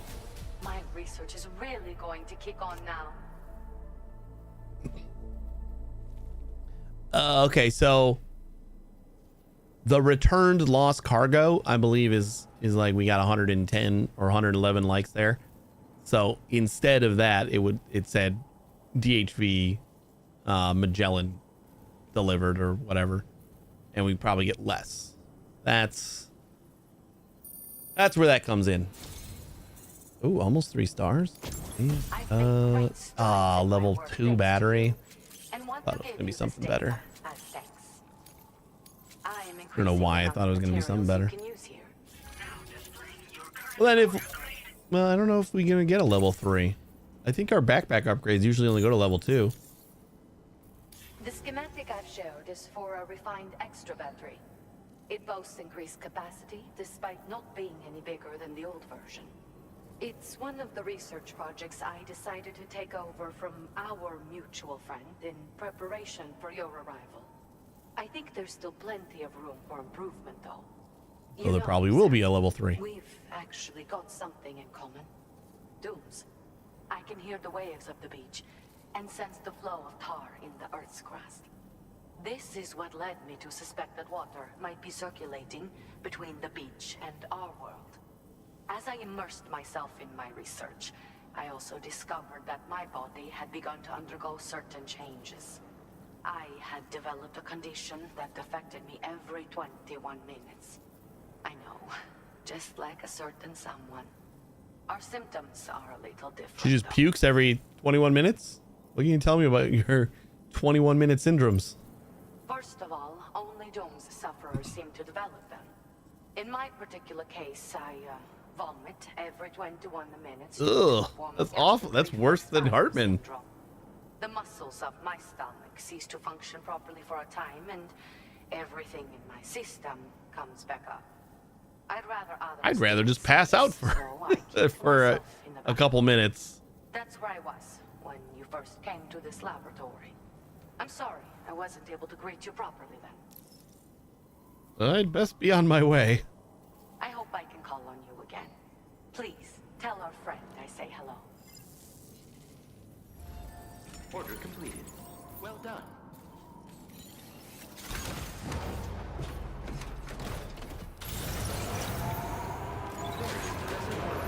right, let's go park it. Yeah, that at least explains the puke. Did not make it any less terrifying or disgusting.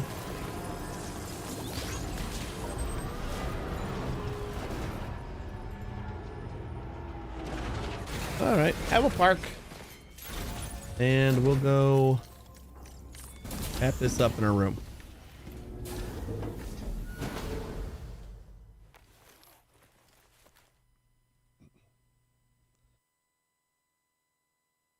Excuse me.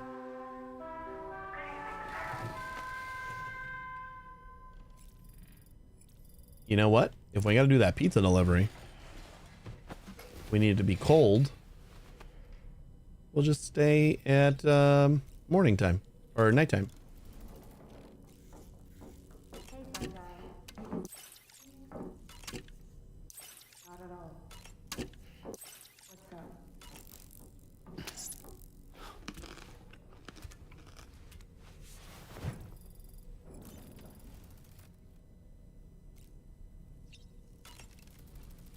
New battery.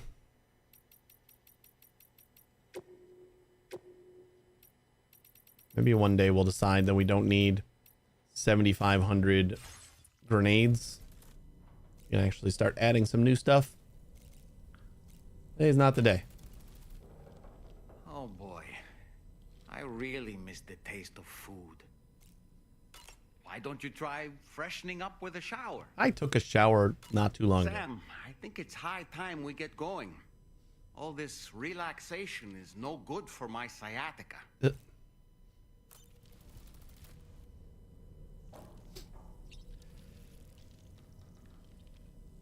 Oh, excuse me. Almost missed the mute button. All right, let's save it and